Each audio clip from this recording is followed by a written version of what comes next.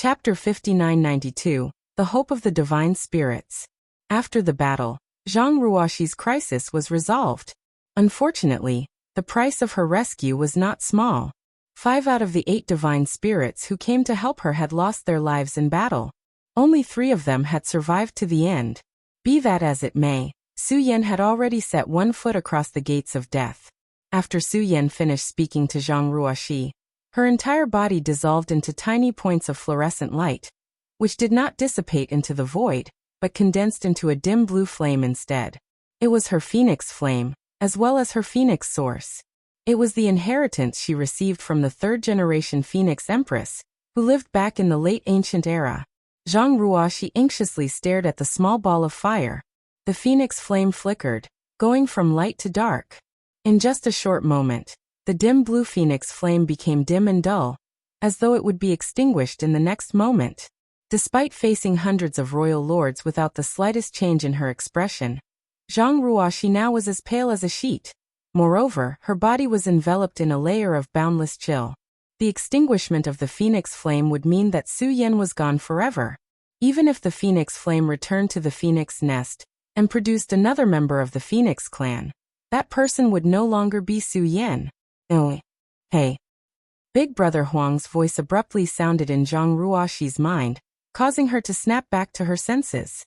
Grab that ball of fire, Big Brother Huang urgently urged. Although Zhang Ruoxi did not know what Big Brother Huang was planning, she quickly did as she was told. She stepped forward and wrapped her hands around the weakened flame. In the next moment, she clearly sensed Big Brother Huang and Big Sister Lan pouring power from their sources into the phoenix flame. She immediately understood their plan, and hurriedly activated her Heaven's Order bloodline to help balance the flow and harmonize their power. The flame that was on the verge of being snuffed out slowly stabilized. In addition, faint hues of yellow and blue gradually seeped into the flame.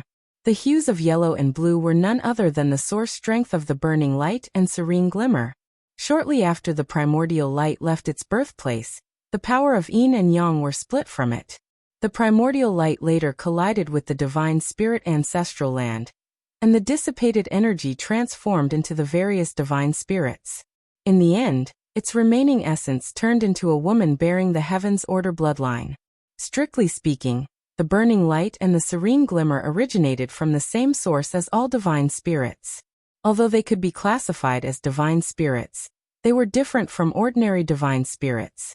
That was because they were the first to split from the primordial light. Be it in terms of the purity or strength of their source, ordinary divine spirits were simply incomparable to the burning light and serene glimmer. Even the dragons and phoenixes were no exception in this regard. Therefore, the pure source strength of the burning light and serene glimmer was a great supplement to the divine spirits. Their source strength could help in the refinement of a divine spirit's source, and enhance the bloodline of these divine spirits. Yang Kai was the best example of this. When Yang Kai first met Big Brother Huang and Big Sister Lan, he had only just become a 10,000-meter-long grand dragon, but after receiving a gift of source strength from the 2 of them, his dragon vein improved at an astonishing pace, allowing him to grow to 20,000 meters in just half a month.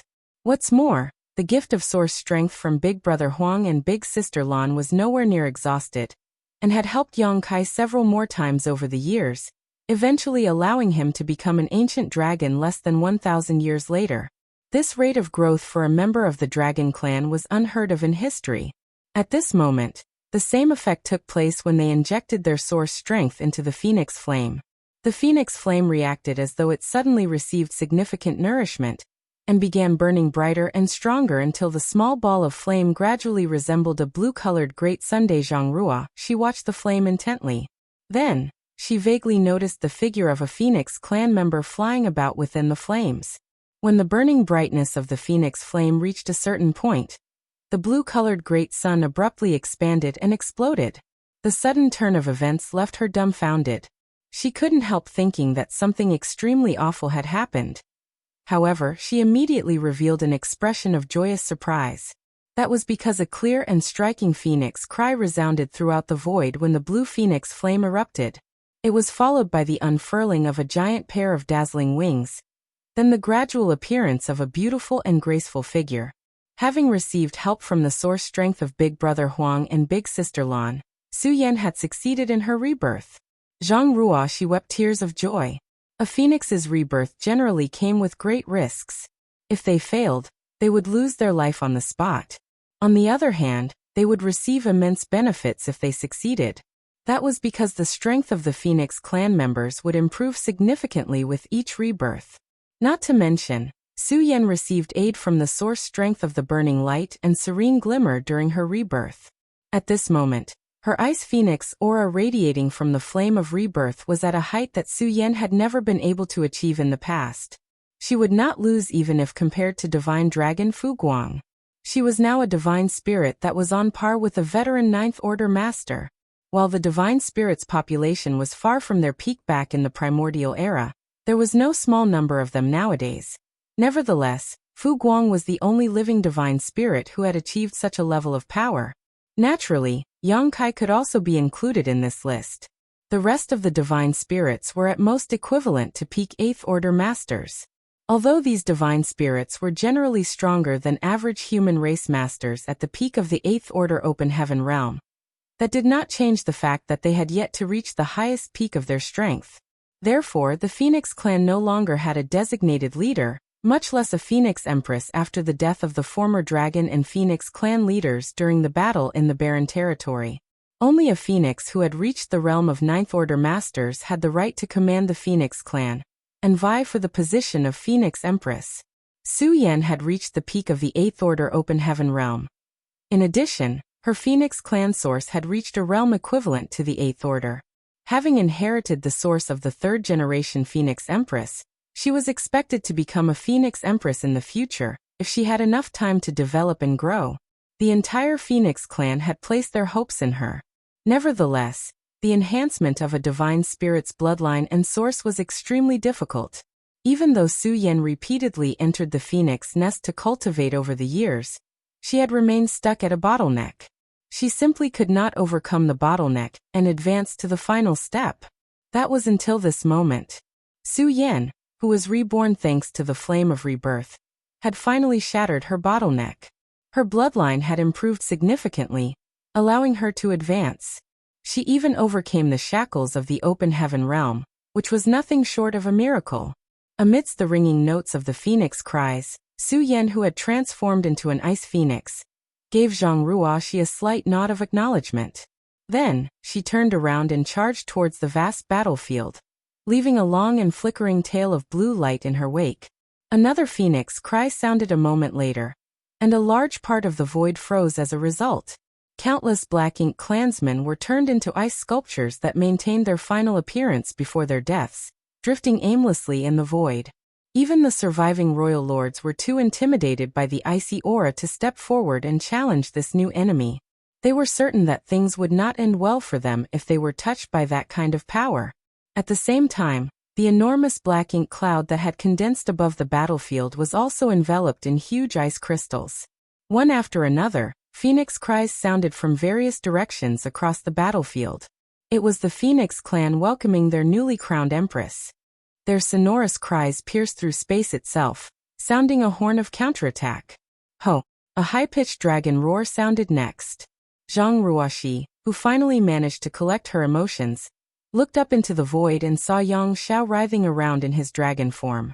The power of the dragon vein in his body fluctuated wildly, showing faint signs that he was about to break through. Moreover, he was not the only one.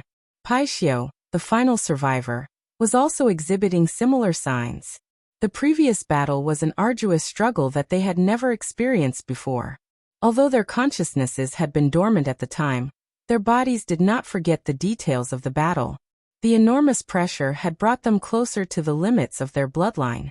Nonetheless, what truly allowed them to break through their limits was the pure source strength of the burning light and serene glimmer which had poured into them. Both Yang Xiao and Pai Xiao were bearers of the great sun and moon marks, which were the manifestation of a piece of the burning light and serene glimmer source. In order to successfully form the 9 palaces formation with Zhang Ruoxi, Big Brother Huang and Big Sister Lan had integrated their marks into the divine spirits and assumed control over their bodies. Hence, All 8 of the divine spirits received the blessing of the burning light and the serene glimmer's source strength, which stimulated the growth of their bloodline greatly. The benefits that they obtained after surviving their near-death experience were unimaginable. The power of Yang Zhao's dragon vein boiled. He roared endlessly, filled with the faint realization that he had touched up the barrier that hindered his growth.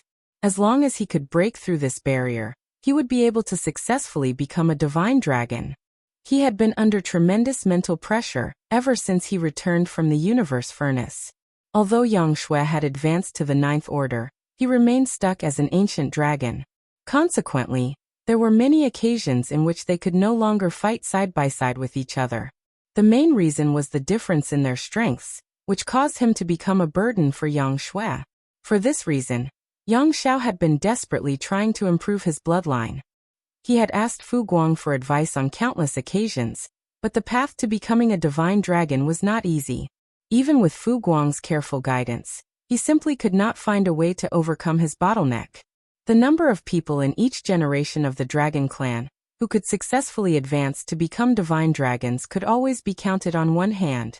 Most of the time, the dragon clan had only one divine dragon, and even at the peak of the dragon clan, there had only been a total of 3 divine dragons.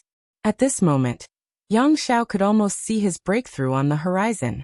He knew that this might be his opportunity to overcome his bottleneck. Therefore, he could not afford to miss it. In order to break through the shackles of his bloodline, he was willing to sacrifice everything. The same was true for Paixio. While the dragon and phoenix clans generally had the protection of a dragon emperor or a phoenix empress in each generation, no equivalent divine spirit had appeared among the rest of the divine spirits since the end of the primordial era. The primordial era had been the turning point for the divine spirits, who lost the blessings of the heavens and earned the malice of the universe instead. During the primordial era, the divine spirits had been the favored of the heavens.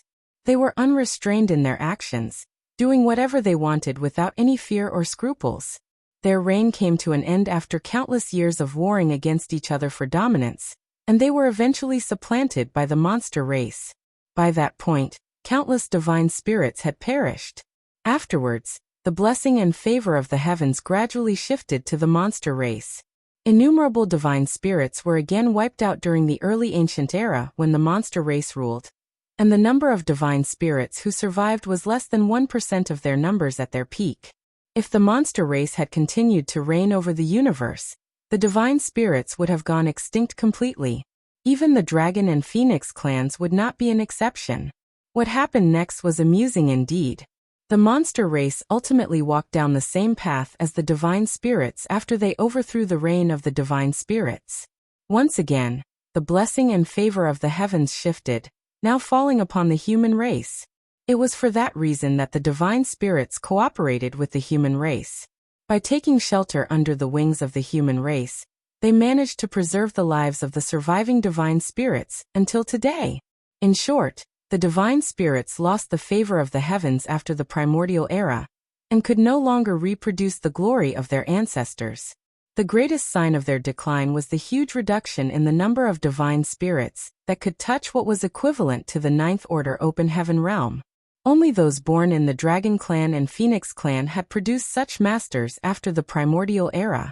It had to be said that every single divine spirit clan had the protection of their respective 9th order divine spirits during the primordial era. In fact, their numbers could range from a few to several dozen in each divine spirit clan back then.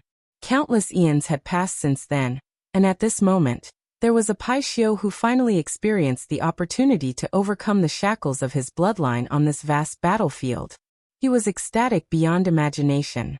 Forcefully enduring the damage caused by his injuries, he pushed his bloodline power with reckless abandon. The vitality surrounding his body became more and more intense as time passed. All over the battlefield, the divine spirits revealed their true bodies and roared in excitement.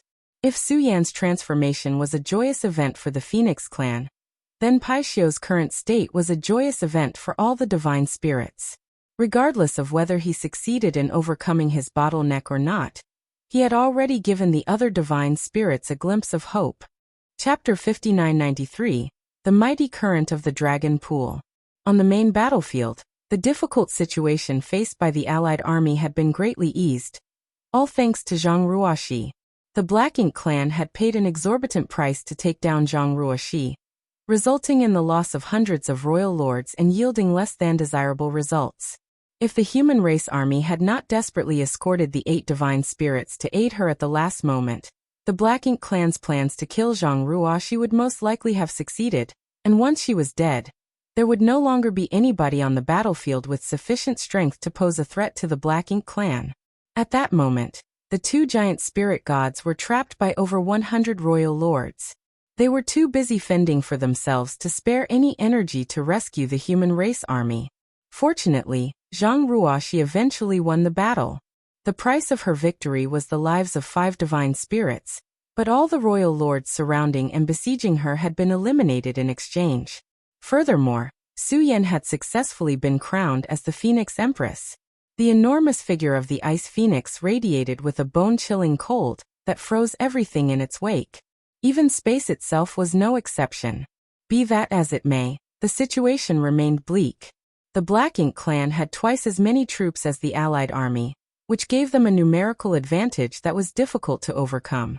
Furthermore, not all of the royal lords had been eliminated in the skirmish with Zhang Ruoxi. The enemy had preserved enough royal lords to maintain the situation on the main battlefield despite their attempt to kill Zhang Ruoxi. At this moment, the difference in strength between the 2 sides had not shrunk, but instead increased significantly. The main cause for this was that the small stone race died at a much faster rate than the Black Ink clan. Su Yan's rebirth had only managed to help stabilize the situation by a small margin. The human race army would need an even greater injection of strength to prevent things from deteriorating, much less win the battle. A continuous wave of dragon roars reverberated throughout the void. When the power of Yang Zhao's dragon vein reached a certain limit, the aura of the divine dragon erupted. Then, the body of a 100,000-meter-long white dragon emerged, its enormous dragon head rising high above, overlooking all living creatures from a lofty height. Yang Zhao had succeeded in ascending to the realm of divine dragon. At the same time, the aura of a 9th-order divine spirit radiated from Paixio. 8 divine spirits had stepped forward to help Zhang Ruoxi, and though 5 had died in battle, the remaining 3 had successfully overcome their respective shackles and risen to greater heights. It was important to note that the difference in impact a 9th-order divine spirit like Paixio could play on the battlefield compared to a newly advanced 9th-order human master was enormous. That was because the divine spirits were inherently stronger than 9th-order humans by a large margin.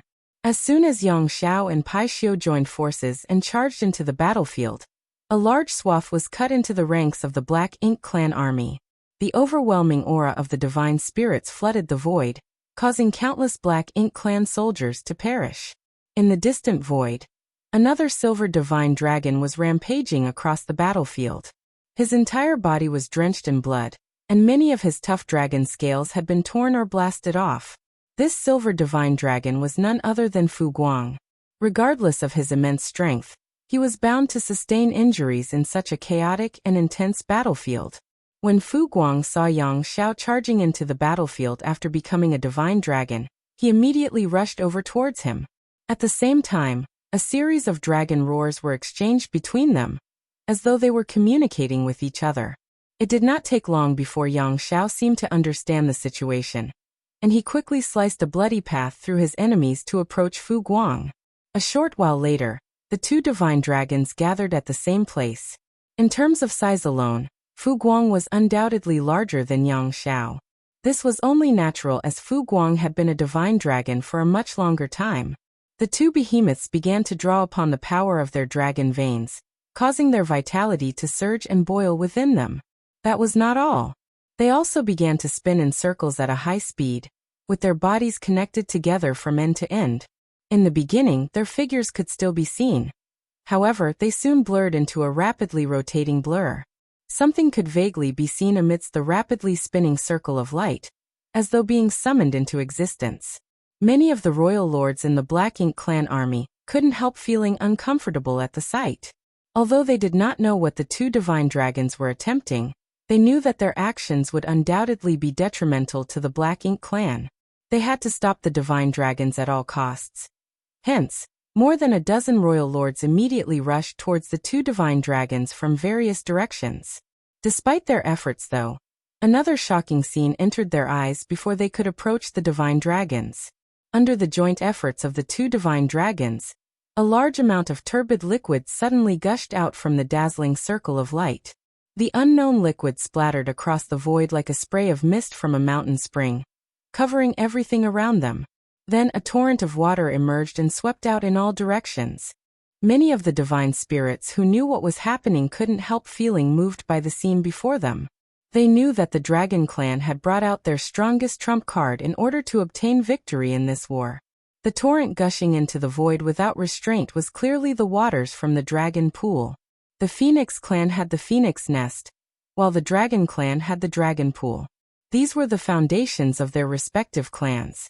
When the Phoenix Clan mobilized the power of the Phoenix Nest against their enemies, the Dragon Clan had not unleashed the power of the Dragon Pool. It was not that the Dragon Clan did not want to bring out their trump card, but rather that they lacked the ability to perform such a feat under normal circumstances. The act of summoning the Dragon Pool would have required various complicated rituals in addition to the concerted efforts of many Dragon Clan members. Unfortunately, the Dragon Clan simply could not afford the time and energy to perform such intricate rites on such a crisis-ridden battlefield. That was the case until Yang Xiao became a divine dragon. With Fu Guang's cooperation, the two divine dragons joined hands and forcibly summoned the Dragon Pool to the battlefield. The Dragon Pool was the foundation of the Dragon Clan. After all, the existence of the Dragon Pool was the prerequisite for the Dragon Clan to produce endless descendants.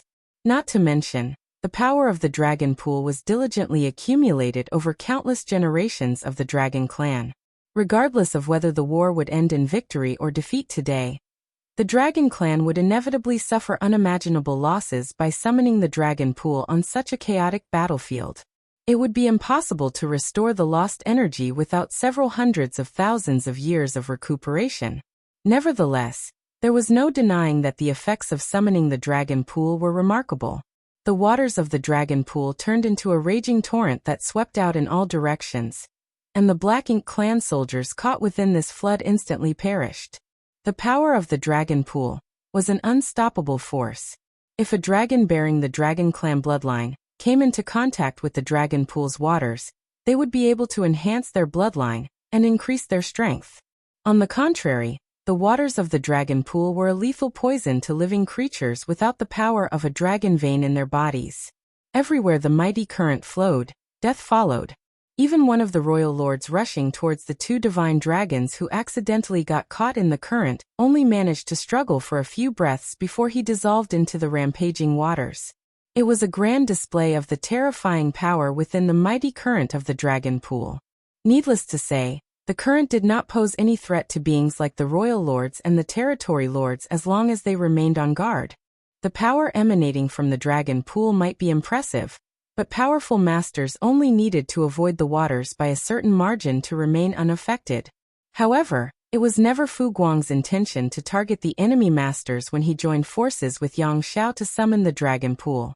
His goal had always been the Black Ink Clan army. The royal lords and the territory lords could easily dodge the raging currents, but the Black Ink Clan soldiers weaker than the territory lords were not so capable. Therefore, the troops of the Black Ink Clan army were now perishing in droves. Some small stone race members fighting the Black Ink Clan army were also caught in the raging torrent, but this couldn't be helped. Although Fu Guang had done his best to summon the Dragon Pool in an area where only the Black Ink Clan was heavily concentrated, he could not exert fine control over the direction in which the mighty current of the Dragon Pool would flow. Hence, accidental injuries among friendly troops was inevitable. What shocked him, though, was that the small stone race members caught in the raging torrent of the Dragon Pool did not lose their lives. On the contrary, they simply struggled in the current for some time before they quickly rushed out and resumed fighting. After pondering on it for a moment, though, Fu Guang realized what had happened. These small stone race soldiers might be simple-minded, but their bodies contained a significant amount of power from the burning light and serene glimmer. Even if the power of the Dragon Pool was both ancient and pure, it was still incomparable to the original powers of Yin and Yang born alongside the universe. The realization completely relieved Fu Guang of his worries. With hindsight, he had to admit that summoning the dragon pool at such a perilous juncture had been a stroke of genius. Following the raging torrent that swept out in all directions, the Black Ink clan army suffered enormous losses, completely eliminating the numerical advantage they originally held. On the other hand, the human race army was small in number and extremely agile in their movements. Hence, it was not difficult for them to avoid the mighty current under Mi Jingluan's command. As for the small stone race, only their formations were scattered by the impact while they did not suffer any actual casualties. After a while, the dragon pool vanished without a trace. The release of the waters that the dragon pool had accumulated over countless eons instantly changed the entire situation on the battlefield. It was finally time for a counterattack of the allied army of the human and the small stone races.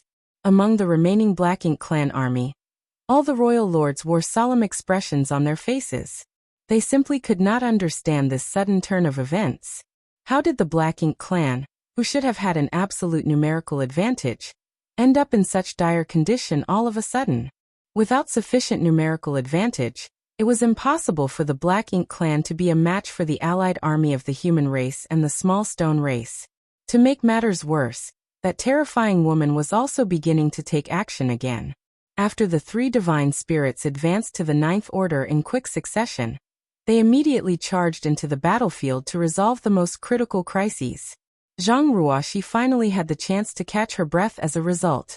She had watched the entire chain of events unfolding before her, beginning with the dragon pool's summoning, the raging current sweeping out across the battlefield, and finally, the Black Ink clan soldiers being washed away and vanishing from existence. Tightening her grip around the Heaven's Order sword, she murmured under her breath, "Seniors, I'm heading into battle." Big Brother Huang sighed softly, like he wanted to make a comment, but in the end he said nothing and silently cooperated with Big Sister Lan to help Zhang Ruoxi maintain the balance of power in her body. The Heaven's Order bloodline burned once more, and the wings behind Zhang Ruoxi's back glowed with a blue and yellow hue. She charged into the battlefield without hesitation, aiming directly at the royal lords besieging Ada and Aer. At this moment, the pressure faced by the allied army on the main battlefield was not that serious. In fact, they were beginning to gain the upper hand. That was why Zhang Ruoxi did not head for the main battlefield. She would not last much longer in battle, so there was no point in slaughtering some miscellaneous Black Ink clan troops with what little time she had left. It was undoubtedly more cost-efficient to spend her limited strength slaughtering some royal lords instead. Besides, Ada and Aer would be freed as long as she killed enough royal lords. The allied army of the human race and the small stone race would also receive the support of the two giant spirit gods if she succeeded, which might be more effective than providing support by herself. In a flash of yellow and blue, Zhang Ruoxi entered the range of the battle where Ada and Aer were located. At this moment, the royal lords besieging the two giant spirit gods were forced to suffer in silence. The royal lords besieging Zhang Ruoxi had been completely eradicated, and the numerical advantage of the Black Ink clan army on the main battlefield was quickly being overturned. At this point, the human race army had gained the upper hand in this battle. Even if the royal lords fighting the two giant spirit gods wanted to help their comrades, they did not dare to leave their positions easily.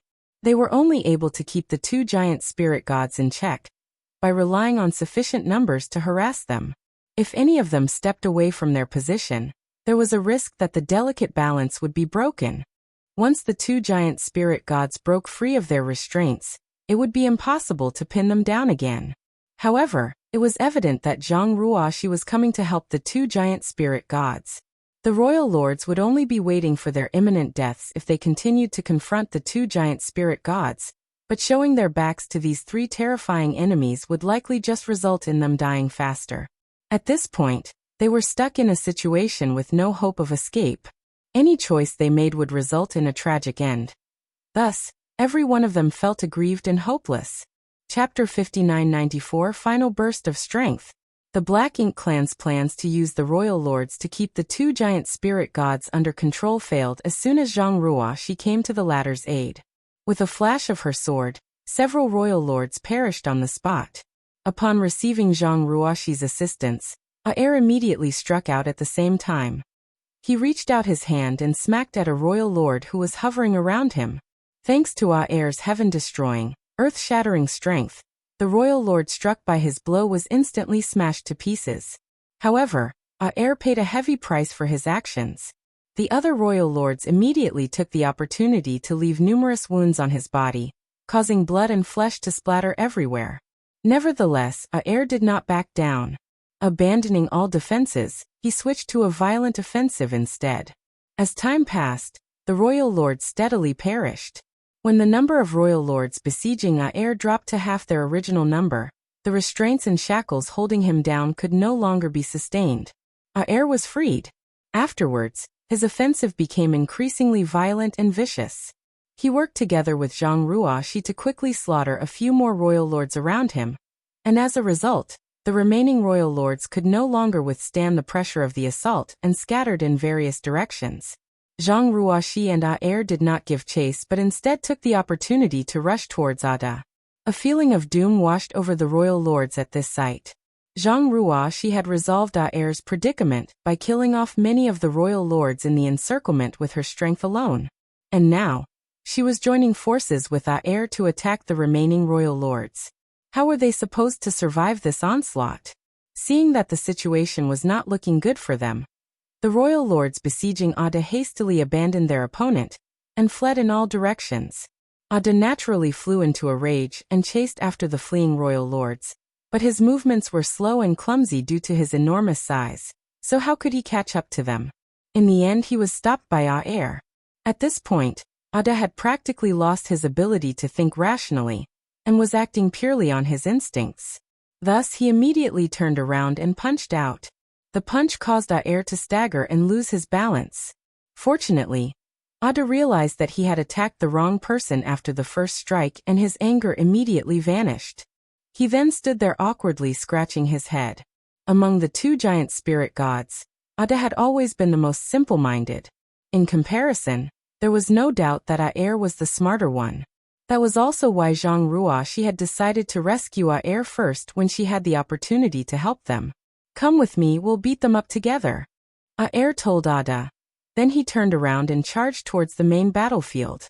Ada obediently followed after his brother, quickly forgetting about how he was bullied by the royal lords earlier.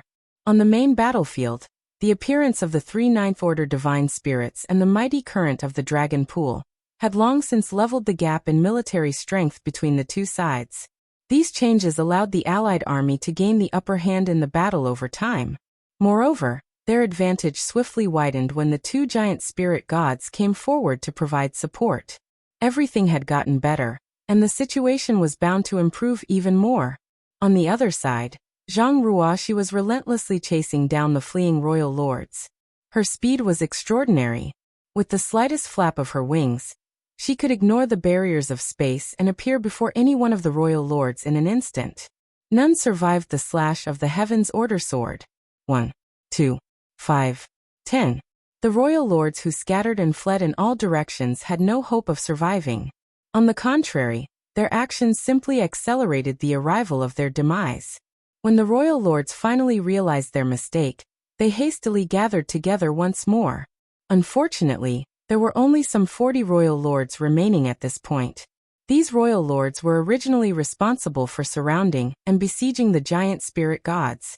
There had been more than 100 of them in the beginning, but more than half had perished in such a short span of time. Having seen the situation on the main battlefield, they knew that the Black Ink clan had already lost the battle, but so what? As long as they had the Supreme One, they would never be defeated. What they needed to do now was preserve their strength as much as possible. When the Supreme One finished dealing with whatever matters it had to, they would rule the universe under the command of the Supreme One. With these considerations in mind, the royal lords gathered together but did not attack Zhang Ruoxi. They simply waited quietly and assumed a defensive posture. Holding the Heaven's Order sword in both hands, Zhang Ruoxi smiled slightly even though her complexion was as pale as a sheet. Their response perfectly aligned with her desires. If they had scattered and fled in different directions, then she would not have been able to eliminate them all. On the contrary, the fact that they gathered together in one place had certainly saved her the trouble of hunting them down. Needless to say, the situation was also a risk to her.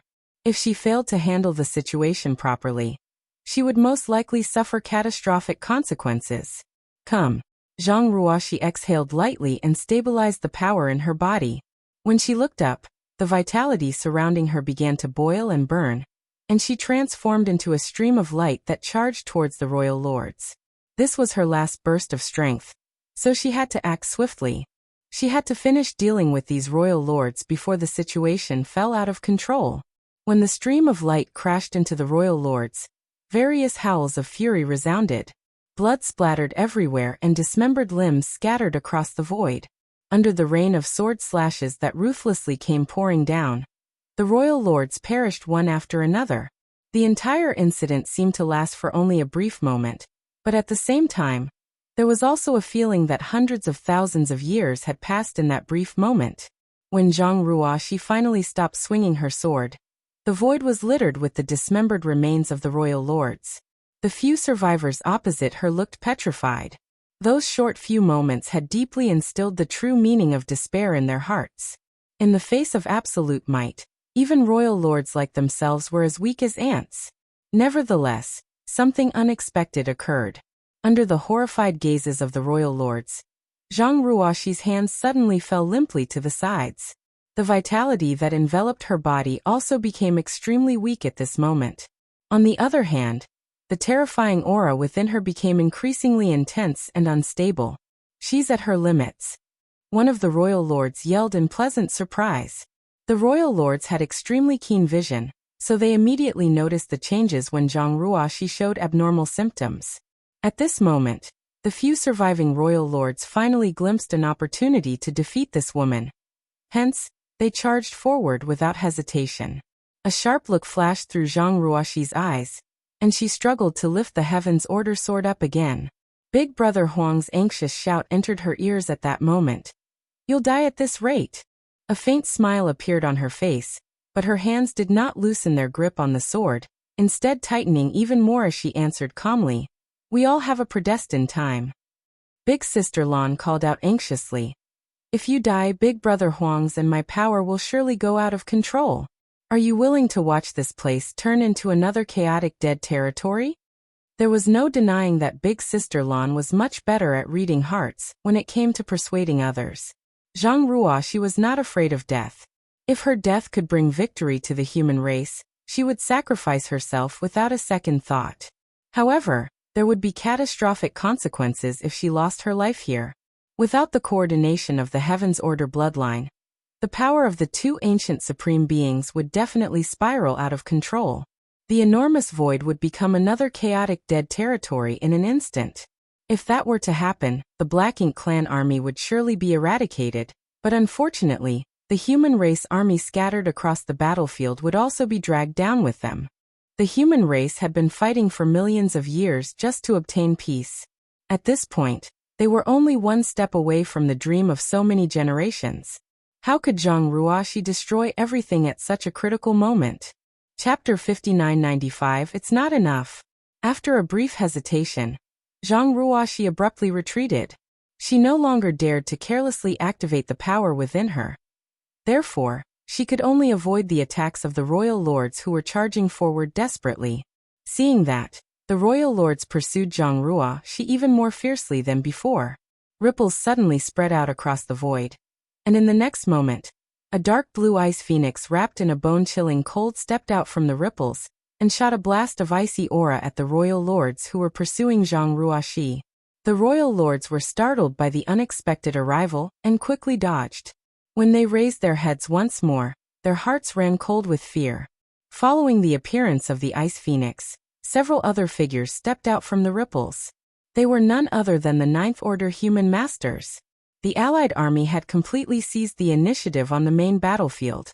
They marched forward in high spirits, with their overwhelming advantage in battle steadily growing larger. Under such circumstances, the outcome of the battle was no longer in question. Their victory was only a matter of time at this point. It was for that reason that Mi Jingluan immediately sent reinforcements when he noticed Zhang Ruoxi's predicament. For the sake of ensuring Zhang Ruoxi's safety, he did not even hesitate to mobilize Su Yan, who had only just become a ninth-order divine spirit. After repelling the royal lords who were pursuing Zhang Ruoxi, a flash of light appeared around the ice phoenix. The figure shrank rapidly to reveal Su Yan's appearance.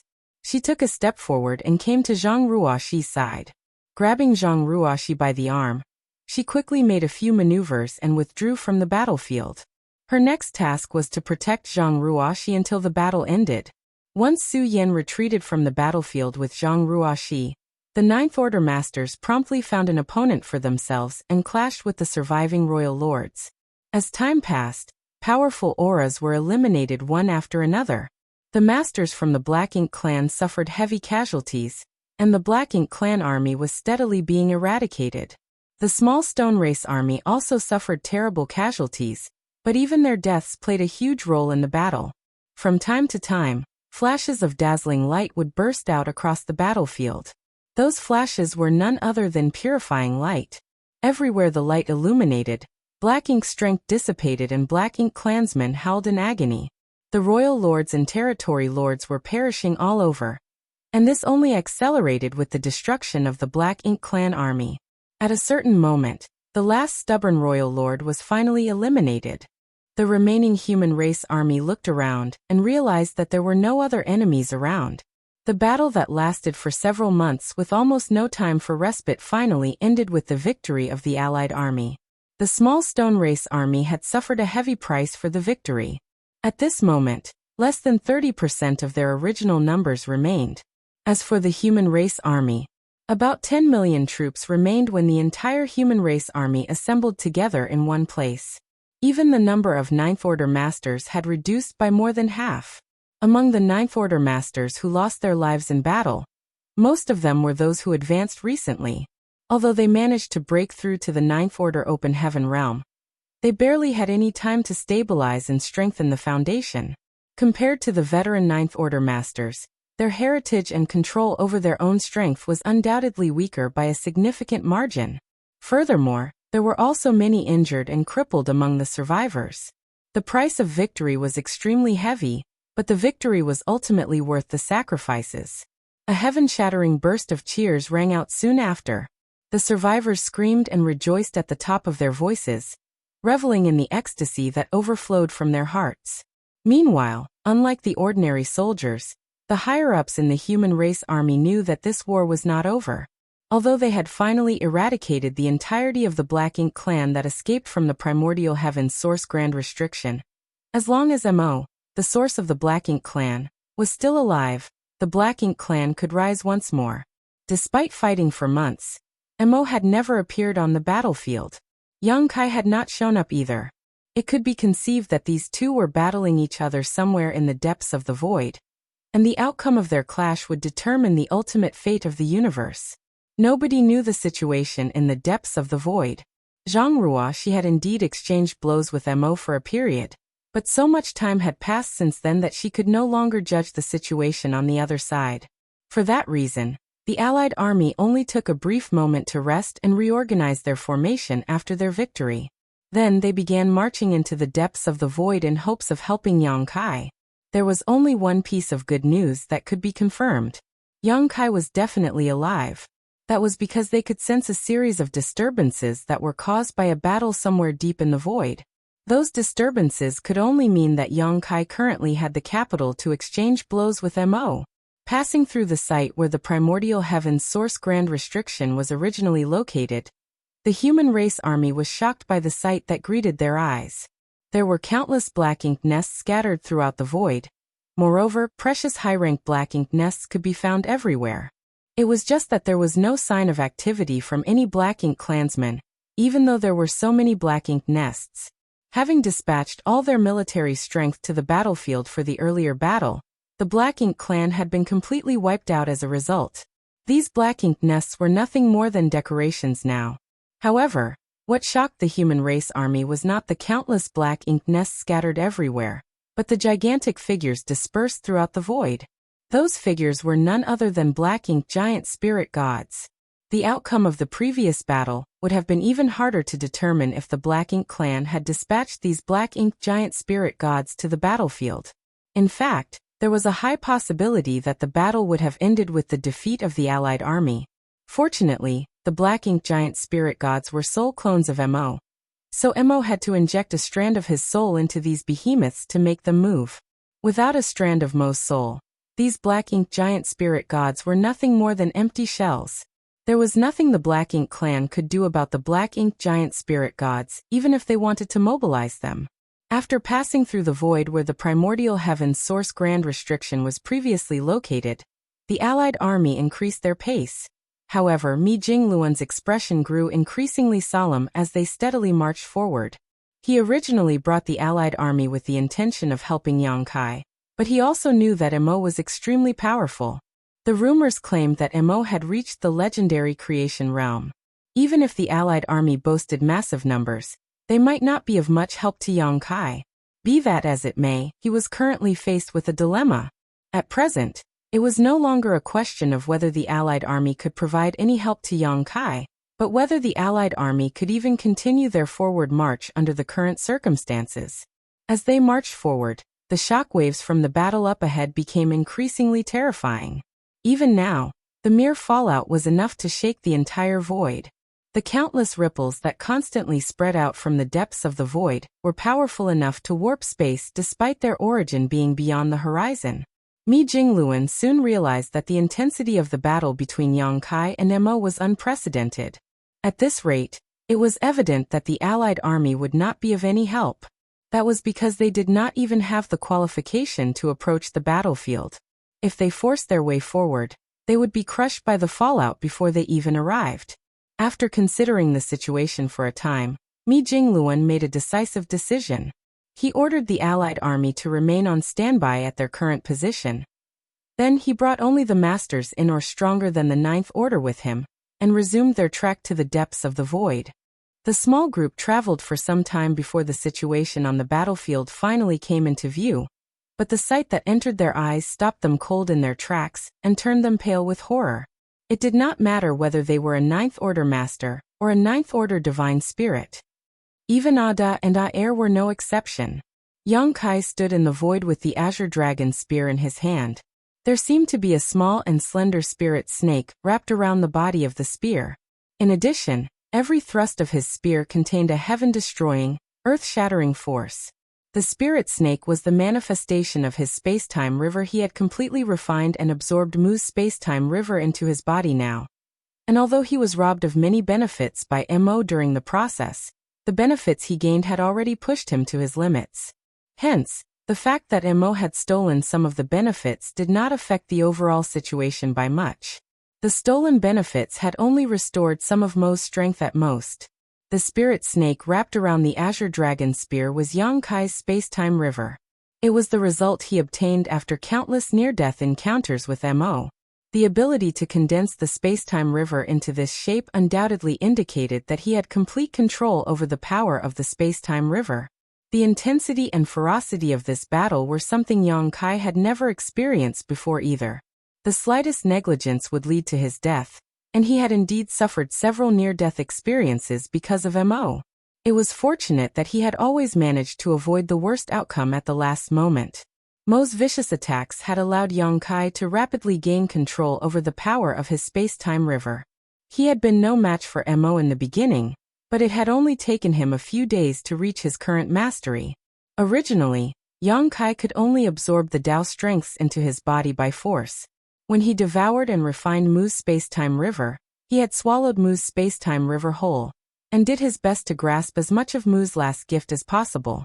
If the Yang Kai from then was compared to a piece of raw ore, then his battles with Mo had been various forms of tempering and refinement.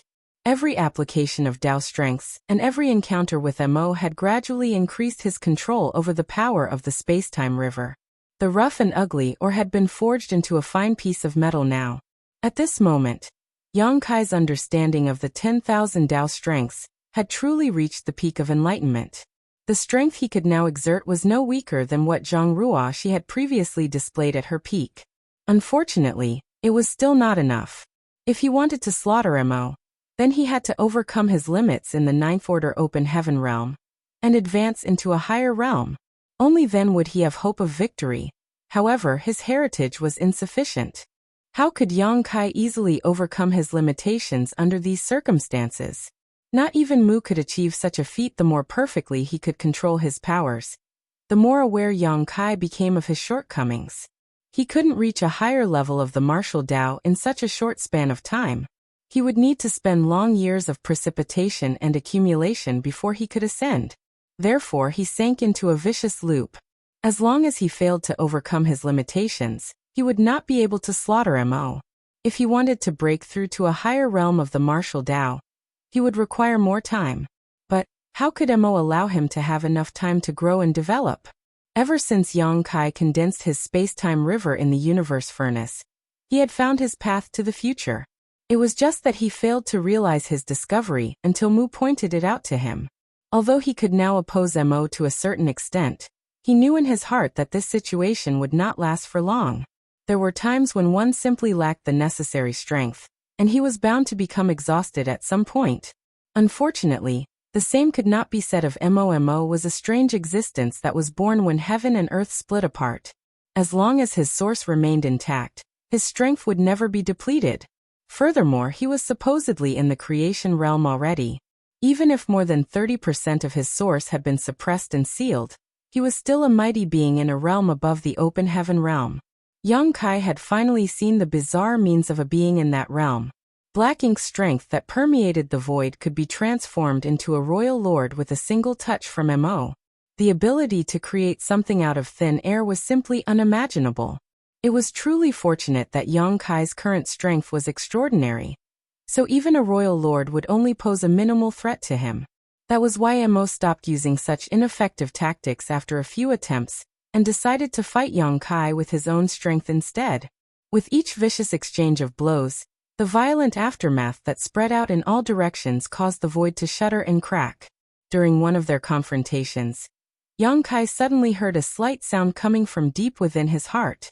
At the same time, a strange sensation was also transmitted from his arm. Looking down at his arm, he couldn't help being shocked by the sight. A crack had appeared on the till now indestructible Azure Dragon Spear. Chapter 5996 Defeat. The Azure Dragon Spear was given to Yang Kai by Ada when he was still living in the star boundary. In other words, the spear had accompanied him for thousands of years, during which they experienced numerous battles and slaughtered countless enemies together. As the spear was an artifact refined from the body of a divine, its grade was so high that it was practically unmatched. Be that as it may, Mo had managed to cause a crack to appear in such an amazing spear. It was easy to imagine the intensity of this battle. After all, even the body of a divine dragon could not withstand the force of Mo's attacks. After the first crack appeared on the spear, a second and third crack quickly followed. It did not take long before the entire body of the spear was covered in fine cracks. The spear was on the verge of shattering to pieces. When Mo noticed the cracks on the spear, a hint of mockery appeared in his eyes, and his attacks became fiercer and fiercer. Yang Kai suppressed the reluctance in his heart, and summoned his Tao strengths with all his might. Then he thrust out with his spear. As soon as the violent forces collided with each other, the impact caused his body to freeze for a moment. The spear that had accompanied him for thousands of years simultaneously shattered into 1,000,000 pieces in his hand. Mo had been waiting for this very opportunity. When the Azure Dragon Spear shattered to pieces, he jumped forward and punched Yang Kai. This punch was meant to become the deciding factor of this battle. He strongly believed that Yang Kai would be forced to avoid his blows after losing his weapon. If that was the case, then he could steadily press forward and gain complete control over the flow of the battle, until Yang Kai became powerless to fight back. Contrary to expectations though, Yang Kai did not retreat from the blow even after the Azure Dragon Spear shattered to pieces. The space-time river, which was originally wrapped around the body of the spear, seemed to have gained spirituality and clung tightly to his arms. Facing Mo's attack directly, Yang Kai threw a punch in Mo's direction. The Tao strengths fluctuated violently. At the moment when both forces collided with each other, a powerful impact manifested as a visible halo of light centered around the two opponents flashed. The halo of light swiftly spread out in all directions. Everywhere the light passed, space shattered and collapsed. It was quickly followed by the appearance of numerous enormous void cracks. The Ninth Order masters who had arrived at the periphery of the battlefield turned pale with fright.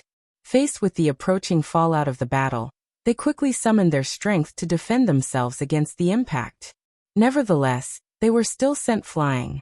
They who were no longer at their peak strength were instantly thrown into disarray by the impact. Luckily, the two giant spirit gods stood in front of them and bore the brunt of the shockwave. It was only thanks to the protection of Ada and Aer that there were no casualties. Once the effects of the aftermath passed, they couldn't help looking slightly flustered and bitter. They originally came here intending to help Yang Kai. Halfway into the journey, the Allied army was forced to stop at a distance and discontinue their forward march, because the troops could not withstand the overwhelming pressure of the battle. At this moment, they were horrified to discover that even Ninth Order masters like themselves could not approach the battlefield. They would be torn apart by the aftermath of such powerful attacks. As things stood, the only ones who could be depended upon were the two giant spirit gods, Ada and Aer. Mi Jingluan looked up at the two behemoths and instantly realized that the two giant spirit gods could not be counted on either. The survivors were exhausted after the arduous battle. Even Ada and Aer were no exception. While the two giant spirit gods managed to resist the shockwave just now, they were still pushed back significantly by the impact. Under these circumstances, it was impossible for any of them to intervene in the battle. They would only be a burden for Yang Kai if they recklessly charged forward. Mi Jingluan was abruptly struck by a saddening realization. The only thing they could do after coming here was to witness the unique battle with their own eyes. That was an unimaginably heartbreaking truth. When the aftermath fully dissipated, everyone looked towards the battlefield from behind Ada and Aer. The scene that greeted them made their hearts tighten with fear. Yang Kai was steadily being pushed back, seemingly at a complete disadvantage. Compared to an ancient entity like Mo, Yang Kai's heritage was simply too shallow. The slightest negligence or careless mistake could become fatal. Waste. During the battle, Mo suddenly yelled in frustration. Yang Kai flew backwards like an arrow released from the bowstring following a vicious strike. The space-time river wrapped around his arm suddenly emerged behind him, and he fell into the river, diffusing some of the impacts from the blow. It did not take long before he stepped out of the river once more. His complexion was pale, and a trickle of blood dripped from the corners of his mouth. Mo did not pursue Yang Kai. He simply stared coldly and calmly stated, "My offer from before still stands. Give up your feudal resistance and hand over Mu's inheritance. I guarantee that the human race will have a place to live in the future." Yang Kai turned his head to the side and spat out a mouthful of blood. Then he grinned wickedly. "Kill me, then you can deal with the human race as you please." Mo closed his eyes gently. When he opened them once more, his murderous intent overflowed. He did not bother to speak again, and his figure abruptly vanished from where he was standing. By the time he reappeared again, he was already standing in front of Yang Kai. The sudden disappearance and reappearance were not a trick of space principles. Rather, his speed had simply reached such an extreme. Yang Kai did not seem surprised by these movements. With a backward grab, the space-time river that was originally flowing behind him transformed into a whip and appeared in his hand. The long whip then lashed out towards Mo. Mo frowned slightly but did not dodge aside. He simply threw a punch instead. The punch struck Yang Kai squarely in the head. The blow made his head arch backwards, and his skull seemed to crack from the impact. He was immediately drenched in blood. Nevertheless, the long whip wrapped around Mo. Standing so close to each other, the blood-drenched Yang Kai grinned at Mo. "I finally caught you." He seemed to have been waiting for this moment. After he finished speaking, he gave the long whip in his hand a sharp flick. The space-time river manifested once more, and the raging currents instantly engulfed the two figures. Before their figures vanished from view, the masters standing in the distance vaguely heard Mo's mocking voice sounding in their ears. "Since you're so eager to die, I will fulfill your wishes." Afterwards, the space-time river that stretched out into the void suddenly boiled and bubbled violently. Meanwhile, the Grand Dao strengths trembled agitatedly. These were the results of the battle between Yang Kai and Mo in the space-time river. The Ninth Order Open Heaven Realm Masters couldn't help being extremely nervous at the sight. The space-time river was the condensed crystallization of Yang Kai's 10,000 grand daos. Even if fighting in the space-time river would give him a considerable advantage over his opponent, that was not enough to overcome the fact that Mo's cultivation was in a higher realm than his. Besides, the Ninth Order Open Heaven Realm Masters had seen the previous battle with their own eyes. Under Mo's powerful offensive, Yang Kai could only parry and defend at most. He had no strength to fight back whatsoever. That was the result of the undeniable gap in their strengths. Rashly dragging his enemy into the space-time river was both an opportunity and a danger. If he failed to defeat Mo in the space-time river, then he would not be able to guarantee his own safety in the space-time river. The churning of the river waters became increasingly turbulent. Waves rose and fell, splashing around fiercely. At the same time, countless Dao strengths appeared and disappeared mysteriously. Although the Ninth Order Masters could not see the ongoing battle, they could deduce that Yang Kai was at a disadvantage just by looking at the changes in the space-time river. The situation lasted for several days. The Ninth Order Masters were about to rush forward to help when the churning river suddenly turned calm. With their hearts in their throats, they watched the space-time river intently. They knew that the outcome of the battle had been decided. Mi Jingluan immediately sent a transmission to his companions, ordering them to be ready for action at any time. A figure suddenly stepped out of the river. To their horror, the figure that stepped out turned out to be not one but two figures. Mo held Yang Kai by the head, dragging him with one hand. Yang Kai hung limply from Mo's grasp as though every bone in his body had been broken. Chapter 5997, Space-Time Shadow. Standing above the space-time river, Mo held Yang Kai's head as though holding a chicken in his grasp and snorted. "Useless waste. You don't have the right to continue living." Then, he abruptly exerted great strength in his hand. How could Yang Kai, who had lost his ability to fight, withstand such an attack? His head instantly exploded from the impact. However, Mo did not stop there. It punched out and smashed the crippled body to pieces. The scene was imprinted in the eyes of the Ninth Order Masters who were watching the battle from afar. They stood frozen in shock and stared in disbelief. Yang Kai died? The man who was the best at creating miracles and turning the tides of war countless times? The man who had saved the human race from various catastrophes? Did he die just like that? They instinctively refused to believe the scene before them, and subconsciously wondered whether they were looking at an illusion. However, the dissipation of his aura that followed the destruction of his body could not be faked. Everything indicated that he was really dead. Yang Kai had died at the hands of Mo. Only a short moment had passed from the time Yang Kai was dragged out of the space-time river by Mo. Moreover, Mo had not hesitated in the slightest when he killed Yang Kai. Everything happened so quickly that the Ninth Order Masters had no time to even think about rescuing Yang Kai. A shrill but mournful phoenix cry rang out, accompanied by a furious dragon roar. Su Yan and Yang Xiao transformed into their divine spirit forms and charged towards Mo. The rest of the Ninth Order Masters also followed suit and sprang into action.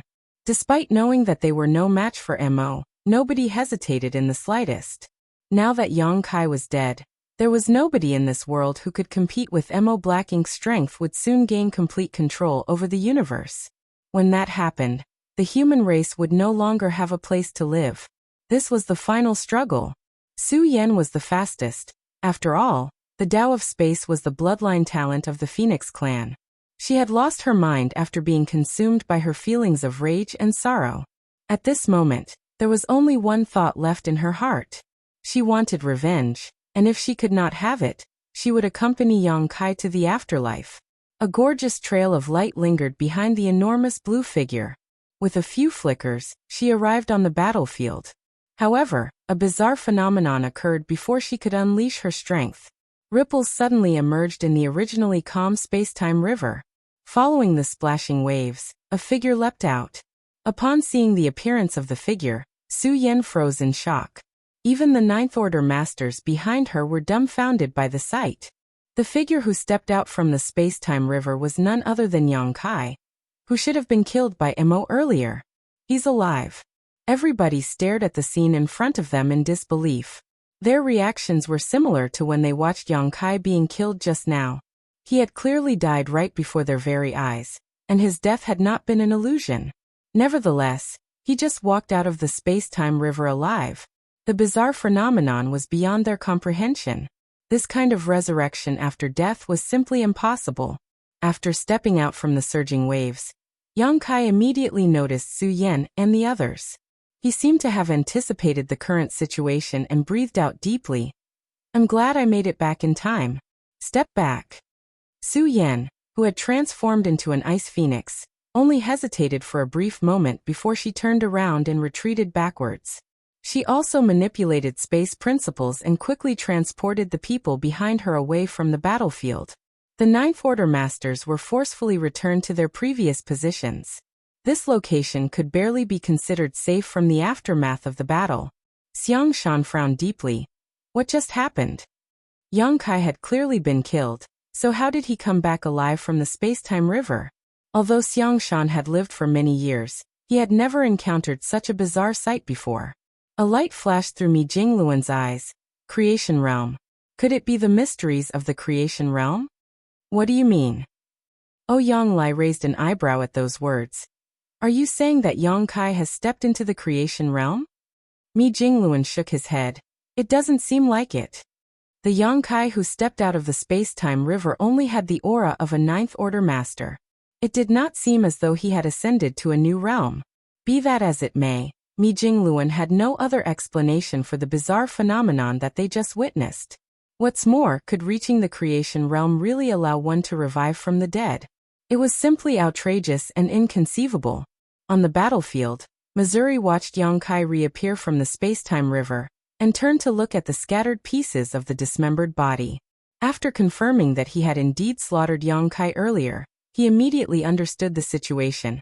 A shadow. Yang Kai smiled at Mo. I can't fool your eyes after all. Mu and Mo had lived together for such a long time. It was only natural for Mo to know about Mu's methods. Besides, two identical individuals could not exist together unless they originated from different spacetimes. Mu's shadow technique had transcended the limits of the mundane. In order to suppress and seal Mo's source, she had divided her entire life into 3,000 shadows to protect the 3,000 universe worlds inside her spacetime river. Each shadow represented a part of her past, an illusion of sorts that was also real and tangible. Yang Kai had obtained Mu's final gift. Devouring and refining her spacetime river had allowed him to massively increase the volume of his own spacetime river. At the same time, he also enhanced and improved his attainments and comprehension of the 10,000 Grand Daos. The benefits he received were enormous. Nevertheless, those were not his greatest gains. The greatest benefit he obtained was Mu's shadow technique. That secret technique was definitely the pinnacle of the mysteries of the Grand Daos.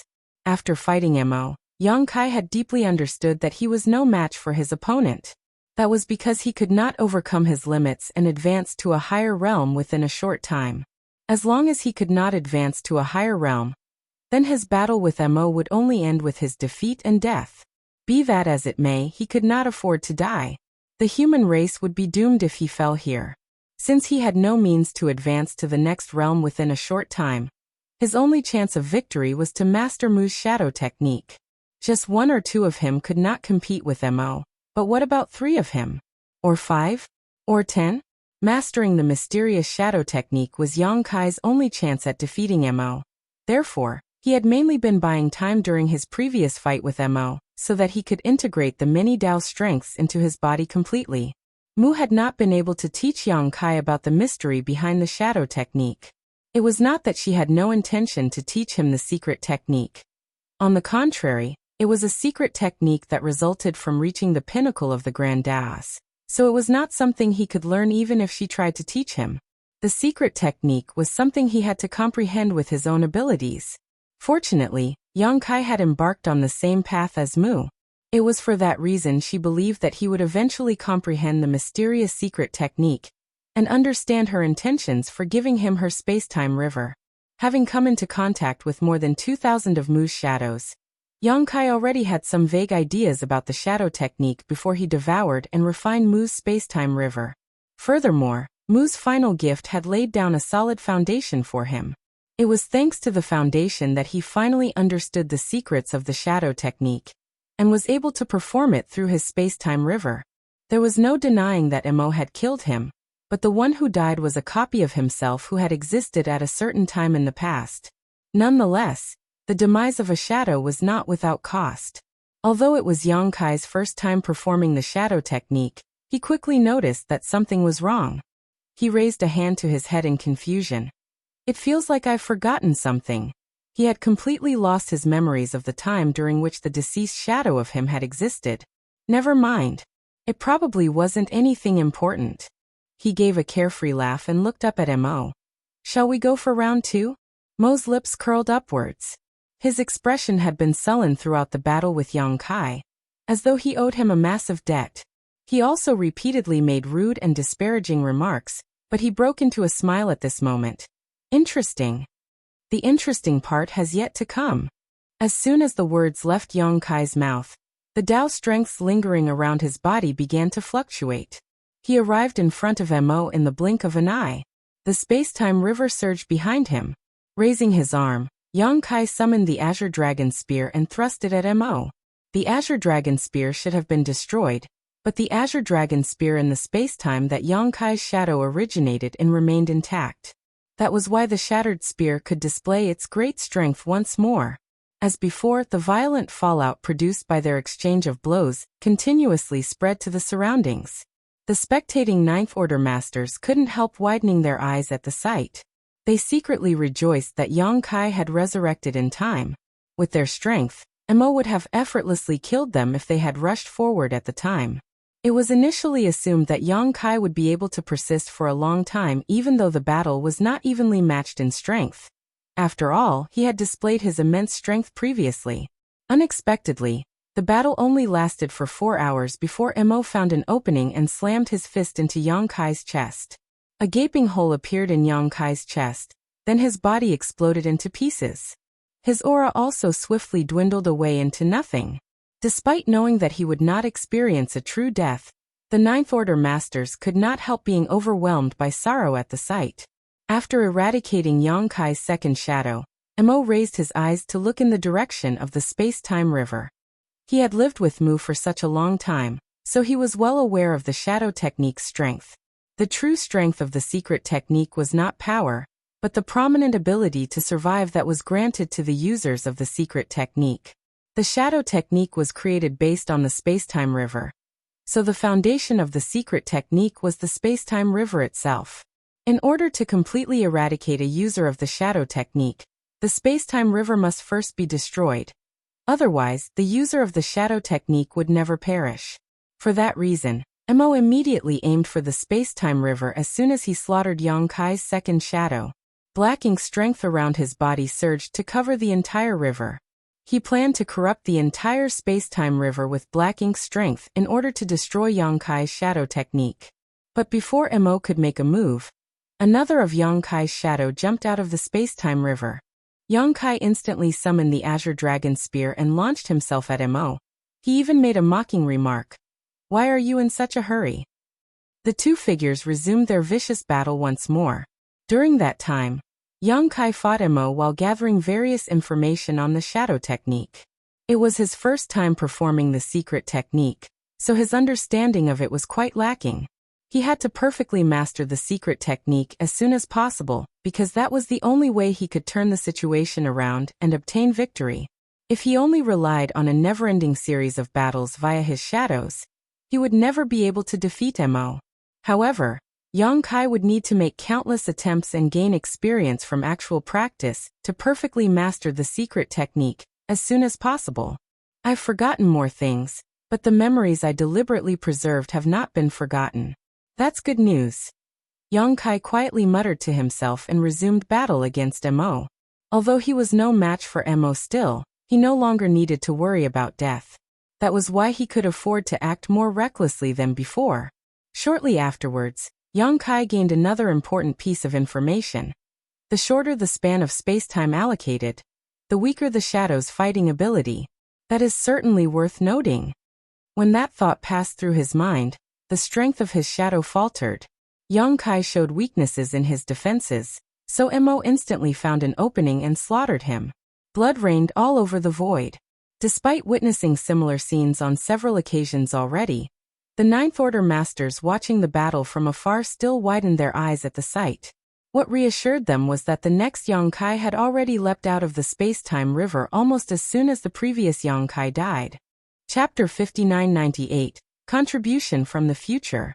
One after another, Yonkai's shadows stepped out from the space-time river only to perish at Mo's hands. There were no exceptions. The first one had survived the battle for over 4 hours. The second one lasted for less than 4 hours. As for the third, the battle had ended even faster. This is bad. Among those who were watching the battle from a distance, Mi Jingluan's expression turned solemn. He had noticed the issue at hand. It was an extremely serious issue. Although Yonkai's shadows were endless in supply, his strength seemed to be weakening over time. It was as though time was flowing backwards for him, causing his condition to return to an earlier period with each shadow. At this moment, Yonkai's aura was only comparable to a newly advanced Ninth Order master.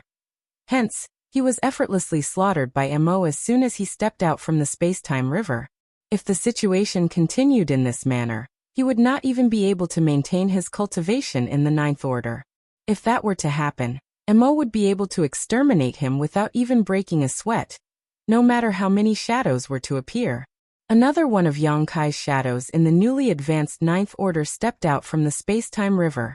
Raising a hand, Mo captured the shadow in its grasp and stared at Yonkai faintly.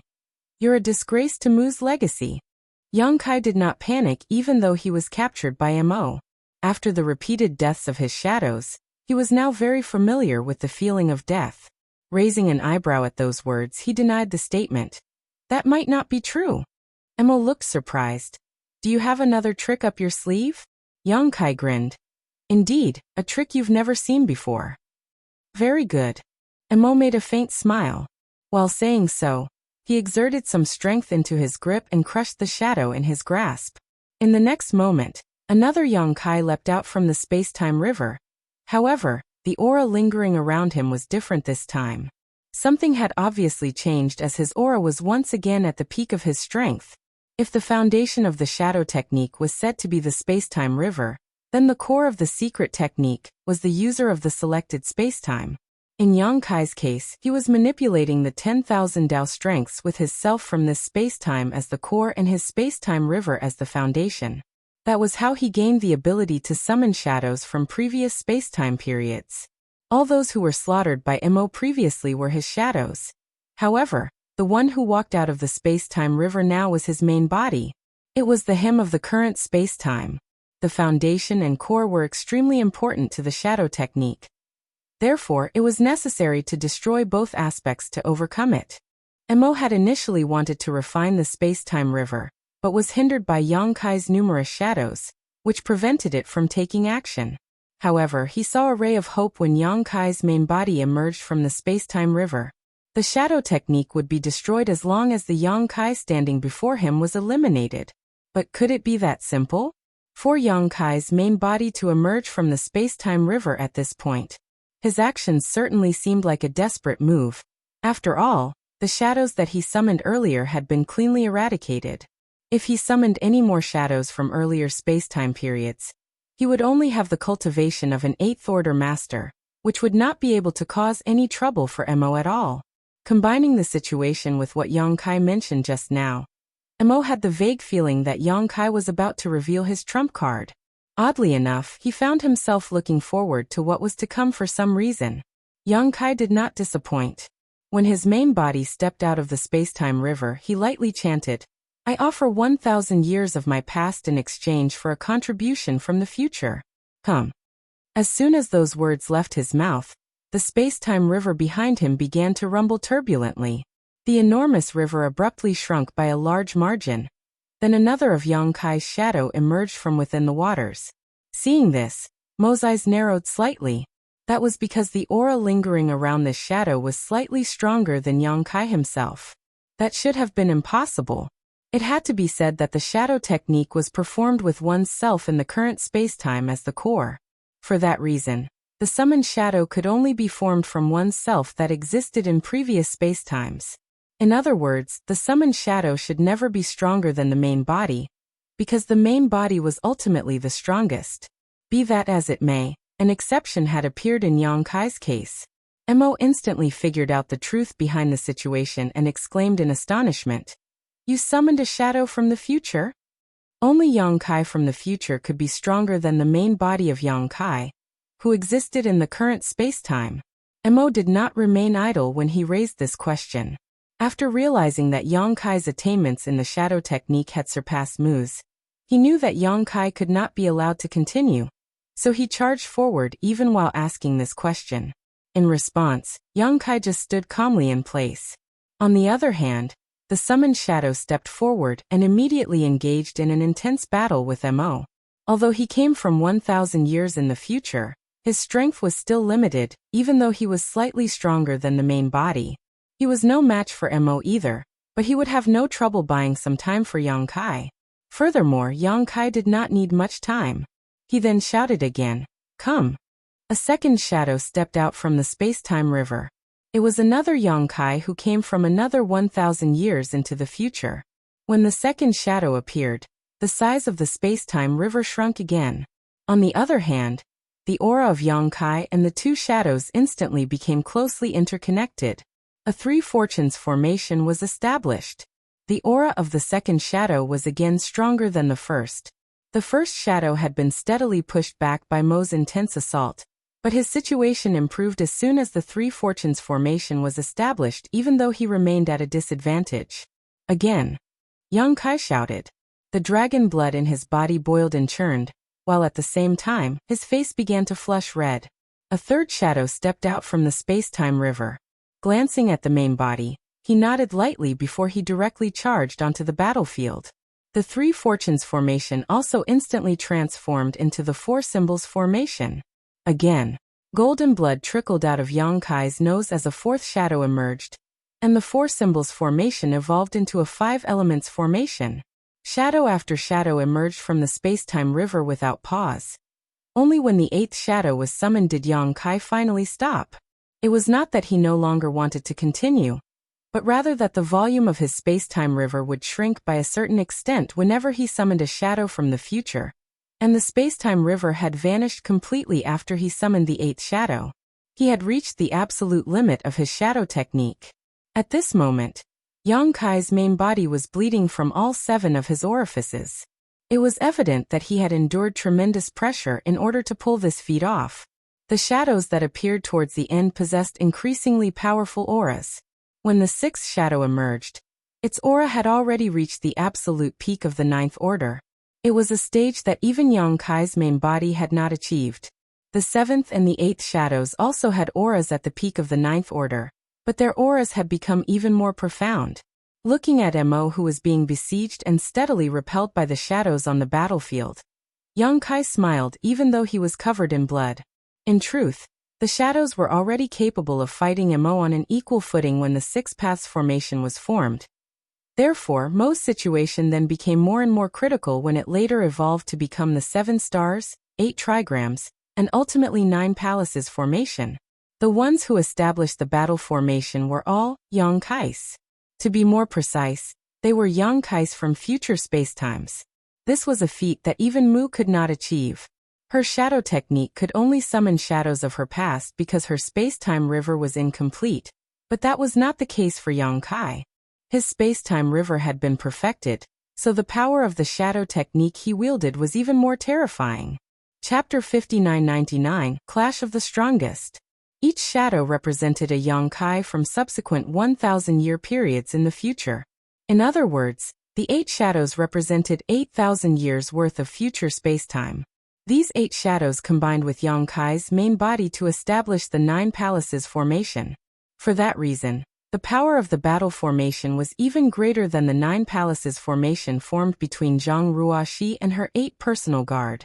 Zhang Ruoxi, who had harmonized the power of Yin and Yang with her Heaven's Order bloodline, was certainly stronger than any of Yang Kai's individual shadows. Be that as it may, the strength of the 8 personal guards had held her back.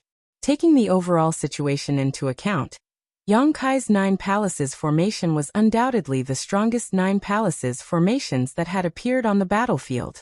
Moreover, the difference in strength was significant. After establishing the Nine Palaces formation, Yang Kai's main body took a step forward and charged towards Mo with the combined strength of the other 8 shadows. The 6 Paths formation was already sufficient for Yang Kai to fight Mo on even terms, so the 7 Stars formation and 8 Trigrams formations had left Mo at a complete disadvantage. At this moment, Yang Kai was practically invincible thanks to the 9 Palaces formation. With the combined forces of the main body and 8 shadows, Mo was powerless against their intense assault. Black blood and black ink strength splattered everywhere. The 9 Yang Kais moved around swiftly, each one of them having mastered the 10,000 Grand Daos. As they were shadows of Yang Kai himself, there was no need for them to worry about their cooperation. The connection between the shadows was so close and firm that there were no flaws in their movements at all. Mo naturally wanted to break free, but it was not easy to escape the besiegement of the battle formation. The Ninth Order Masters watching the battle from afar were stunned. Nobody could have imagined that such a strange scene would appear during the final battle. The mysteries of the shadow technique had exceeded their comprehension and imagination. Looking at the current situation, they couldn't help feeling hopeful and excited. That was because they finally saw a glimpse of hope in defeating Mo. In the past, the issue of defeating Mo had always been a plague to the human race. Although they never deliberately avoided the topic, the reality was that they simply did not have sufficient means or strength to oppose Mo. Zhang Ruoxi's support had certainly been a pleasant surprise. Unfortunately, even she was not strong enough to compete with Mo in battle. The battle on the main battlefield was over, and the entire Black Ink clan had been obliterated. If Yang Kai could defeat Mo, then the Black Ink crisis that had been plaguing the human race since the late ancient era would be resolved in one fell swoop. A bright future was awaiting the human race. The light would eventually expunge all darkness. However, the veteran Ninth Order Masters soon began to look worried. The current situation might be favorable for them, but nobody knew what price Yang Kai had paid to wield the shadow technique like this. Seeing as the secret technique far exceeded his own abilities, the price he paid would correspond to the strength he obtained. In other words, the greater the strength Yang Kai obtained, the greater the price he had to pay. Furthermore, they did not know how long he could persevere in such an intense battle. The truth was just as they feared. Yang Kai had indeed paid an unimaginable price to wield the shadow technique in such a fashion. His body was also forced to bear the incredible pressure that came from obtaining strength that exceeded his own abilities. In other words, he could not maintain this state for long. He had to finish this battle as soon as possible, and for that reason he did not hesitate to join the battle himself just to defeat Mo a little faster. Mo was steadily being pushed back under the suppression of the 9 Palaces formation. At this point, he was backed into a corner with no ability to fight back. The vexing situation infuriated Mo. As the ancient supreme being, he was a master who not only originated from the same era as Mu, but also once held the opportunity to reign over the entire universe. Even if more than 30% of his source had been suppressed and sealed, he could still not tolerate a junior acting so presumptuously in front of him. Especially when this particular junior had stolen Mu's final legacy from him.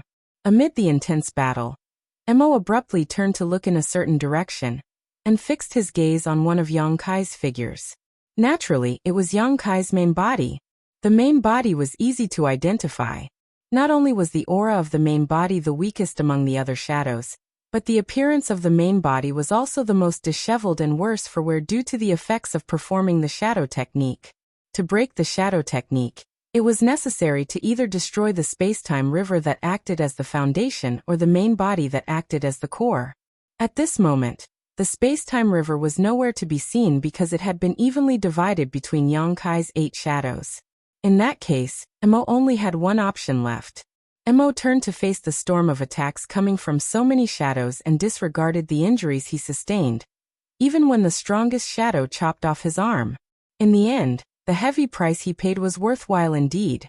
He successfully broke out of the encirclement created by the shadows, and arrived in front of Yang Kai's main body. Black Ink's strength surged. Raising his remaining hand, Mo blasted his fist at Yang Kai. The punch was quite a distance away from Yang Kai. Nevertheless, the force of the punch was enough to cause space to shatter, time to stop, and the universe to collapse. The blow containing Mo's full strength could not be dodged or avoided. Mo could almost see Yang Kai's main body being smashed into paste, and a hint of triumph flashed through the fury in his eyes. But unexpectedly, the imagined scene did not appear. Despite the incoming blow, Yang Kai's main body did not show the slightest trace of panic. On the contrary, he stepped forward and threw himself in the direction of the blow. Mo was stunned by the strange turn of events. Meanwhile, Yang Kai's main body suddenly unleashed a burst of power that far exceeded his own strength. The force directly penetrated the shackles of space and caused the stagnant time to flow again. Then he punched out at the same time. Damn it! Mo abruptly realized that he had fallen into a trap. For a long time now, the core of the Nine Palaces formation had always been sustained by the strongest shadow. Nevertheless, the fact that Yang Kai's main body could exert such a powerful burst of strength indicated that the core of the Nine Palaces formation could be transferred to the main body. The method to break the shadow technique was to defeat the body which existed in the current spacetime. That was something both Mo and Yang Kai knew. Seeing as the former was bound to target the main body, how could the latter not take precautions? It could even be said that Yang Kai had been waiting for this very moment. A violent force swept out, pushing Mo's figure backwards. In the meantime, the 8 shadows attacked from all directions. Dao's strengths fluctuated wildly, and the barrage of attacks left Mo staggering from the impact. If that were all, Mo's situation would have been bad enough. However, each of the 8 shadows actually exerted strength that far exceeded their limits with every blow that they unleashed. The position as core of the formation was constantly being transferred around. To be precise, the position as core was instantly transferred to whichever shadow was attacking Mo at the time. Such a feat would have been impossible to achieve if it was any other configuration for the makeup of the battle formation. But Yang Kai could freely transfer the position as core between his main body and his shadows without any obstruction. This was the same strategy that Zhang Ruoxi had carried out previously. She and her 8 personal guard had both been the cores and not the cores at the same time. Such a perfect Nine Palaces formation could be said to have no flaws whatsoever. More importantly, there was no need to fear the weak links being targeted. In fact, there was only one method to destroy this battle formation, which was to totally annihilate it by brute force. The biggest reason why Zhang Ruoxi had been defeated by Mo was that her personal guard could not withstand the intensity and ferocity of the battle. Transferring the core position to her personal guard was a huge burden on their bodies. Each time they became the core, they would also suffer heavy damage from the pressure. Hence, there was a risk of their bodies collapsing after numerous transfers. The same was also true for Yang Kai. In fact, the burden was greatest on his main body. The main body had already been greatly weakened after performing the shadow technique. With the addition of the pressure from being the core of the formation, he couldn't help vigorously coughing up blood, his complexion turning as pale as a sheet. Be that as it may, he did not hesitate in the slightest. Taking full advantage of the opening created by the 8 shadows who were besieging Mo, Yang Kai stepped forward and approached Mo's arm that had been severed earlier.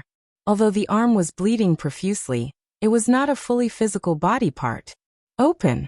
Yang Kai raised his arm and pointed at the arm. His divine sense surged turbulently. A moment later, a huge set of doors suddenly appeared in front of him.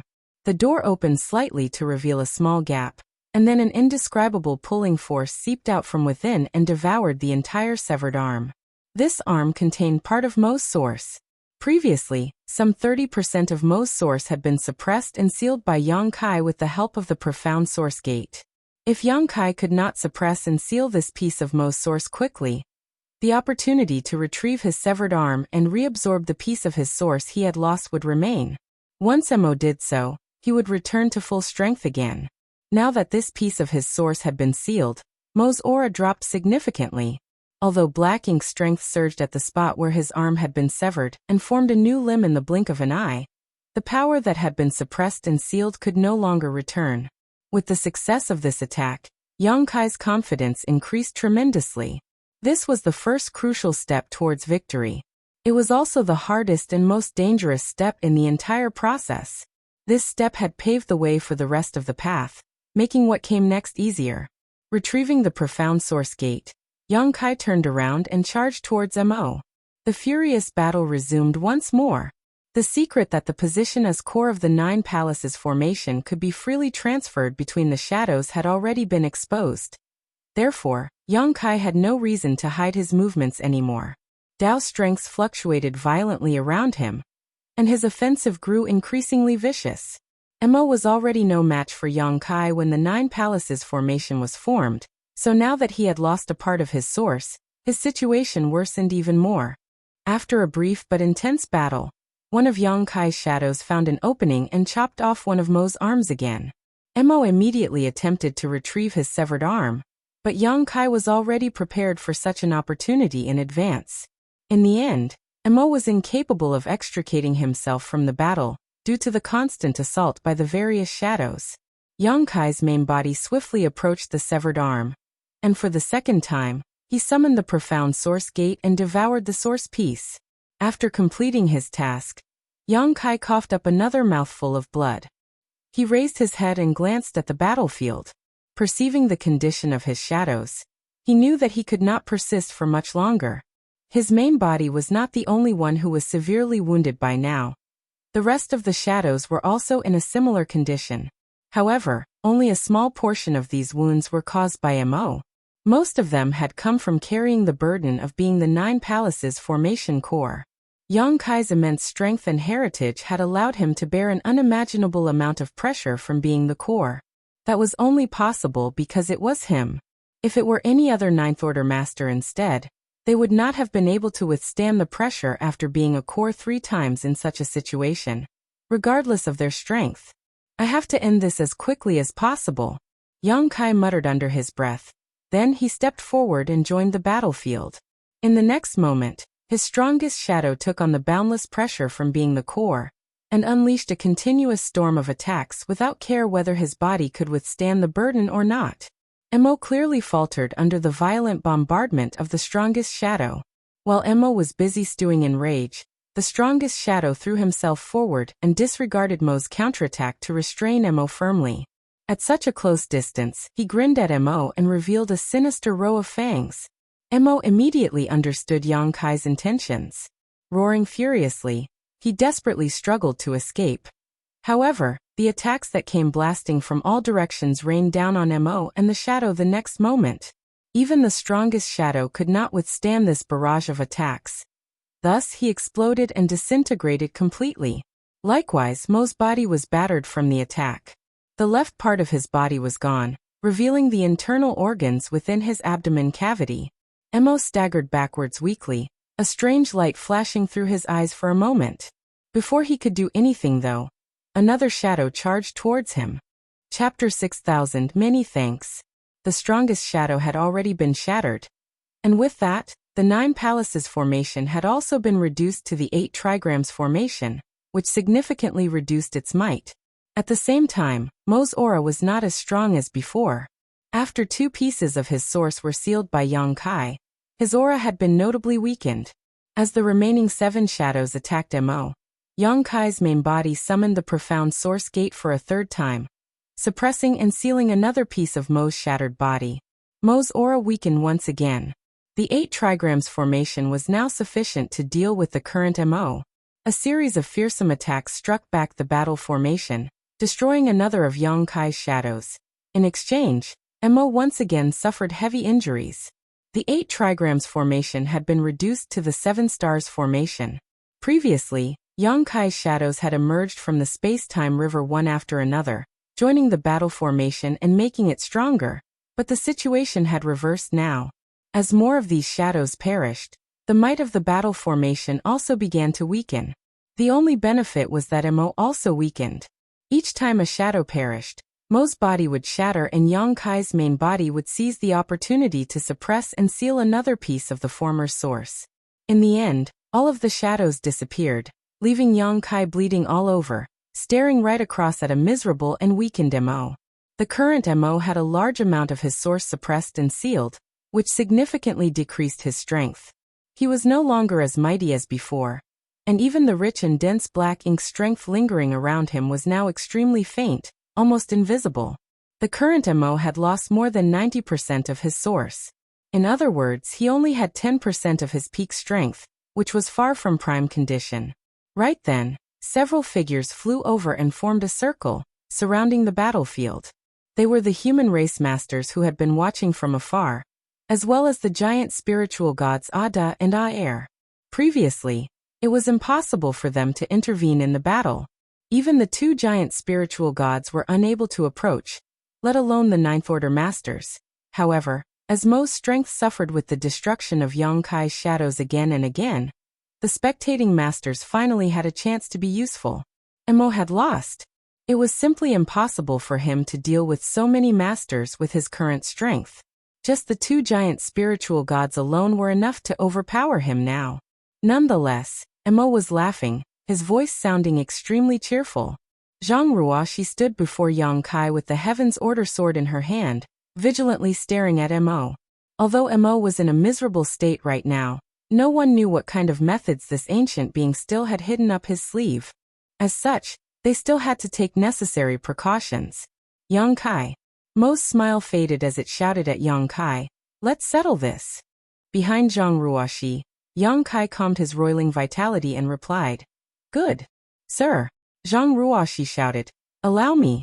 She still had the strength to launch one last attack, and was confident that she could take down Mo with it. So, she naturally wouldn't let Yongkai take the risk. "No. There's no need." Yongkai stepped forward and walked past Zhang Ruoxi, staring at the nearby Mo. Even as victory was within his grasp, there was no trace of the pride or arrogance on Yongkai's face as a victor should have. Rather, there was only a complicated expression. "None of you is to interfere," Yongkai gently ordered. The gathered masters furrowed their brows ever so slightly. In the current situation, the best course of action was undoubtedly to attack together and take down Mo in an instant, ending this disaster that had lasted for millions of years once and for all. However, Yongkai actually told them not to interfere. No one knew what Yongkai was thinking or up to. However, out of their trust in Yongkai, everyone still acquiesced to his demand.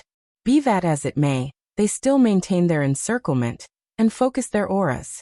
If anything happened to Yongkai, Mo would immediately be attacked from all directions. When dealing with Mo, there was no need to discuss honor or morals. Despite being surrounded on all sides, Mo's expression still remained calm. He simply stared at Yongkai and shouted, "Come." As soon as he spoke, his figure rushed straight towards Yongkai, leaving a streak of black light behind him. Simultaneously, Yongkai also charged towards Mo. The moment the two figures collided, everyone's hearts jumped to their throats. However, the next thing that entered their sight left them relieved. Yongkai's fist had smashed into Mo's chest, while Mo's fist had stopped right before Yongkai's head. Pooh! Mo spurted a mouthful of black blood as his raised fist limply fell. Standing at arm's length from one another, when their eyes suddenly met, Mo smiled at Yongkai. "Many thanks." Yongkai nodded to him, and thought for a moment before adding, "I will let you see the world Mu wished for you to see." Despite the jet-black blood flowing from the corners of Mo's mouth, a free and relieved expression appeared on his face after hearing this. "Then that's enough." Yongkai didn't say anything more, and summoned the profound source gate. As the gate cracked open, it swallowed Mo whole. Right afterwards, the door slowly closed itself, sealing the endless darkness behind it. Back then, it was Mu who had rescued Mo from behind this door, and after more than 1,000,000 years, Yongkai had sent him back through it. This ancient being had lived his life. He did not dare say he didn't have any regrets, but at the very least, his life had certainly been quite an exciting one.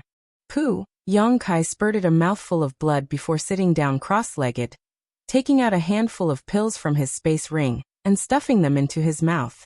Everyone immediately rushed to him upon seeing this. Su Yan flew straight behind Yongkai and sat down, allowing him to lean on her. After a while, Yongkai's chaotic aura finally started to stabilize. As he opened his eyes, he saw many pairs of eyes gazing at him with worried looks. "I won't die." Yongkai comforted everyone, allowing them to relax. Mi Jingluan finally couldn't hold back his curiosity and asked, "Why did you thank Mo at the last moment?" Although no one heard Yongkai's words of thanks, they could tell what he was saying by reading Yongkai's lips. Yongkai heaved a sigh explaining, "From beginning to end, Mo never went all out." "What?" Ouyang Lai was shocked. He didn't go all out? How is that possible? The others also had a look of incredulity on their faces. To their surprise, their battle almost ended in mutual destruction, even when Yang Kai had given it everything he had. Did that mean Mo would have obtained the final victory if he had not held back? Yang Kai continued. It's not that Mo didn't use his full strength, but rather that he didn't resort to any of his other tricks. Yang Kai had always been on guard against certain methods. The royal lords had their royal lord secret technique, which could instantly corrupt 8th Order masters. As the Black Ink clan's creator, how could Mo not have similar methods? What's more, such a method when used by Mo would surely be far more profound than what a royal lord could produce. Of course, Yang Kai had the soul-warming lotus protecting his soul, and the world tree clone protecting his small universe, but even so he could not say with absolute certainty that they would be able to defend against such a move. Song once mentioned that a mere clone could not completely negate Mo's Black Ink strength, only the world tree itself would be capable of that. So when Yang Kai fought with Mo, he had always been on guard. But from beginning to end, Mo had not used that mysterious method. Was it that Mo couldn't? Impossible. He just didn't want to. Even after Yang Kai summoned his 8 shadows, Mo still held a trump card that could have instantly turned the tables. Furthermore, he never needed to fight Yang Kai head-on. He could have just stalled for time, and the 8 shadows from the future spacetimes would slowly have dissipated. Not to mention, there was even a decent chance Mo could have broken away from the 9 Palaces formation's blockade and escaped. At the very least, it was clear Mo had no such intention. From beginning to end, he had fought with Yang Kai head-on. At first glance, it seemed like Mo wanted to kill Yang Kai, no matter the cost, but was that really the case? Therefore, although Mo had been fighting with all his strength against Yang Kai, he had not truly gone all out. Chapter 6001 Price. This was the reason why Yang Kai thanked Mo in the end. I'm afraid this is the end he wanted. Mu had protected the human race and the universe for countless years, and even after her death, she had left behind many contingencies and hidden hands. Although the world was in ruins and the human race were like ants to Mo, it was still what Mu wanted to protect. Under the premise that the world had someone else strong enough to protect it, Mo was willing to go along with Mu's will. Of course, if Yang Kai didn't have the necessary strength, Mo wouldn't mind killing him. In that case, Mo would have still set aside a great territory for the human race to live and multiply after he dominated the entire universe. This way, the human race wouldn't be wiped out, and he would have a reasonable explanation for Mu. At the end of the day, Mo was not inherently evil. In the late ancient era, he had even protected the human race and took it upon himself to help them gain their freedom. If it weren't for him and the 10 martial ancestors working together, the human race of that era would not have been able to defeat the early ancient era's great monsters. It was just that he was unable to control his gradually growing power, and eventually lost his way, especially after Mu's demise. When she died, no one was able to restrain him anymore. Today's ending was something Mo himself probably sought from the start. Everyone sunk into silence after listening to Yang Kai's explanation of what truly happened, as what Mu would want others to know. Their current feelings were tough to describe. Mo's life might have been filled with misery, but he was still the one who had brought about the pain and suffering of the human race for millions of years. Had there been no Mo, the human race would have ruled the world unchallenged after defeating the early ancient era's great monsters. There would not have been a war that lasted for so many eons. The Black Ink disaster had caused unimaginable losses to the human race, with countless elites having sacrificed their lives to bring it to an end. As far as the human race was concerned, no matter how miserable Mo's life had been, it was an irrefutable fact that he was the human race's greatest enemy. As the adage goes, the winner is the king, and the loser is the villain. Gotcha. Suddenly, it sounded as if something had cracked. Everyone promptly turned to look at the source, and was immediately shocked. Big brother. Yang Shui called out, staring at Yang Kai's face in horror. Everyone also looked serious as a crack appeared on Yang Kai's face. It was not a normal wound, and neither was Yang Kai bleeding from it. After the first crack, another one appeared soon after.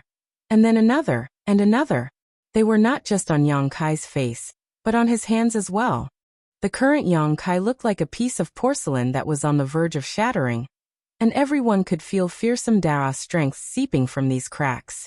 Yang Kai looked down at his hands and muttered to himself. It came faster than I expected. He seemed to have anticipated his current situation. What's happening? Su Yan asked from behind him, her tender body uncontrollably trembling.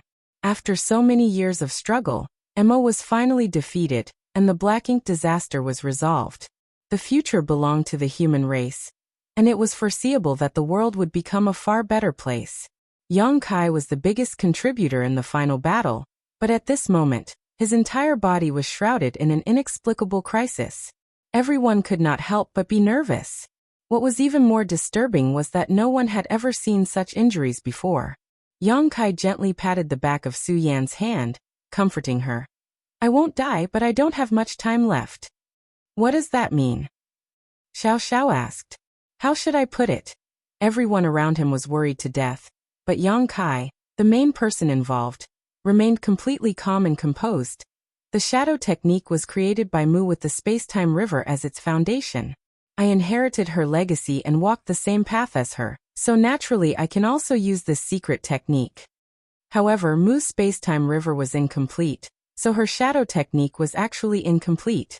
She could only summon shadows from the past, and once those shadows dispersed, the memories of that period would also disappear. On the other hand, I have perfected this secret technique and can summon shadows from the future. Each shadow I summoned in the battle just now was from 1,000 years in my future. Now that the shadows have already been destroyed, I must pay the price.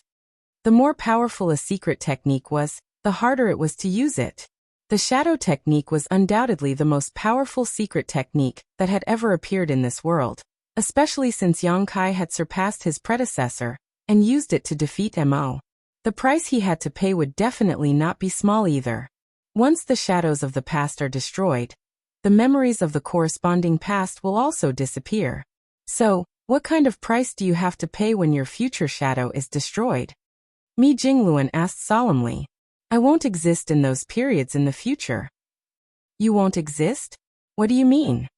Although I can't explain it clearly, you can think of it as a literal statement.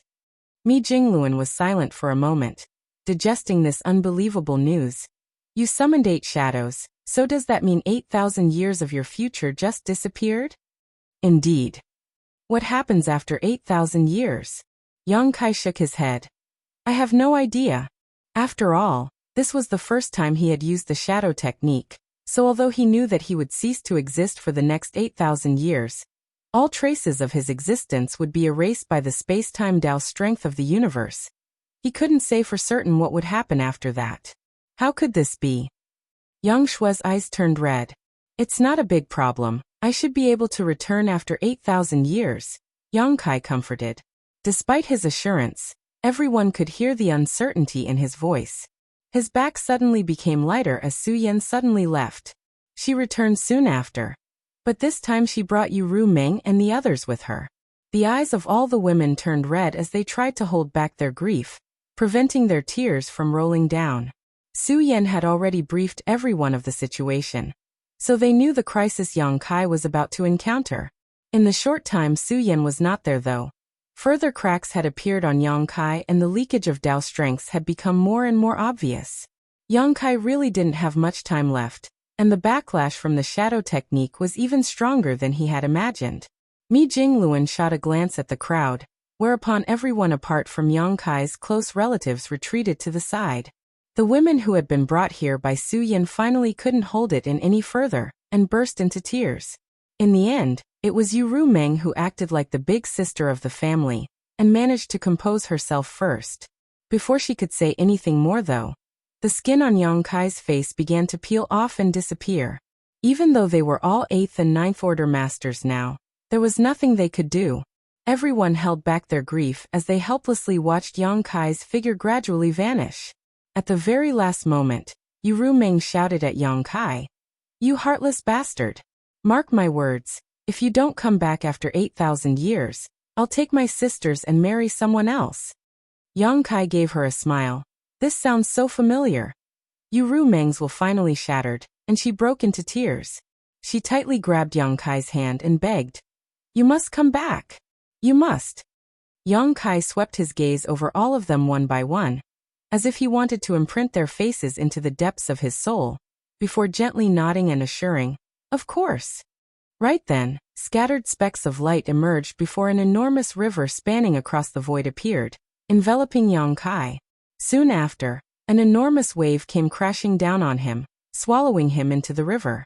The river slowly disappeared, and so did Yang Kai along with it, leaving behind a group of women standing there in a daze, their endless sorrow flowing like a river. "Something's not right," Mi Jingluan, who was watching from afar, suddenly whispered before turning to Xiang Shan. "Do you feel it?" Xiang Shan nodded his agreement. "There's something wrong." The other Ninth Order masters more or less felt the same way. Although they couldn't figure out what exactly was wrong, Ninth Order masters were extremely perceptive. Their senses were so sharp that even just a slight disparity around them would arouse their suspicion.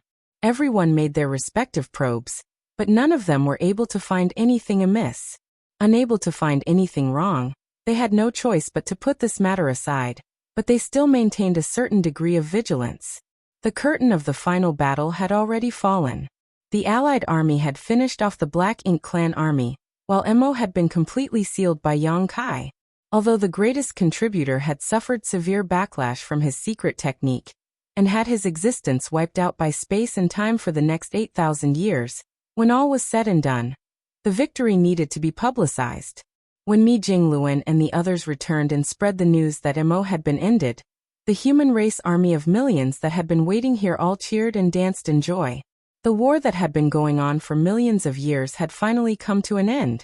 Now, all under the heavens belonged to the human race. After the battle, the casualties were counted and the aftermath was dealt with in an orderly manner. The small stone race army had already withdrawn and returned to the chaotic dead territory through the void corridor. The human race also began their withdrawal half a month later. The void corridor created by Zhang Ruoxi saved the human race a lot of time. Not everyone left, however, headed by Su Yan and Yu Rumeng, Yang Kai's wives, his disciples Yang Shui, Yang Xiao, and several others all stayed behind. They remained in the place where Yang Kai had disappeared, quietly waiting for his return. The next 8,000 years would definitely be very dull and long, but so long as they could see Yang Kai the moment he returned, any amount of waiting would be worth it. A fleet of dilapidated warships entered the chaotic dead territory through the void corridor.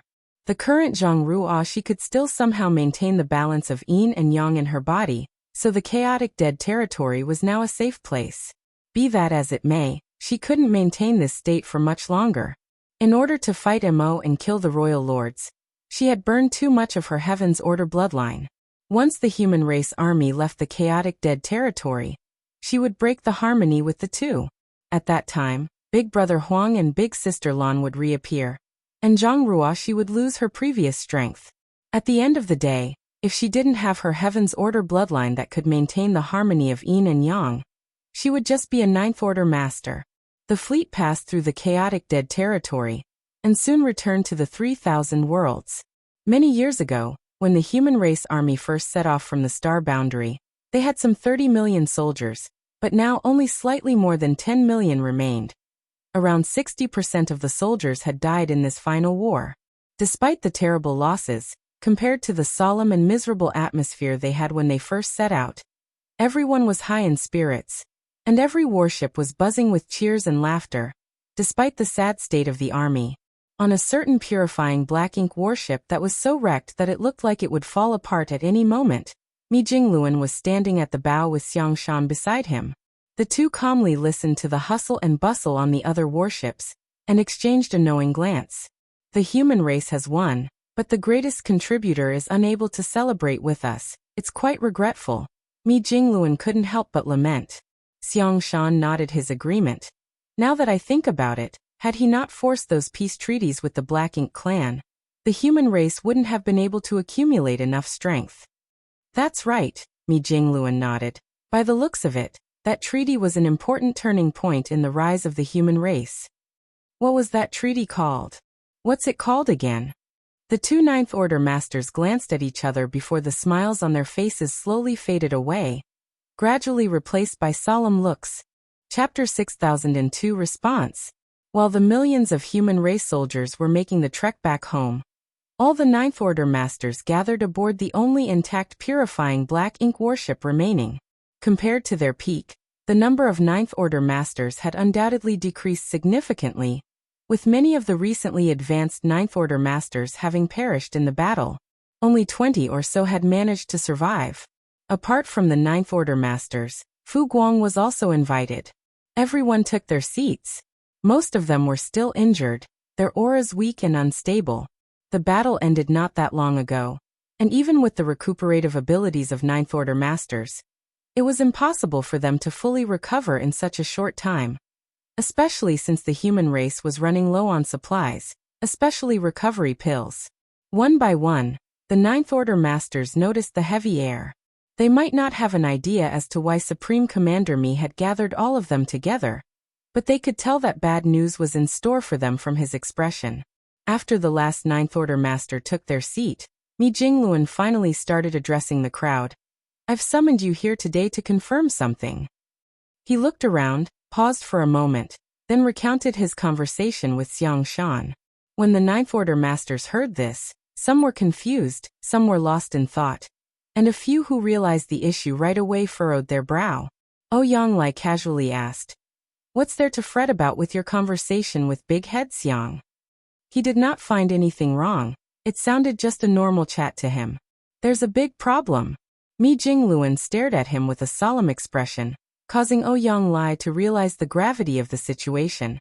Despite not understanding what was the problem, Xiang Shan explained, "The peace treaty we signed with the Black Ink clan back then was of paramount importance, and could be said to be the turning point in the entire war. It is impossible for Brother Mi and I to forget the details of such an important matter. It would have been nothing if it was just one of us having a hard time recalling certain trivial points of the treaty, but the problem is that neither of us can remember them. When we were discussing the treaty, both of us were unable to immediately recall even some of the basic details of the agreement. That should be absolutely impossible." Ouyang Lai speculated, frowning. "Maybe you're too tired from the battle?" Xiang Shan focused his gaze on him. "Do you remember the first time you met Yang Kai?" "Of course I remember." Ouyang Lai replied readily. "How could I forget such a thing? At that time he slowly stopped talking. Obviously, he too had noticed the problem as his expression changed and a furrow appeared on his brow. Xiang Shan then turned to the other Ninth Order Masters and asked, "Everyone, why don't you try recalling your encounters with Yang Kai, or some common knowledge about him?" The Ninth Order Masters complied. Soon, a bewildered look took over everyone's face. Observing everyone's expressions, Ouyang Lai immediately understood that they too had encountered the same situation as him. He could not help but mumble, "How is this possible?" When Xiang Shan asked him to, Ouyang Lai attempted to recall the first time he met Yang Kai, but he actually couldn't immediately remember it. It was as if his memory was blocked by an invisible barrier. It was right on the tip of his tongue, but he couldn't enunciate it for some reason. After struggling for a few breaths, he finally remembered that the first time he met Yang Kai was outside Great Evolution Pass. At that time, Ouyang Lai was on a scouting mission with his disciples, and Yang Kai arrived to meet him under Xiang Shan's orders. At that time, Yang Kai was only a 7th Order Master. Mi Jingluan's voice sounded in everyone's ears. "It's not just you. After Brother Xiang and I discovered this problem, we ordered our men to ask the soldiers the same questions, and they too encountered the same situation. Regardless of whether they personally met with Yang Kai or simply heard stories about him, they were unable to immediately recall the details." "What caused this phenomenon?" Wu Qing asked in a low voice. He had just tried to recall things about Yang Kai, and it was indeed as Mi Jingluan had described. "I don't know the exact reason, but I'm certain it has something to do with his shadow technique," Mi Jingluan continued. "Everyone should remember that Yang Kai said that the 8 shadows were summoned from the next 8,000 years. He also said that because those 8 shadows were destroyed, it meant that he would not exist for the next 8,000 years. Everyone nodded in acknowledgement, as all of them were present when Mi Jingluan and Yang Kai were discussing this. Yang Kai said that it was the price he paid to use the shadow technique, but now it seems that Yang Kai himself had underestimated the severity of this price. He thought that the price he had to pay would be to disappear for the next 8,000 years, but in reality, some kind of invisible force is slowly erasing all traces of his existence from this world. So anything related to him would slowly become blurred in the memories of others. Is such a thing really possible? Ouyang Lai found it hard to believe the most direct way one would think that removing the traces of a person's existence in this world meant was to kill that person. But the elimination that everyone encountered now was no longer as simple as just killing Yang Kai. Even their memories of him were being lost. Mi Jingluan added. Before Yang Kai used the shadow technique, even I hadn't expected for such a bizarre secret technique to exist. Ouyang Lai immediately fell silent. The mysteries of the shadow technique were beyond their comprehension. So the price for using it was also unfathomable. As such, no matter how unbelievable Mi Jingluan's speculations were, there was indeed a possibility they were true. This is just the beginning. What I'm worried about is we might even forget everything about Yang Kai with time. All of the Ninth Order Masters were shocked. As the greatest hero who led the human race to victory and defeated Mo, Yang Kai should be remembered for all generations, but if the human race were to completely forget about him, that would truly be a tragic misfortune. What will happen if we completely forget about Yang Kai? Mi Jingluan asked. No one could answer. He didn't ask anymore and instead postulated. Before disappearing, Yang Kai said that he would return after 8,000 years, but even he did not sound certain of that. So, he might be able to return, or he might completely disappear.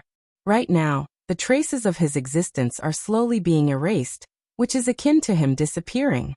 If one day everyone completely forgets about him, perhaps he might never appear again. Fu Guang, who had been silent all this time, finally spoke.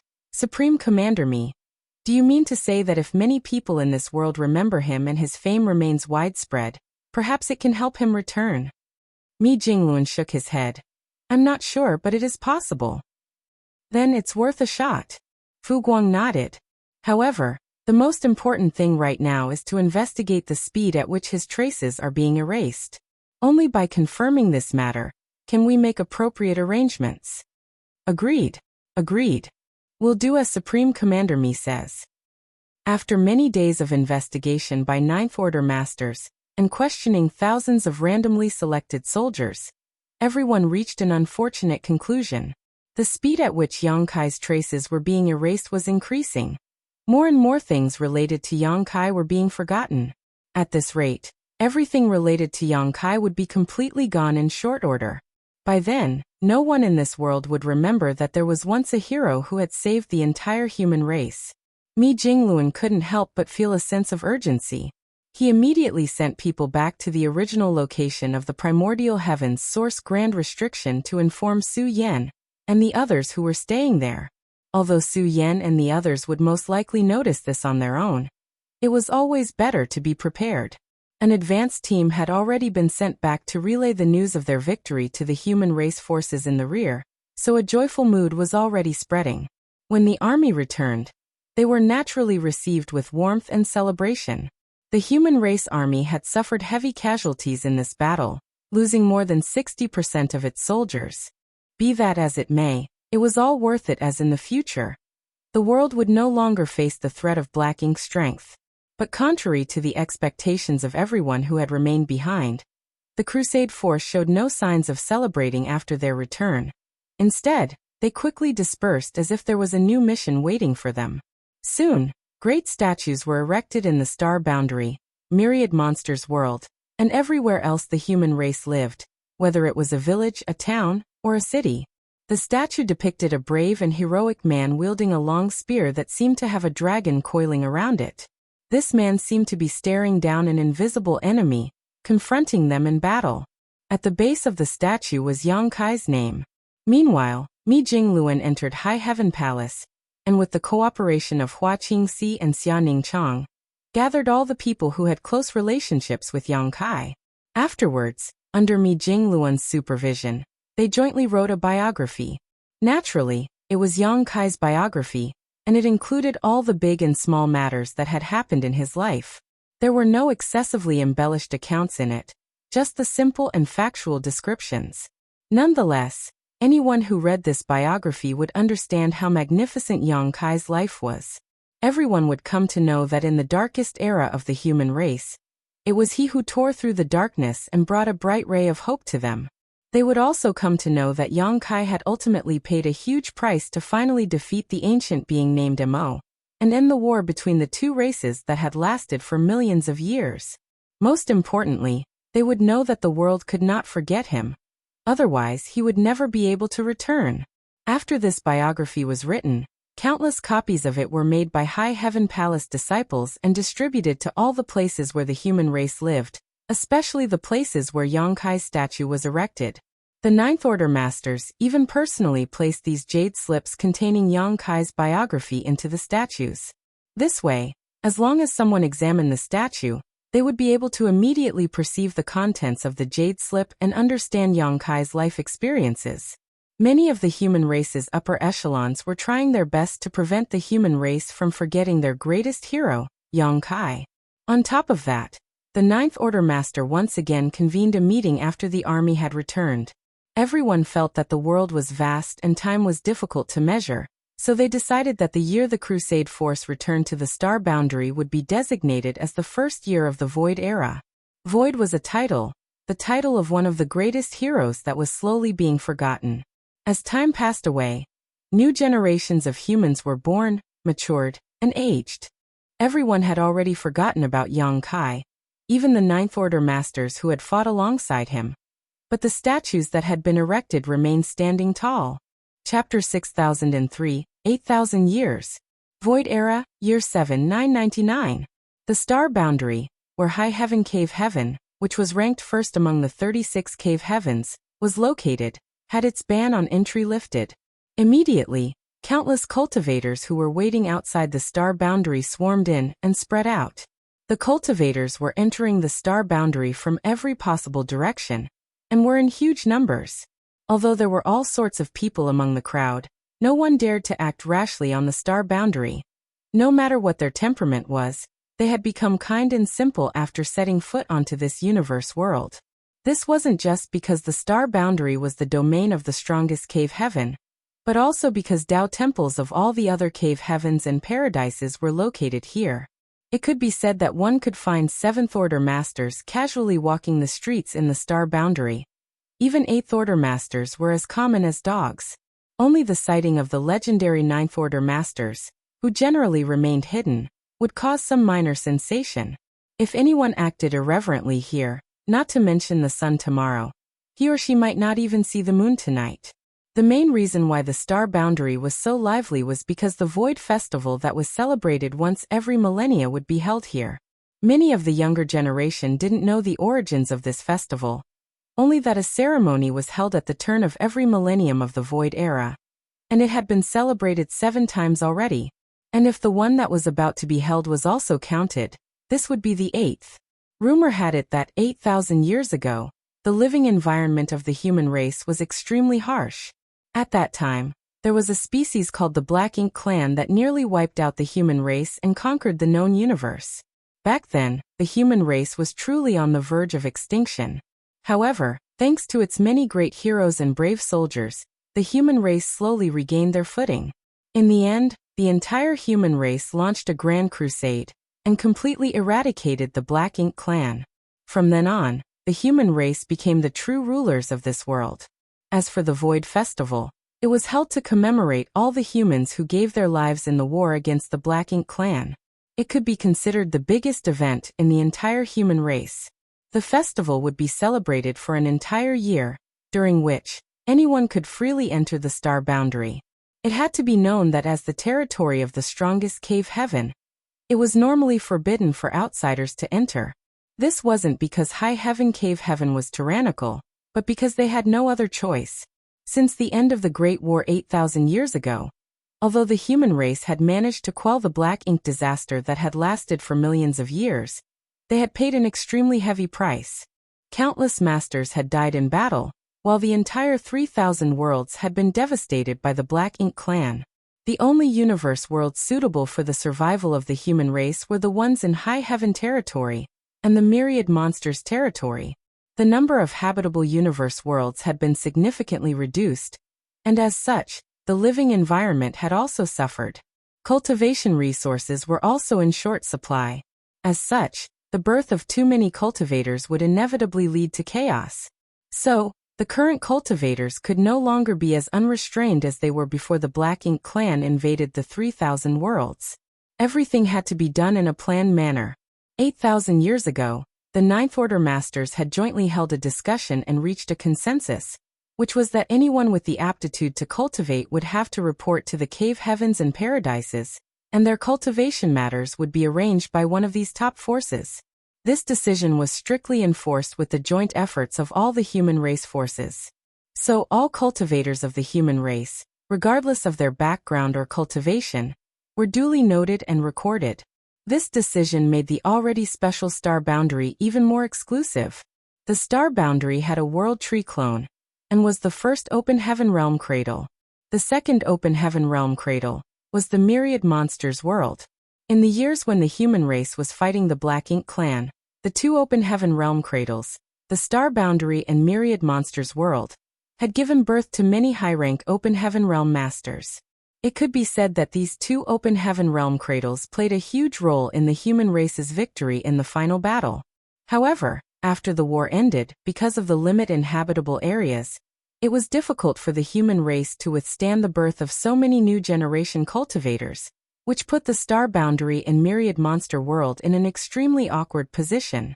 After returning from the crusade and realizing this problem, the human race's higher-ups made another decision, which was to withdraw everyone from the star boundary and myriad monster world, especially the large number of ordinary people.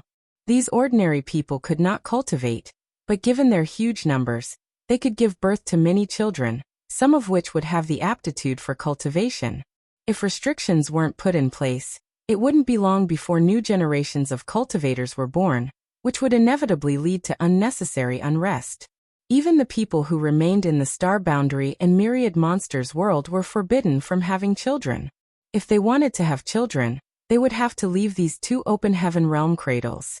Of course, the human race's upper echelons also knew that cutting off all avenues forward was not sustainable, so they left behind a glimmer of hope. That hope lay in the Void Festival that was held every 1,000 years. During this one-year-long grand festival, everyone was allowed to freely enter and exit the star boundary.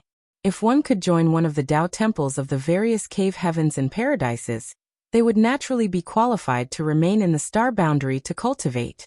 It was difficult to calculate how many people had entered the star boundary every time the grand festival started, but the number who could truly worship the various Tao temples was not that high. This led to a strange phenomenon, which was that many pregnant women or young married couples would enter the star boundary during the festival. Those pregnant women would then find a place with excellent world energy and live with their families, nourishing their fetus in peace, so that their unborn babies could enjoy the feedback from the World Tree clone. As for those young couples, they were only 2 when they arrived, but when they left, their wives' stomachs would most likely be bulging. Jade Mountain Square, an extremely common market in the star boundary.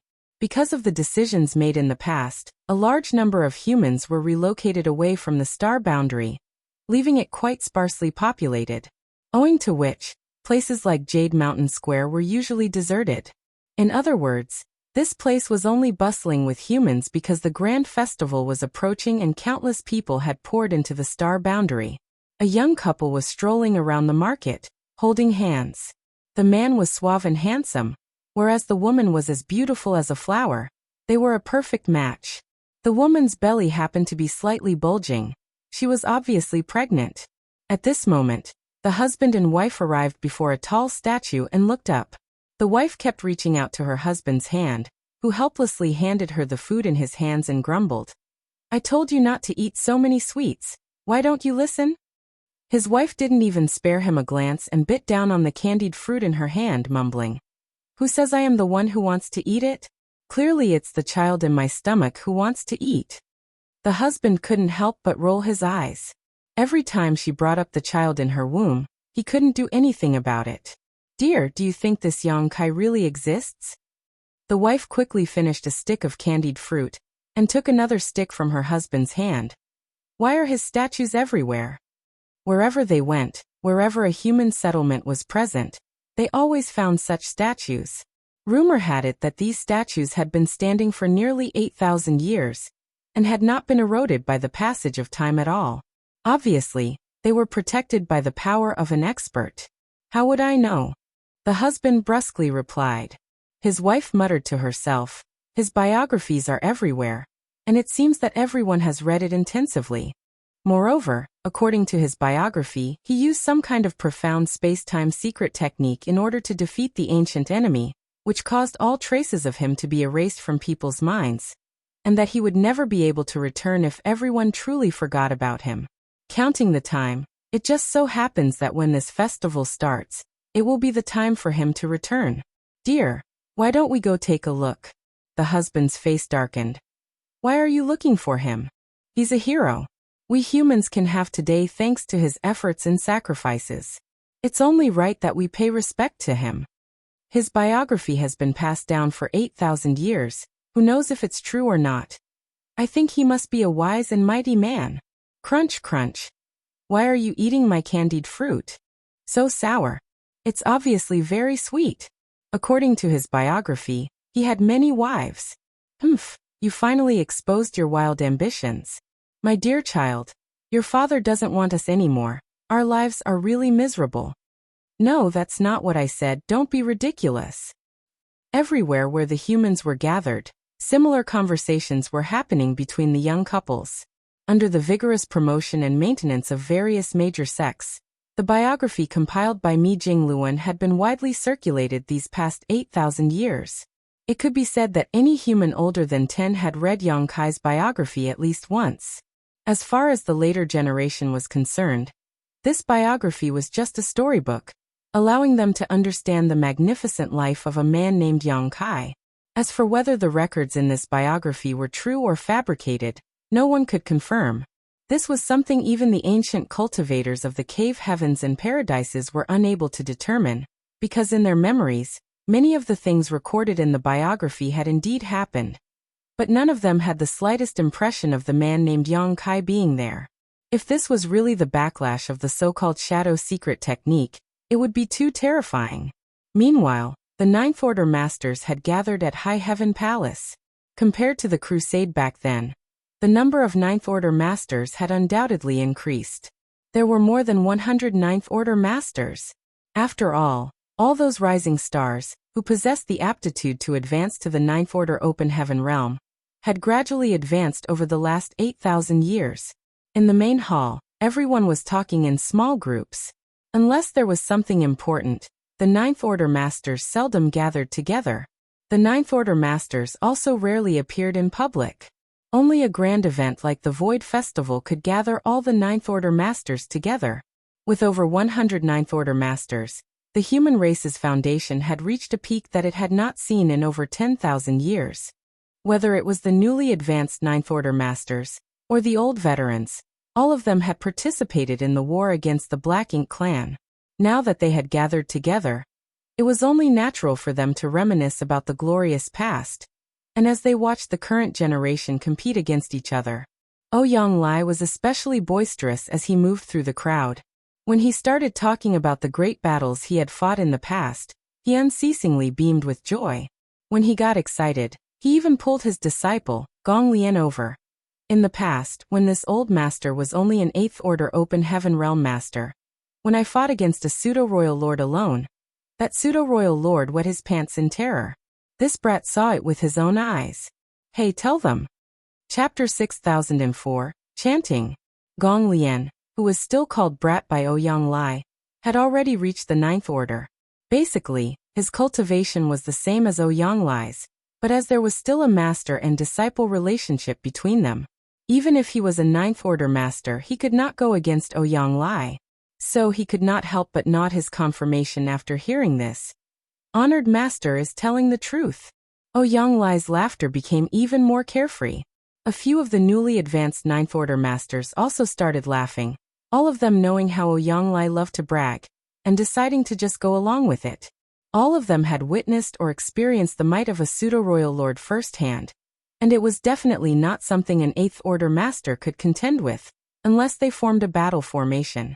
Be that as it may, back when there weren't many Eighth Order Masters, Ouyang Lai had indeed fought a pseudo-royal lord alone.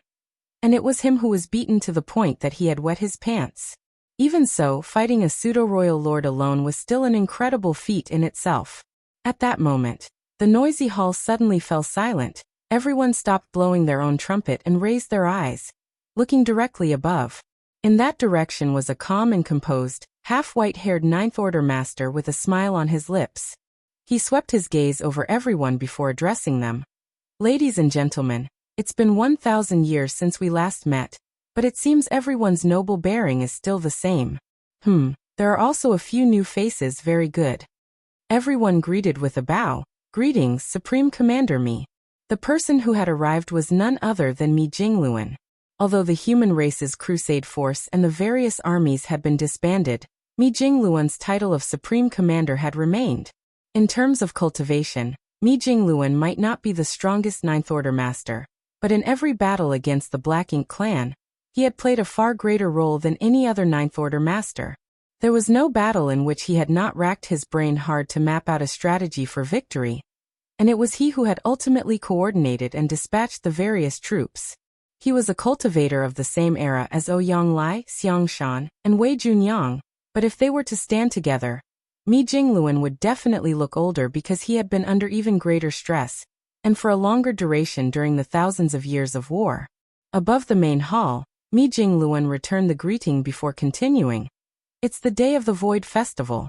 Counting the time, this is already the 8th celebration, and I'm sure everyone knows what this means.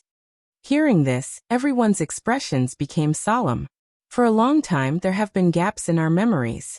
There appears to be traces of a person's existence in many key memories, but whether it's us or others, none of us can remember this person. I don't know what kind of mood I was in when I oversaw the compilation of this person's biography, but now that I think about it, it was definitely the best decision I've ever made in my life. All the signs indicate that this person should have really existed, and that all the accounts in this person's biography should indeed be true. This person is the greatest contributor to the human race's victory over the Black Ink clan.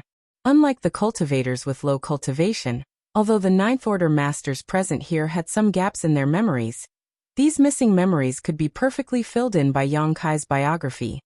Therefore, they could conclude that Yang Kai really did exist and the records in his biography were not fabricated. The reason they had forgotten about Yang Kai was because of the mysteries of the shadow secret technique. A hero cannot be allowed to be forgotten. Otherwise, the current human race does not deserve to live. 8,000 years have already passed, and it is time for him to return. The void ceremony has been conducted precisely for this moment.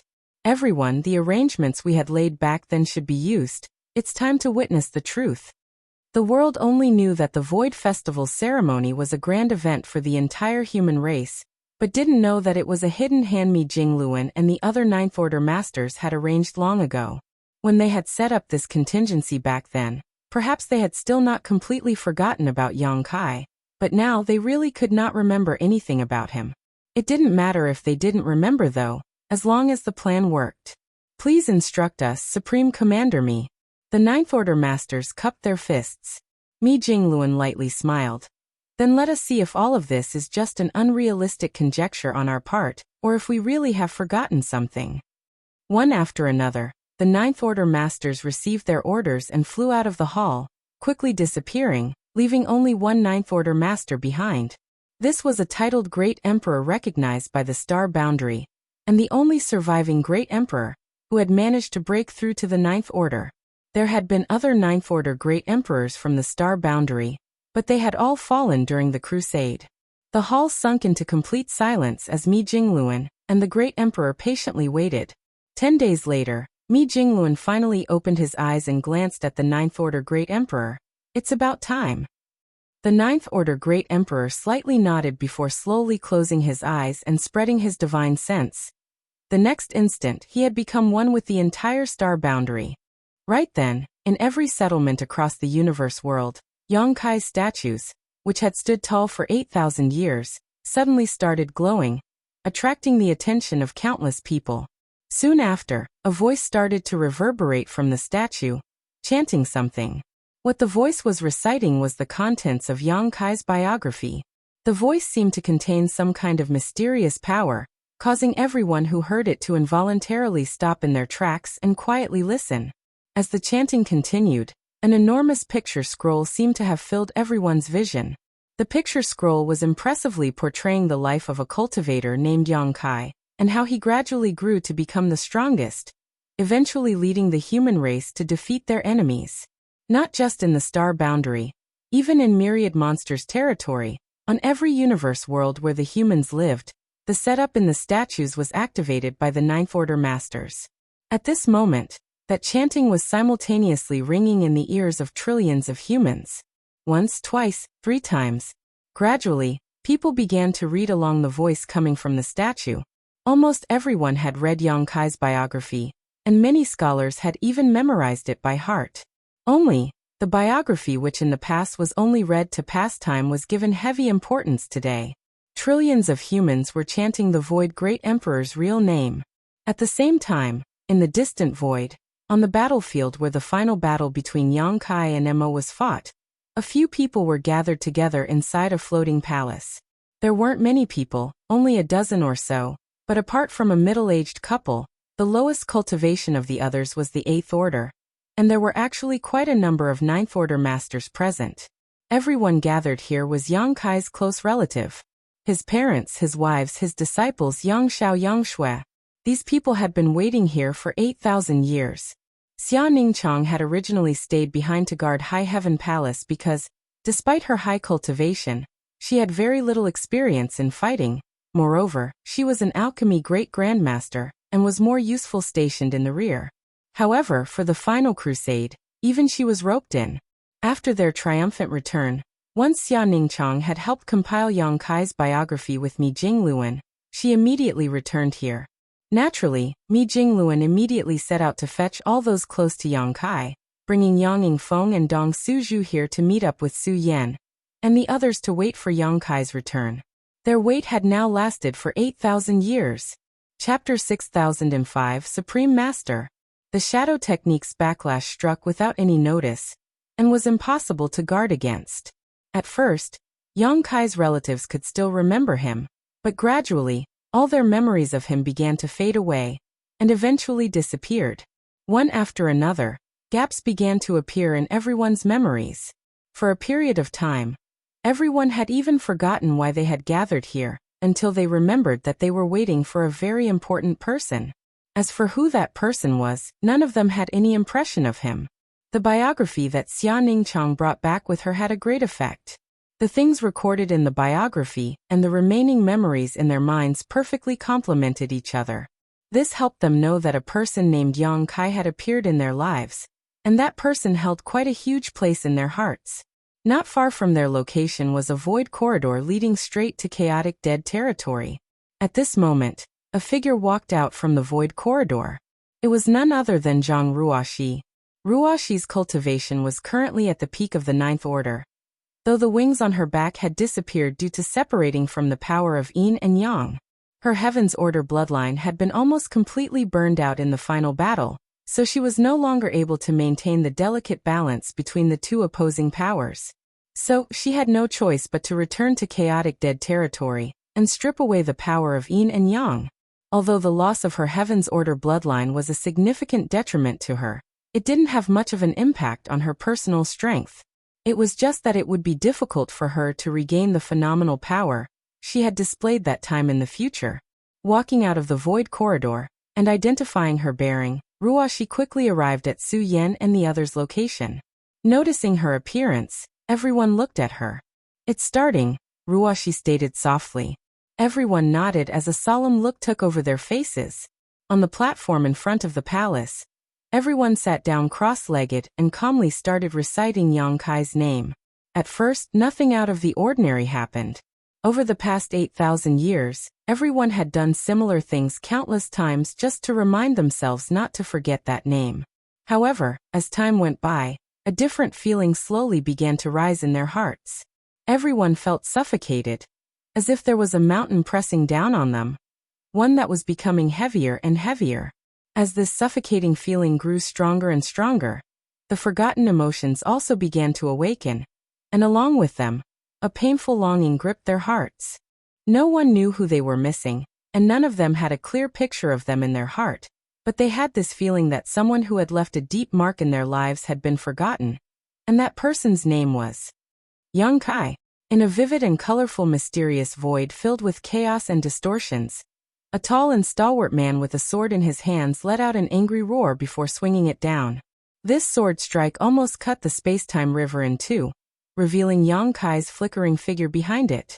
By the time the water rolled back after the strike, Yang Kai had already arrived before the sword-wielding man. He then raised his hand and pointed a finger towards the opponent, sending a wave of water towards the stalwart figure. The stalwart man's expression instantly changed. Having fought Yang Kai for thousands of years, he naturally understood the might of this seemingly unremarkable wave. This wave contained the might of 10,000 grand daos, so even he didn't dare to let himself get swallowed by it. The stalwart man raised his sword and slashed out, shattering the incoming wave and splashing droplets of water flying in all directions. At the same time, the stalwart man quickly withdrew as if he was avoiding snakes and scorpions. Yang Kai didn't chase after him, and simply stood in place. Yang Kai sighed in his heart.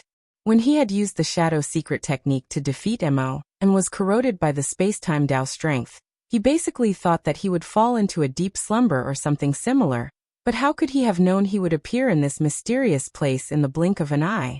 After arriving here, Yang Kai began exploring, and to his astonishment, he discovered he was not alone here. There were actually many other masters. These masters were no weaker than him, with some even being stronger.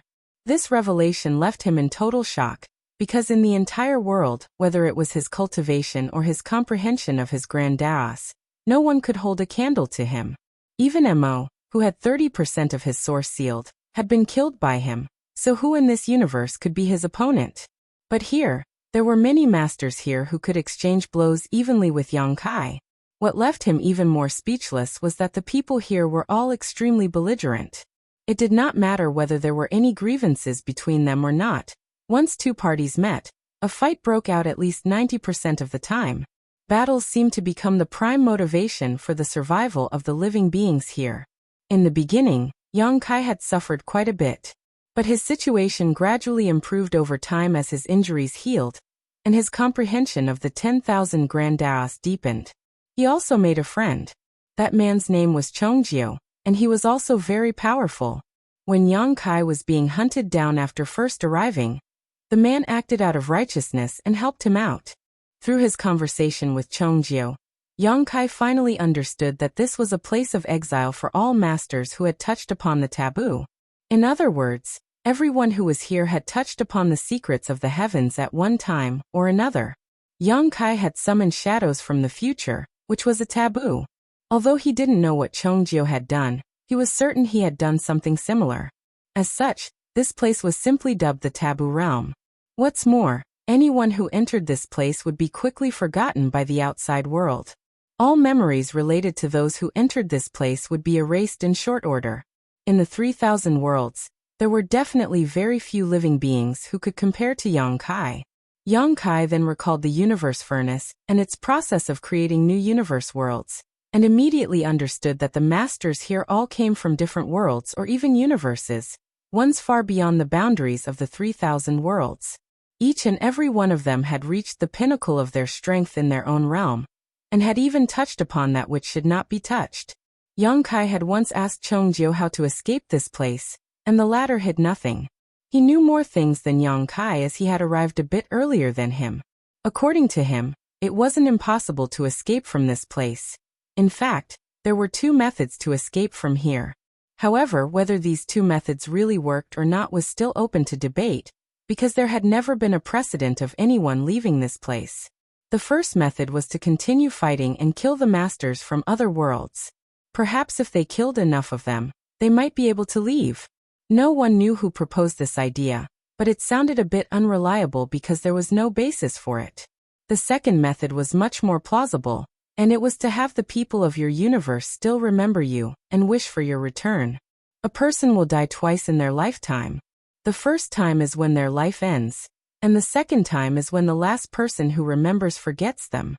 As far as we are concerned, we may still be alive here, but the world we used to live in no longer remembers us, so we are dead to that world. If we want to rise from the dead, enough people must remember you for you to break through the restrictions here. These were the exact words of Chongjio, and Yang Kai remembered them very clearly. At that time, Chongjio had been drinking the spirit wine he had taken out from his small universe, while saying these words. Although this second method was much more reliable than the first, it was still impractical because once someone entered this place, his or her respective universe would be affected by the restrictions, wiping every single memory related to him or her in a very short time. Once the memories were wiped out, everything was lost. Even if there were some written records left behind, they would just become dust in history over time. Saying so, Chongjio patted Yang Kai's shoulder. Little brother, just stay here. Although there's no way out of here, it's still quite lively. It was indeed quite lively. Supreme masters of many worlds were gathered here, fighting nonstop every day. This kind of thing would be rarely seen in the outside world, but here it was a common occurrence. At that time, Yang Kai just responded to Chongjio in one sentence. I will be able to get out. My world will never forget me. Chongjio looked at him like he was looking at an idiot and threw a sentence. I'll be waiting for that day. Calculating the time, that day should be arriving soon. While Yang Kai was lost in a daze, the tall and stalwart man had returned at some point and sent a fearsome sword wave at him, forcing him to dodge. From nearby, Chongjio's playful laughter rang out. Yang Kai, don't die. If you die, I won't be able to watch the good show. He had already arrived a few days ago as promised, wanting to see if Yang Kai could really leave this place. Although he felt that Yang Kai didn't have much hope. Since he made a deal, he naturally had to abide by it. Unexpectedly, someone came to seek revenge on Yang Kai at this point. Although it was called seeking revenge, the truth was that there was no great enmity between them. The sword-wielding man had fought with Yang Kai at least 100 times over the past few thousand years, and neither of them had been able to do anything to the other. But this time, he actually brought a companion, wanting to overwhelm Yang Kai with numbers. But unbeknownst to them, Chongjio happened to be together with Yang Kai. A battle had broken out immediately afterwards. Yang Kai was up against the sword-wielding stalwart man while Chongjio dealt with his companion. At this moment, a towering tree had emerged behind Chongjio. It was gently swaying, glittering and shining as if it was cast from gold. One after another, its leaves whizzed through the void, cutting space apart. Its every move carried endless power. Chongjio's opponent was forced to retreat every time he tried to press forward. After fighting for a while, the master couldn't help size up Chongjio before asking, "The Dao Tree lineage?" Chongjio raised his brow. "You've seen it." The master continued, "The Dao Tree lineage is famous throughout the heavens, and I had the honor of experiencing it firsthand once before." Saying so, he put away his weapon. "I won't fight anymore." Chongjio smiled slightly. "I was thinking the same." Battles were common occurrences in the taboo realm, but there were many cases where a simple smile and greeting could wipe away all enmity. After all, everyone's strength was about the same, so unless there was some kind of irreconcilable grudge between them, no one was willing to really fight to the death. For example, someone like the sword-wielding stalwart man who repeatedly sought trouble with Yang Kai was actually quite rare. He kept attacking Yang Kai mainly because Yang Kai had only been here for a short time, and the sword-wielding man believed that he was an easy target. Owing to repeated battles, Yang Kai's strength had grown significantly over the past 8,000 years. This wasn't surprising though, as Yang Kai did not get the time to consolidate his foundation and perfect it after swallowing and refining Mu's space-time river before he was forced to fight Mo to the death. It wasn't until he had entered this place and fought battle after battle that Yang Kai finally digested the benefits he had obtained from Mu's final gift. Furthermore, his small universe's foundation was constantly increasing. If he was allowed to go 8,000 years back in time to deal with Mo, he would definitely not end up as miserable as before. Chapter 6006 Breakthrough. The masters in the taboo realm came from different universes, so the cultivation systems were naturally different as well. For example, the world where Chongjio came from did not cultivate the open heaven realm method. The denizens of his world had their own way of dividing the realms. Be that as it may, the fundamental principles of cultivation were more or less the same. At Yang Kai's and the others' realm, the prime focus of cultivation was the comprehension and application of the Grand Taos. The shining golden tree behind Chongjio was his Tao, the space-time river was Yang Kai's Tao, and the sword-wielding stalwart man fighting Yang Kai had a Tao of his own. The sword in his hand was precisely his Tao. Yang Kai had never seen a master with such a pure Tao. Yang Kai had seen and fought many masters over the past 8,000 years, but none could compare to the sword-wielding stalwart man in terms of pure offense and aggression. In any battle, the stalwart man was constantly on the attack, essentially disregarding defense entirely. At most, he would dodge a little when necessary.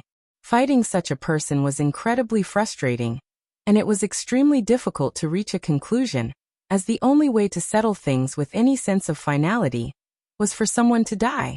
Jianba, there is no enmity between us. Why must you insist on fighting? After exchanging blows for a while longer, Yang Kai shouted as the waves under him swirled. Jingba, who was standing right across from him, hideously grinned. Why bring up enmity in this damned place? Since I'm here, one of us will die today. The question is whether it will be you or I. Yang Kai slowly shook his head. He was completely unable to reason with him. If the shadow secret technique could be used, Yang Kai was confident he could defeat Jianba, but he had already summoned shadows from 8,000 years of his future when he was fighting with Mo, which ultimately caused him to be trapped here. He was basically unable to use the shadow secret technique. Shadows of the same spacetime could only be summoned once. Helpless, Yang Kai could only use the power of his spacetime river to fight ceaselessly with Jianba. However, Yang Kai was feeling uneasy for some unknown reason today. He thought that he was feeling unnerved because the 8,000-year deadline was approaching, but later he realized that wasn't the case. He could not afford to get distracted when fighting someone as powerful as Jianba. So, how could he have the spare energy to consider the 8,000-year deadline? What caused him to feel uneasy must be something external. As such, he was slowly losing ground against Jianba. Chongjio, who was watching the battle from afar, noticed this unusual situation and couldn't help but furrow his brow. Nonetheless, he too had no idea what was going on with Yang Kai. Furthermore, he was being marked by Jiangba's companion. He could not lend Yang Kai a hand, and could only wait and watch. Fearsome Tao strength shockwaves spread into the surroundings as the two men clashed endlessly until at one point, Yang Kai suddenly heard a shout ring in his ear. Yang Kai instantly fell into a trance, but before he could hear it clearly, Jianba had already disappeared. Immediately, a sense of crisis gripped his entire body. Yang Kai knew that he was in real trouble. His figure quickly distorted and faded away, but the next moment, Jiangba arrived before him and slashed down at his fading figure. A splash of blood spattered into the void while Yang Kai's figure appeared in another direction, promptly covering his abdomen. Apparently, Jiangba's sword had cut him, leaving a gaping wound. The indistinct shout once again rang in his ear. Yang Kai shook his head, trying to disperse this strange sound, but to no avail. Just after the first shout, a second shout soon followed, and then a third, a fourth. In just a few breaths, Yang Kai felt countless voices ringing in his head. These countless voices jumbled into an incoherent noise before eventually converging into two words. It was naturally his name. Having wounded Yang Kai, Jianba doggedly pursued him, but just as he was about to make his move, a great sense of horror suddenly gripped his heart. The moment this sense of horror emerged, Jianba's eyes went wide. It was not terror or fear Jianba felt though, but instead extreme excitement. Because ever since his cultivation had reached its peak, no one had been able to give him such a feeling.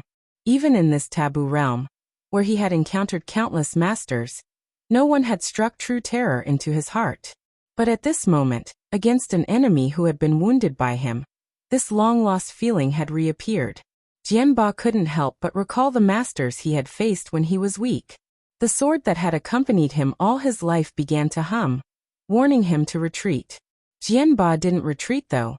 Instead, he swung his sword down, causing the expressions of Chongjio and the other experts watching from afar to become extremely solemn. Because this attack could be said to be the strongest sword attack they had ever seen. It was Jiangba's all-out strike. Once he executed this attack, his target would definitely die. The sword light filled everyone's vision, blinding them. When the sword light disappeared, Chongjio and the other master quickly looked up, and what entered their sight made their eyes crack wide open in shock. Much to their surprise, Yang Kai had not blocked that sword strike at all, and simply let it fall on his shoulder. It almost severed his arm, but it didn't, as the endless river water happened to be wrapped around Jianba's sword and wrist, preventing him from following through. Although Yang Kai was injured, his expression was extremely strange. He seemed a little confused yet also a little relieved. What caught Chongjio's attention was the void behind Yang Kai, which looked extremely unusual at the moment. It happened to be continuously distorting, and through this distorted space, a faint distortion of space-time emerged from some unknown place. The restriction of this place had been broken. When Chongjio recalled Yang Kai's confident words, his heart began to pound violently. Could it be that the rumors circulating in the taboo realm are true? Did enough people in Yang Kai's universe still remember him? But how is that possible? Anyone who entered this place would be quickly forgotten. Otherwise, how could the masters who had entered this place be unable to leave even after so many eons? But other than this possibility, Chongjio could not find a better explanation. Yang Kai, he quickly called out. Yang Kai, who was immersed in this wonderful feeling, raised his head and smiled at him before turning to look at Jianba, who was still standing at arm's length. Under Jianba's stunned gaze, Yang Kai stretched out 2 fingers and grabbed his sword.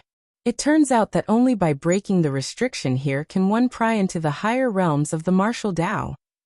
Saying so, Yang Kai gently raised his fingers, lifting up the long sword that had cut into his shoulder. The corners of Jianba's eyes twitched violently as his instincts were giving off warning bells. At this moment, Yang Kai gave him a very strange feeling, as if he was about to achieve some kind of breakthrough. This feeling left him in a great shock. The masters in the taboo realm had already reached their limits. The reason they were trapped here was because they wanted to break through to higher realms, but in the end, they had touched upon the taboos of the heavens. Today he had seen both an amazing truth and an incredible secret. Breaking the restriction of this place would allow one to gain insight into the next realm.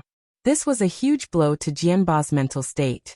Not to mention him, even Chongjio, who was watching from afar, and the companion Jianba had invited, felt the same way.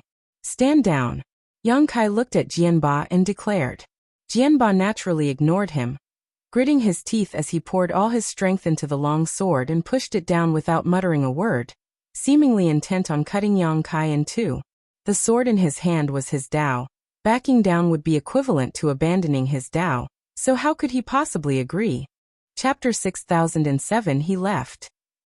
Whether it was High Heaven Territory's star boundary, or the universe worlds of myriad monsters' territory, everywhere where humans had settled, humans were chanting Yang Kai's name nonstop, singing his praises, spreading the name of Void Great Emperor. For the first few days, nothing unusual happened, but as time passed, a strange sound started ringing in everyone's ears, like waves crashing onto the shore. Furthermore, the sound became louder and louder with the continuous actions of the humans. Finally, at a certain moment, a strange phenomenon occurred. Everywhere the humans were gathered, a river suddenly appeared out of nowhere. The sonorous sounds of waves crashing were originating from the river, and everyone witnessed this magical sight. The water in the river swelled and flowed towards the horizon, passing through the endless void, flowing through one great territory after another, to the late ancient era battlefield, and finally converging on the final battlefield where Yang Kai and Emo fought each other. The dozen or so of Yang Kai's close relatives in the palace looked excited at the sight of this. Their chanting became more hurried, and their expressions more fervent. The river was illusory at first, as if it existed in another space-time, but it soon became real and tangible. Immediately afterwards, a figure emerged from the tumultuous waves in the river. Looking at the figures standing in the palace, the figure cracked a smile and stated, "I'm back." The figures in the palace broke into tears of joy as they swarmed towards the figure one after another. Meanwhile, the masters in the taboo realm soon got the news and rushed over. Over 100 people had gathered in a short time, and more were still coming from afar. These people were all supreme masters of their respective universes. Each and every one of them had reached their own limits. Every single one of them used to be a legendary figure where they came from. But now, their worlds had long forgotten about them, causing them to be trapped in this taboo realm. Over 100 of the strongest masters in existence were calmly standing around the location where Yang Kai had fought with Jiangba, staring at a corpse floating nearby. The corpse naturally belonged to Jianba. Jianba was tightly holding a broken sword in his hand, while the cause of his death was none other than the other half of his sword being rammed through his chest. Dead. There was no shortage of brave and ruthless men in the taboo realm, and battles broke out all the time. These were the kind of battles one would seldom see in the outside world. Be that as it may, very few people actually lost their lives during these fights.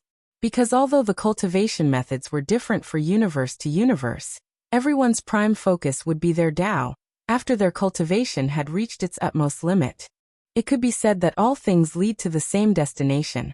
As a result, everyone's strength was basically the same here. So no matter how intense a battle was, very few people would die. The last time someone died was over 100,000 years ago, and that was because a certain man with a horrible personality ultimately drew everyone's ire, and was besieged by many supreme masters. But the current situation was far from that. It was pretty obvious that Jianba had not died because he was ganged up on. No matter what kind of Tao they were cultivating here, they all had sharp vision and insight. The one who had killed Jianba was just a single man. Furthermore, Jianba's opponent had killed him so easily that he had even snapped Jianba's sword in two. Even if these supreme masters present here weren't very familiar with Jianba, most of them had fought him at least once in the past. Jianba's sword was his Tao. So killing someone might not be a big deal, but killing someone while destroying their Tao at the same time was inconceivable. What the Supreme Masters were concerned about was that they had sensed some unusual fluctuations a while ago. Even when they were far away, those fluctuations were as bright as a match in the darkness. Those were clearly the fluctuations caused by someone breaking through their current cultivation realm. But by the time they arrived here, they didn't see anything. Under everyone's watchful eyes, the faces of Chongjiu and Jianba's companion were filled with a bitterness, their expressions way worse than eating a bitter pill. Both had witnessed Jianba's death at the hands of Yang Kai, which had shook them to the core. By the time they came back to their senses, the Supreme Masters had already arrived here to investigate after noticing the commotion. As a result, they were unable to leave. If they tried to leave now, they would definitely be forced to stay. The Supreme Masters had been trapped here for far too long, so any unusual movements would definitely attract their attention, let alone a disturbance that exceeded the limits of their current strength. Who was here? Someone suddenly asked. Although it was a random question without a head or tail, the meaning behind it was obvious. The speaker was obviously asking who had witnessed Jianba's death. No one answered. Who arrived here first? Someone asked.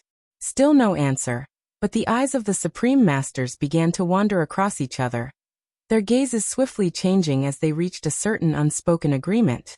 Finally, everyone's eyes landed on Chongjiu.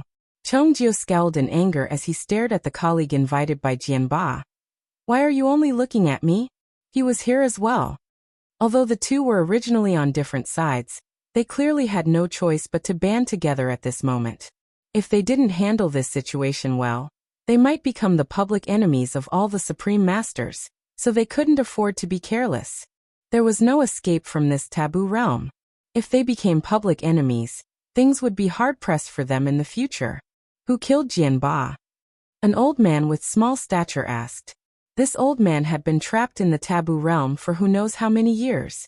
It wouldn't be an exaggeration to say that he was one of the oldest Supreme Masters in the taboo realm. At least, these 100 or so Supreme Masters present had all come to the taboo realm later than him. It wasn't me, Chongjiu quickly clarified. I'm not that capable.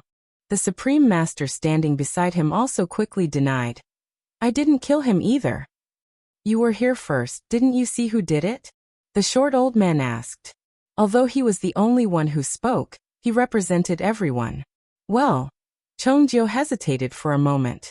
He knew that no matter what, he couldn't avoid this matter.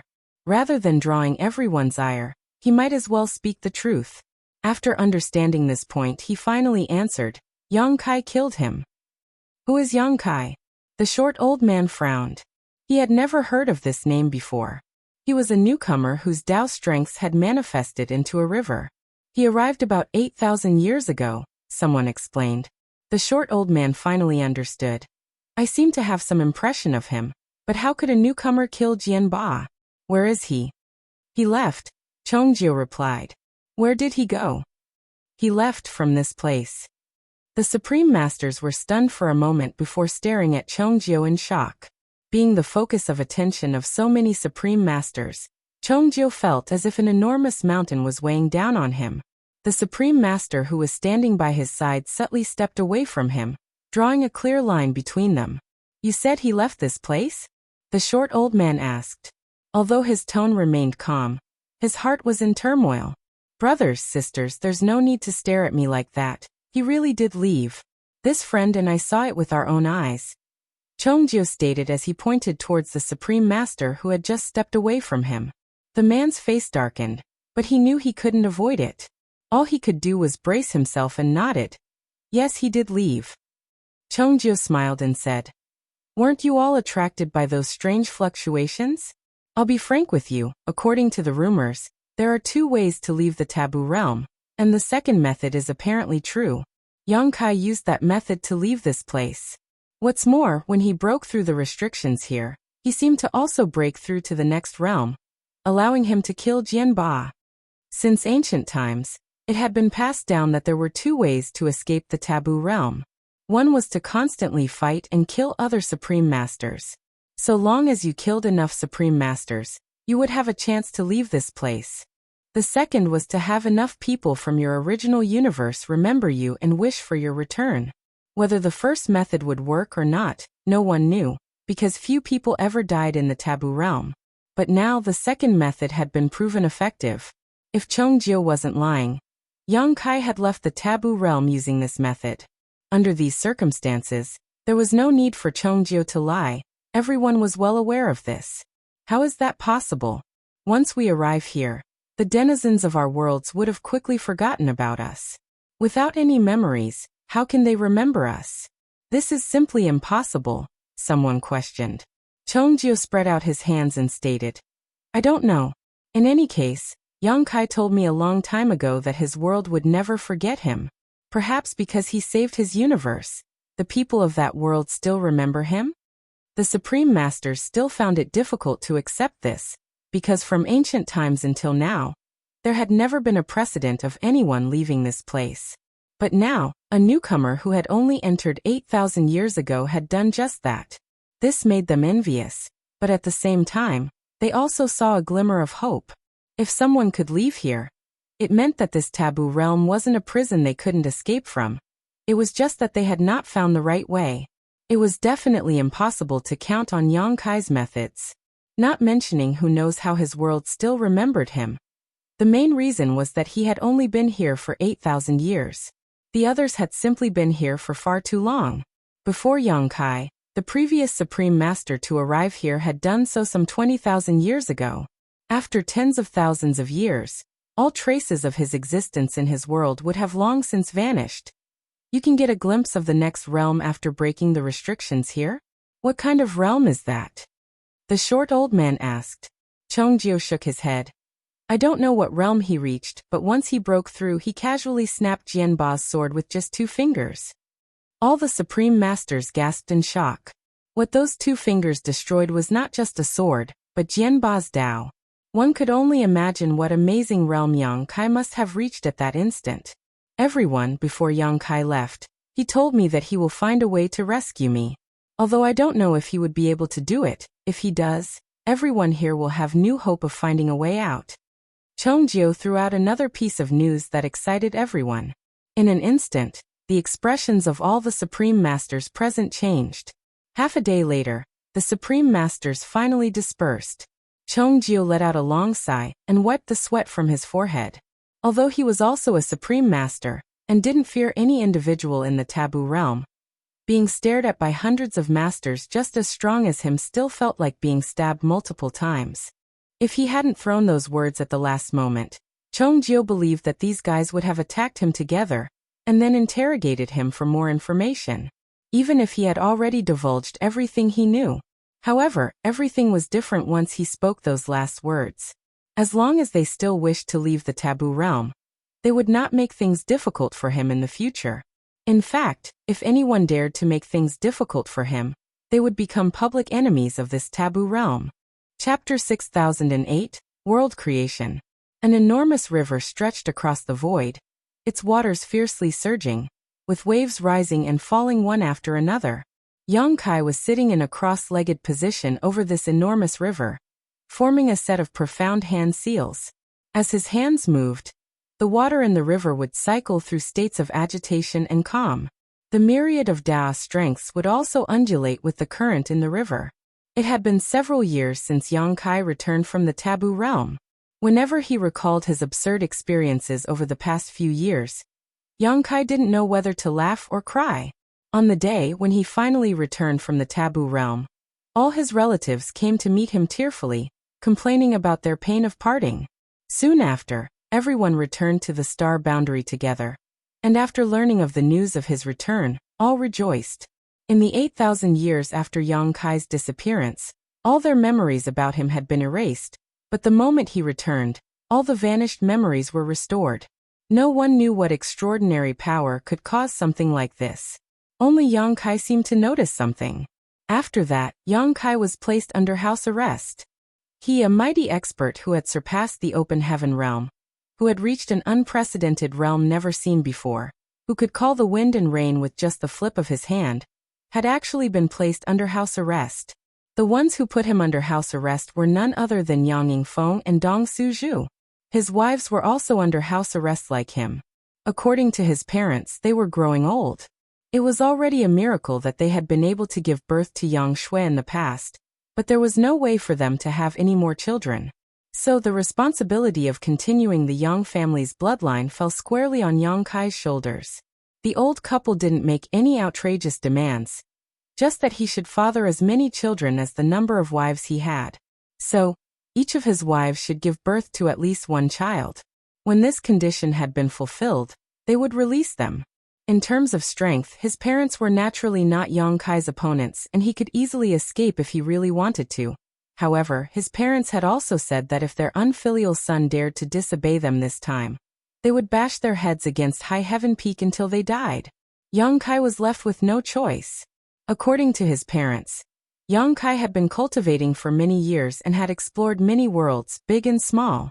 He had been constantly on the move. But now that the world was at peace and his cultivation had already reached the limit, there was nothing he needed to worry about in this world. As such, he should pay attention to continuing the Yang family's bloodline. Helpless, Yang Kai, Su Yan, Yuru Meng, and the others were locked up on a lone peak in High Heaven Palace. It wasn't until several years later that Yang Kai walked out of the mountain peak with a tired look on his face, his eyes sunken and his face pale. Right behind him was a large group of beautiful women with big bellies. Yang Yingfeng and Dong Suzhu were overjoyed. As the saying went, people need to be pushed to get results. In the past, they had tried to make Yang Kai continue their bloodline, but he had always brushed them off with all kinds of excuses. If they had known it would be this simple, they would have put him under house arrest long ago. After having completed this vital mission, Yang Kai finally had time to catch up with his old friends. Mi Jingluan and the others were naturally aware of what was going on with Yang Kai over these past few years, so they could not help but tease him when they finally met up. Soon, Yang Kai learned about the current situation of the human race from the other Ninth Order masters. With the end of the war more than 8,000 years ago, the Black Ink clan was completely wiped out, and the universe had finally achieved a state of peace. Now the human race were the sole rulers of the world. Be that as it may, the scars of countless years of war were difficult to erase. The 3,000 worlds used to be extremely prosperous, but now apart from those in High Heaven territory and Myriad Monsters territory, the universe worlds in the rest of great territories had either been completely corrupted by Black Ink's strength, or had long since been destroyed. It could be said that the habitable space for the human race had been greatly reduced. Originally, traces of human activity could be seen in every great territory, but now, all the surviving humans were gathered in High Heaven territory and Myriad Monsters territory, with more than 90% of them living in the latter. In fact, because of the scarcity of cultivation resources, the two open heaven realm cradles, the star boundary and myriad monsters world, had essentially been evacuated and cordoned off. The human race didn't dare let too many people live in these two open heaven realm cradles, lest too many good seedlings were born, and there were no resources to nurture them. If the number of people suitable for cultivation increased, but there were no resources for them to cultivate with, fights over cultivation resources would definitely break out, which would ultimately lead to chaos. Currently, the population living on the star boundary and myriad monsters world was extremely small, and if one wanted to enter these two open heaven realm cradles, they would need to undergo a rigorous series of tests and selections. This was the current state of the human race. They had won the war, but it was a Pyrrhic victory. Nonetheless, they could not do anything about it.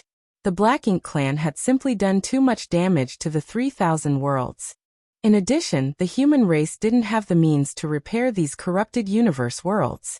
If no solution was found, the human race would have many dark days ahead of them. Fortunately, Yang Kai had returned from the taboo realm, and at this moment, he was repairing a universe world. This was an uninhabited great territory. Perhaps this great territory once used to be bustling with human activity, with its universe worlds being rich and prosperous. However, after the Black Ink clan occupation, all that was left was deathly silence, and all the universe worlds had died. The massive space-time river stretched across the void, with universe worlds floating up and down in the river, Da's strengths fluctuating rhythmically. The Black Ink strength that had corrupted these universe worlds was quickly stripped away, and then sent into the profound source gate by Yang Kai to be sealed. After that, Yang Kai evolved Yin and Yang, then harmonized the 5 elements, which gave birth to the 10,000 Grand Daos. The flow of time in the space-time river was different from the outside world. And with Yang Kai's current cultivation, this flow rate had reached an extremely exaggerated degree. Perhaps 1,000 years were elapsing inside the river for each breath that passed in the outside world. The lifeless universe world slowly regained its vitality in the space-time river. Suddenly, a small figure stepped out and walked over to Yang Kai's side before pursing his lips in frustration. "It's empty outside. There's nothing here, so boring." Yang Kai fiercely turned to him and shot him a glare. "It's all your fault." The figure immediately tried to explain. "What does Mo's evil deeds have to do with this little 11? The small figure standing next to Yang Kai at this moment was none other than Little 11. Or rather, it was the same person Yang Kai had seen in the primordial world's Dawn City. 8,000 years ago, Yang Kai defeated Mo and sealed it with the profound source gate. However, as the most ancient being in this universe, even Yang Kai was unable to completely destroy Mo. After all, Black Ink's strength was a power born at the beginning of the universe. As long as the universe still existed, and as long as there was darkness in living beings, Black Ink's strength would never be extinguished. However, Yang Kai spent some effort to extract the consciousness born from this power from the profound source gate. This consciousness was Little 11, who was standing beside him. Strictly speaking, Mo was Little 11, but these two were different. In other words, Little 11 was not making excuses, he was indeed not Mo. During the early ancient era, he had fought alongside the 10 martial ancestors to protect the human race. Only Mu had noticed the problem in Mo at the time. She had set up the primordial heaven's source grand restriction, and sealed Mo before its consciousness was completely corrupted. Afterwards, under Mu's secret arrangements, Mo's source was divided into 3,000 pieces, and sealed in different universe worlds while Mu kept Mo's consciousness by her side to guard him. Unlike what Mu did, the current Little 11 was not some weak child in Dawn City, who did not even have the strength to strangle a chicken. Otherwise he would not have been able to wander the void alone. Looking at the surging river stretching across the void before him, Little 11 couldn't help wondering. Speaking of which, what realm are you in now? Little 11 was completely unaware of the fact that Yang Kai was trapped in the taboo realm, as Mo was sealed by Yang Kai after his defeat, and Little 11 was freed just a few days ago. However, Little Elvin was surprised to discover that Yang Kai's strength was far greater than the last time Mo fought with him. It seemed to have gone beyond the scope of the open heaven realm. Little 11 reckoned that even if Mo had been at his peak, he would still be no match for the current Yang Kai. You're supposed to be a master in the creation realm. Can't you see through my cultivation? Young Kai asked instead of answering. Little 11 explained, shaking his head. That's a false claim. Mo never reached the creation realm. He could at most be described as a pseudo-creation realm master. The main reason Mo was able to create the Black Ink clan is because of the unique properties of Black Ink's strength, not because Mo had reached the necessary realm. But you're different. Your current cultivation has indeed exceeded the open heaven realm, so I'm very curious about what realm you've reached. Yang Kai had already noticed that there was something wrong with Mo's creation realm a long time ago, but at that time his strength and vision were simply insufficient. As such, he was unable to determine anything. Now that Little 11 had personally admitted it, Yang Kai wasn't too surprised. My realm, Yang Kai muttered before shaking his head. No one has reached this realm before, so I don't know what it should be called. Saying so, he quickly changed his hand seals before raising them towards the space-time river, making a grabbing motion. The next moment, the enormous river was gripped by Yang Kai, who gently shook it and shouted, "Go!" Immediately after, tiny grains of sand were flung out from the space-time river one after another, and began rapidly expanding. Surprisingly, these grains were universe worlds. These universe worlds were the remaining universe worlds of this great territory. Originally, they had been corrupted by Black Ink's strength and were devoid of any life. Some were even destroyed by the Black Ink clan's resource exploitation.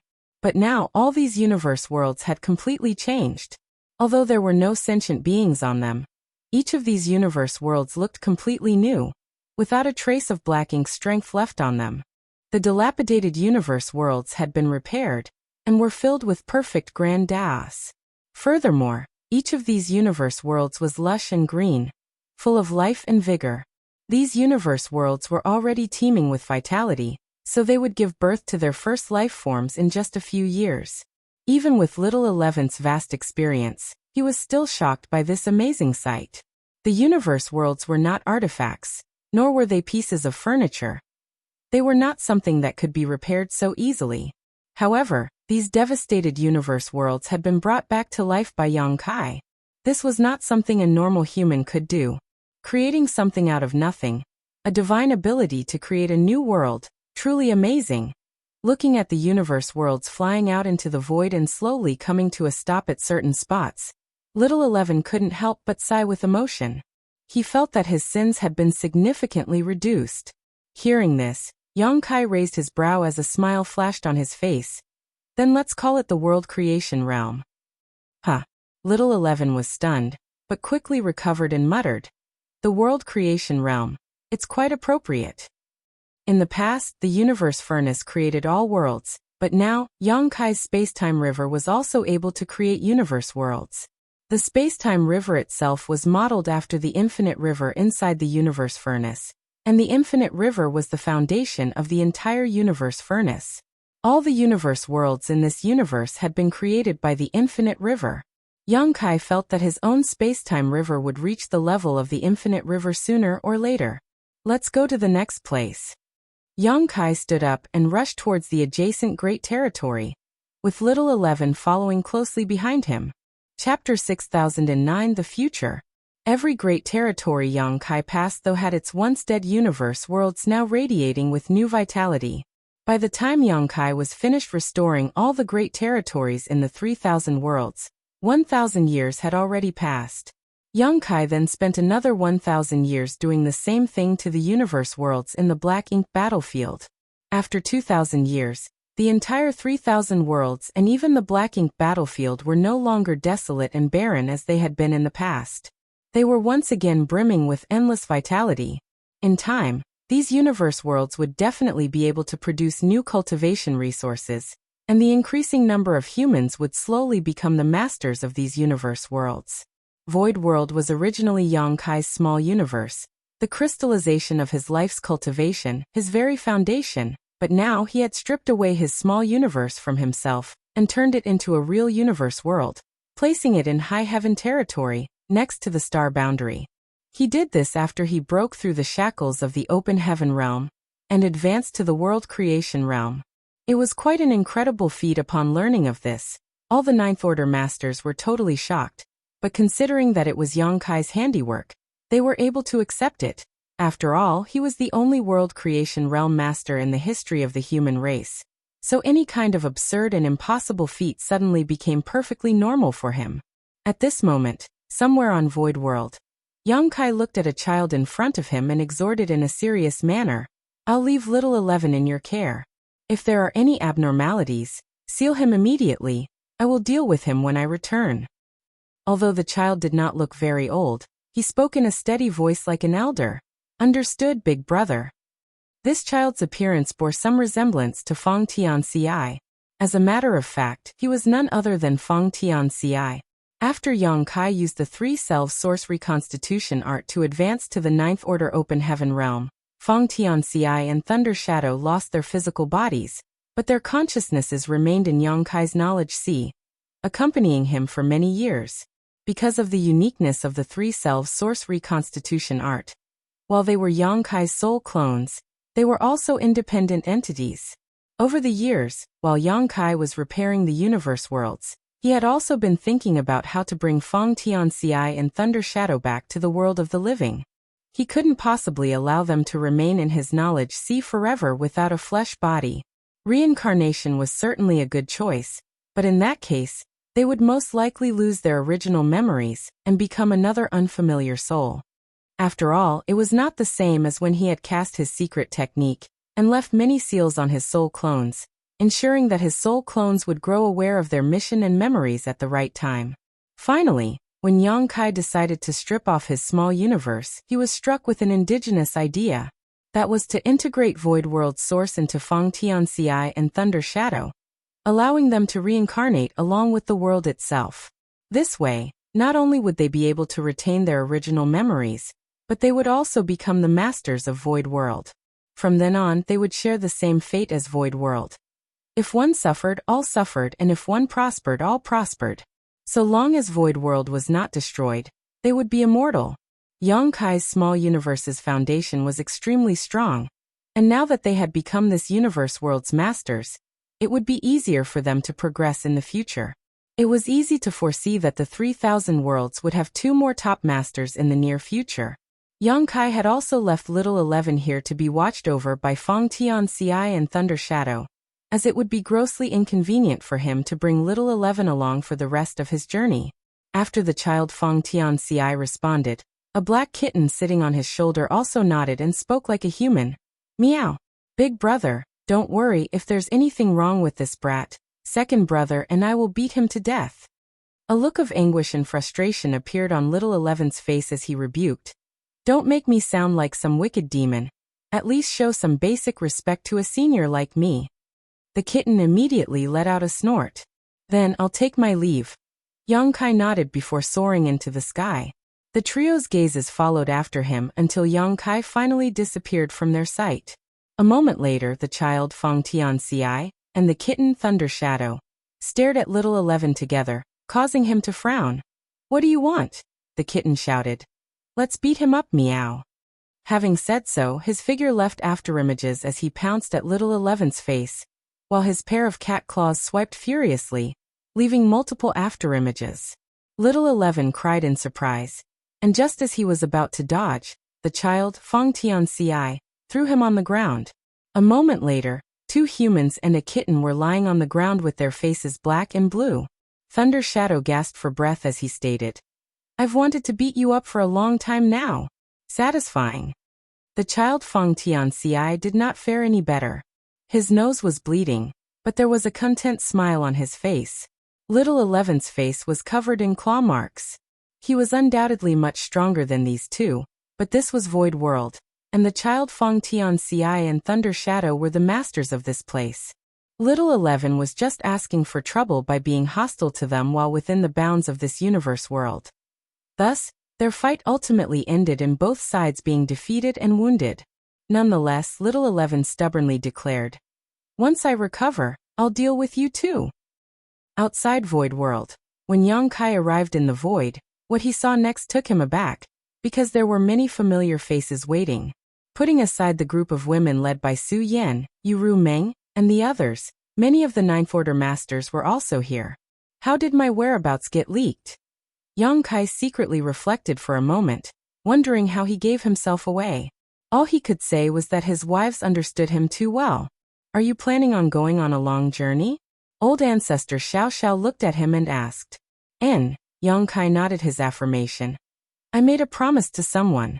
I have to at least try to save him. Inside the taboo realm, Chongjio was not lying when he said to the many supreme masters that Yang Kai vowed to save him.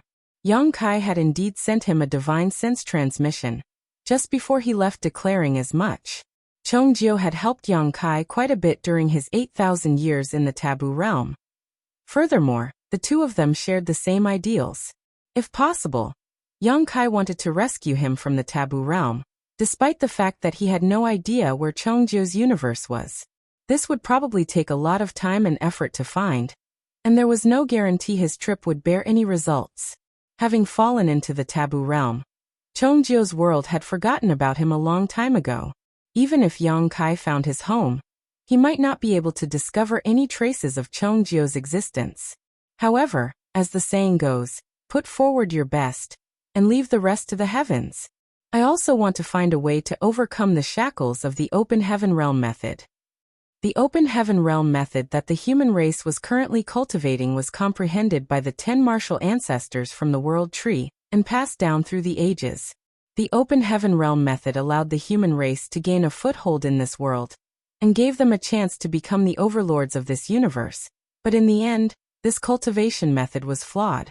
All cultivators who ascended to the Open Heaven Realm had innate limits imposed on them. Such a cultivation system was obviously imperfect. In the taboo realm, Yang Kai had come into contact with many supreme masters from different universes. Each of them had a different cultivation method, but very few of their methods had such obvious shackles as the Open Heaven Realm. As the popular adage goes, stones from other hills may be used to polish one's own jade. So Yang Kai's purpose of venturing out to explore was firstly to find traces of Chongjio, and secondly, to study the cultivation systems of other places to see if he could make use of them to improve the Open Heaven Realm method. Since the human race was now thriving, and countless universe worlds had been restored, even the originally desolate and dilapidated Black Ink battlefield had regained its vitality. The humans no longer needed to worry about living space and cultivation resources. Yang Kai felt that it was time to shift his attention to future issues. What's more, there was not just his universe in the vast and endless void. Although he had now reached the world creation realm, no one could say with absolute certainty that there were not any existences stronger than him out there. If one day a master from another universe came to invade, their side must have enough strength to protect themselves. This was also a form of preparation for the rainy days. If you can find such a thing, could we break through to the world creation realm? Xiang Shan asked. Probably not. Yang Kai shook his head. He had experience breaking through to the world creation realm firsthand, so he knew the method to do so and understood it was not something that could be achieved by solving the shackles of the Open Heaven Method realm. Rather, this breakthrough was more about opportunities, luck, and several other conditions. The ideal situation is to allow the current human race to advance through the Open Heaven realm without being affected by their innate shackles first. Originally, a cultivator who directly ascended to the Third Order Open Heaven realm would have an upper limit of the Fifth Order, but if Yang Kai found a solution to this flaw, then a Third Order master would not only be able to reach the Sixth Order in the future, but he would also be able to cultivate to the limit of what he could achieve, perhaps even reaching the Ninth Order one day. In that case, the human race, with the help of 2 Open Heaven Realm cradles, would be able to give birth to even more 8th Order and 9th Order masters. If a 9th Order master wanted to break through to the world creation realm, they would first need to study the 10,000 Grand Daos. When his or her mastery of the Grand Daos had reached a certain level, they would finally be able to touch the taboo of this world. Finally, if that person could break the restriction of the taboo realm, they would then advance to the world creation realm. Yang Kai had already traversed this path, so if the 9th Order masters took this path again in the future, it would be a bit easier and more relaxed than when he had first ventured onto it. That's not a bad idea. Mi Jingluan nodded his acknowledgement. Then I wish you all the best, but we won't be able to provide much help in this matter. You can only count on yourself. With Yang Kai confirming the existence of the world creation realm, the Ninth Order masters were all diligently cultivating and studying the mysteries of various grand daos. Furthermore, with Yang Kai's current cultivation, they would not be able to provide any support to him even if they accompanied him. Yang Kai nodded before turning to his wives. Yu Rumeng stated with a snort, "You can forget about leaving us behind this time." Although the other women didn't say anything, their determined expressions were speaking for themselves. Yang Kai smiled. "Then let's go together." The group of women immediately broke into cheers. They were obviously overjoyed as they had not expected Yang Kai to agree so easily. Immediately, the group of women gathered around Yang Kai, chatting and laughing. "Old tree." Yang Kai suddenly called out to the void, "Let's go." In response to his call, the world tree's illusory phantom appeared in everyone's field of vision. The towering giant tree was no longer lifeless as it used to be. Rather, it was lush and brimming with vitality. Not only that, but countless world fruits were also hanging from its branches. In the past, Yang Kai had borrowed the world tree's power to travel to the grand ancient ruins boundary from the edge of the universe. This made the old tree consume too much energy, and it fell into deep slumber. Only when Yang Kai returned after reaching the world creation realm, and began using his space-time river to repair the universe worlds in the various great territories, did the old tree slowly wake from his slumber. The world tree was closely connected to the universe worlds in the 3,000 worlds. Everyone's rise and fall was connected with each other.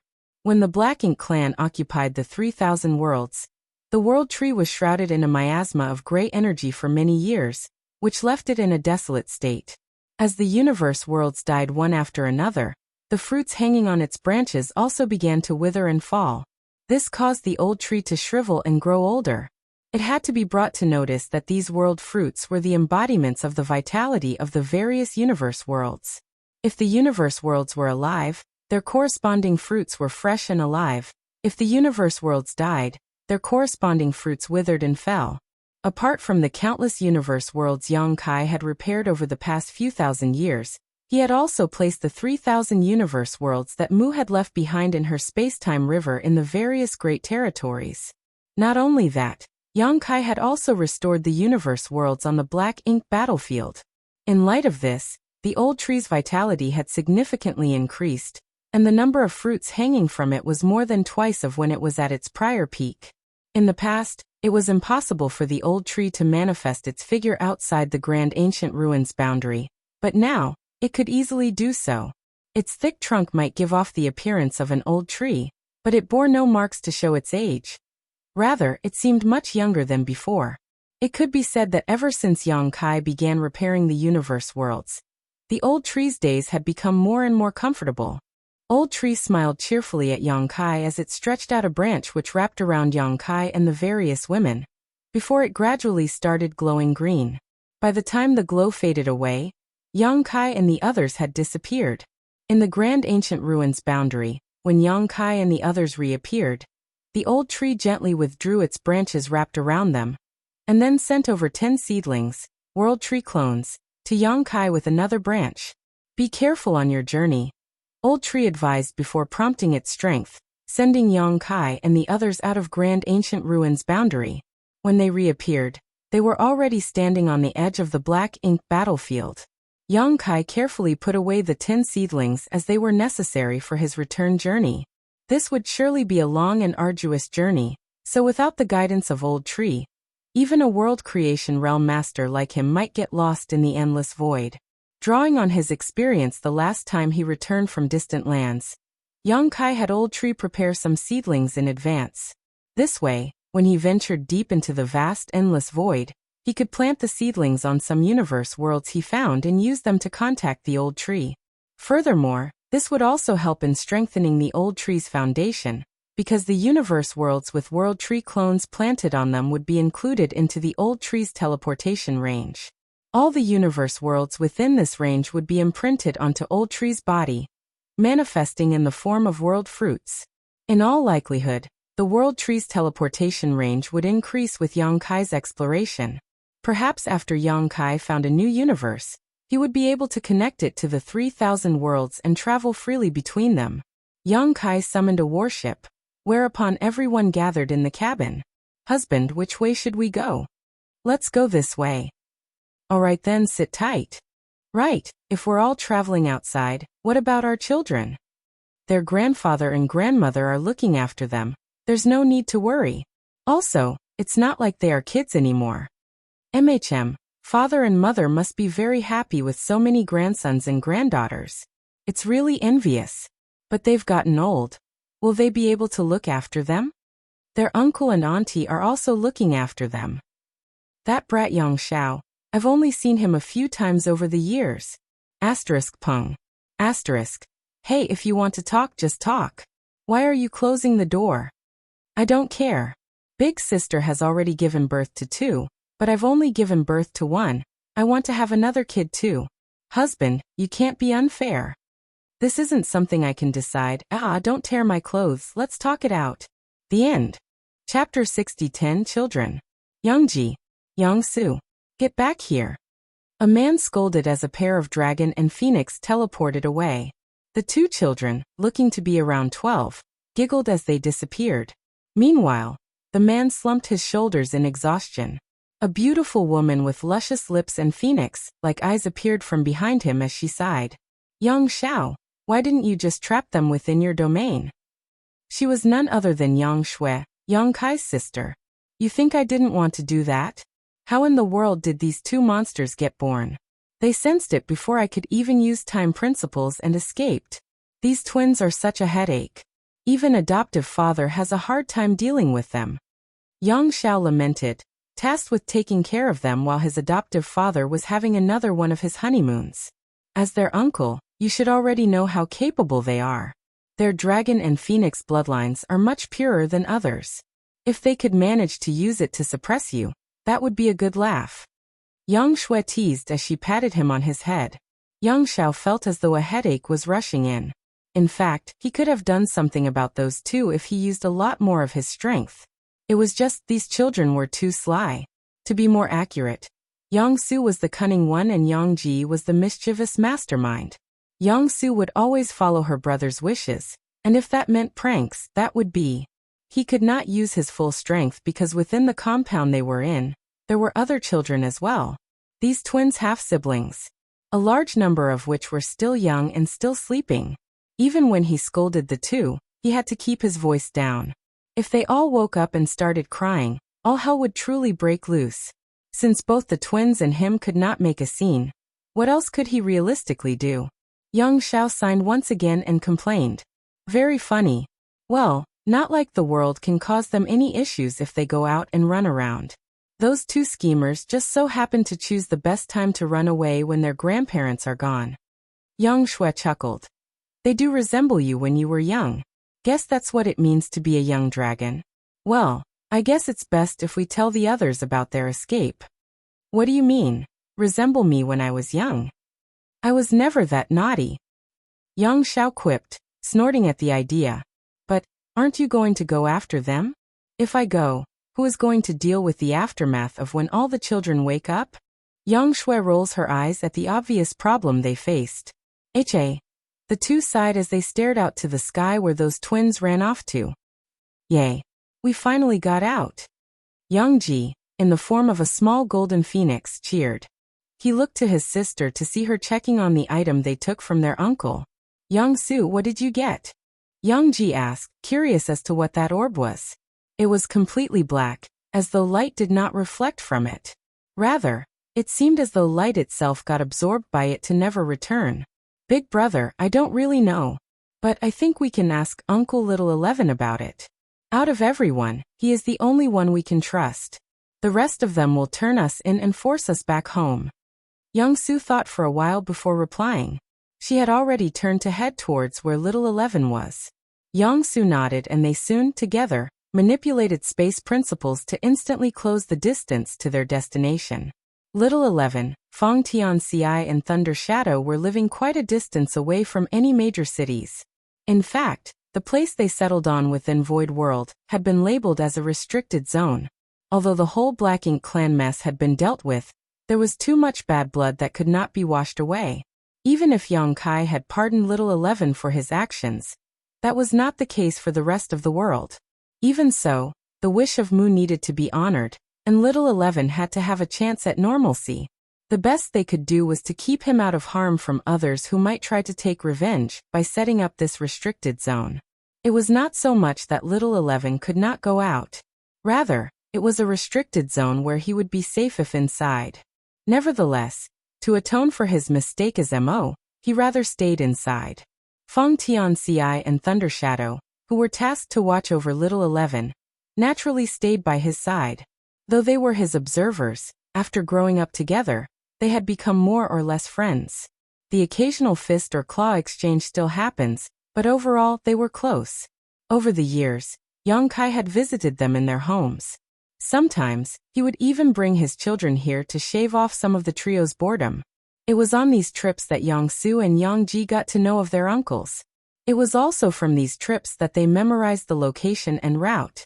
When kilometers outside of the restricted zone, Yang Ji raised his arm to stop his sister. He looked around and checked his surroundings, scrutinizing every detail. Phew.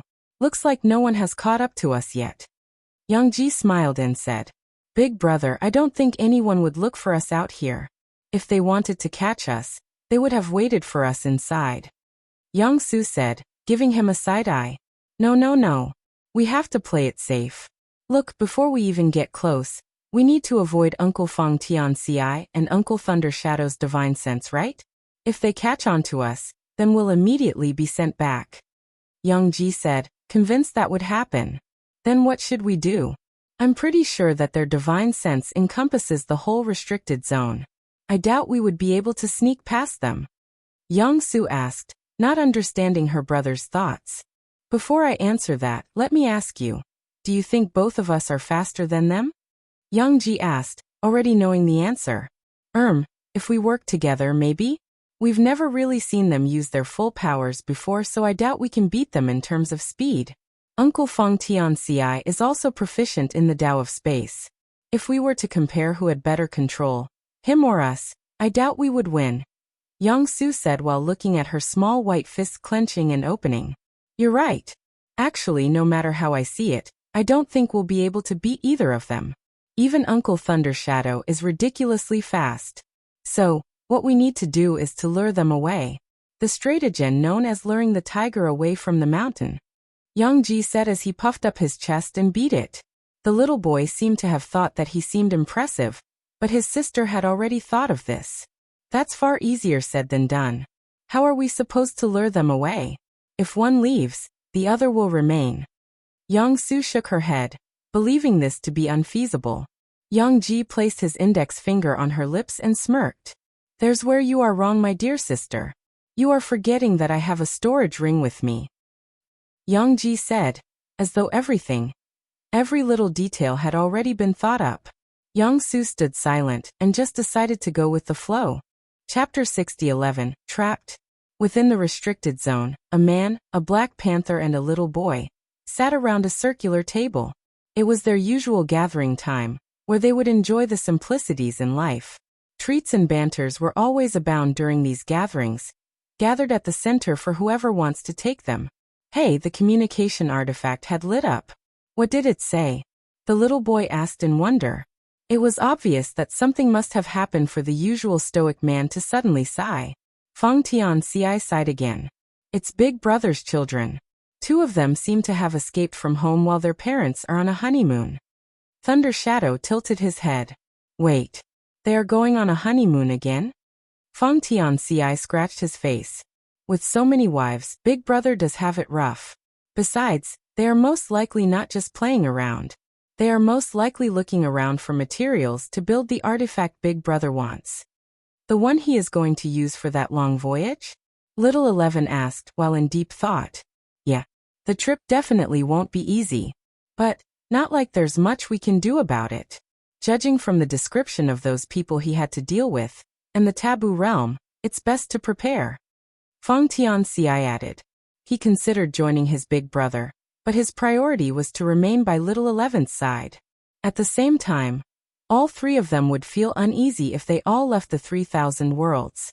Thus, at one of their gatherings, They had already discussed and decided Feng Tianxi and Thunder Shadow would be staying to guard the 3,000 worlds just in case. Naturally, Little 11 was also present at the scene during these discussions. He had made the active decision to remain here, as this was Mu's final resting place. It was also the least he could do for terrorizing the 3,000 worlds for so long. At this time, all three sensed two familiar auras. They all immediately looked at each other, and two pairs of eyes fell on Feng Tianxi. All right, I'll go. Feng Tianxi stood up and leaped, disappearing in an instant. Little 11 and Thunder Shadow both shrugged. They both nodded, as though it was the expected outcome. After all, Little 11 needed to stay within the restricted zone. As for Thunder Shadow, although he was fast, he by no means could hope to beat his second brother. It was naturally by no means that they just wanted to watch the show. Certainly not. Yang Ji and Yang Su could both sense a disturbance in space. They immediately threw out one of the artifacts that Yang Ji had brought with him. It was an array plate. The array plate landed on the space that started to ripple, and it immediately activated. The area it captured was so large that it encompassed at least 10 kilometers. Naturally, that meant whoever was going to appear and the two children would get caught up in this trap at the same time. Yang Ji immediately grabbed hold of Yang Su's hand, and they flew. He took out a token and they immediately escaped from the array. The array plate was made specially to contain whatever was inside. However, it was far from simple. It was made by Grandmaster Ma Fan and Yang Kai.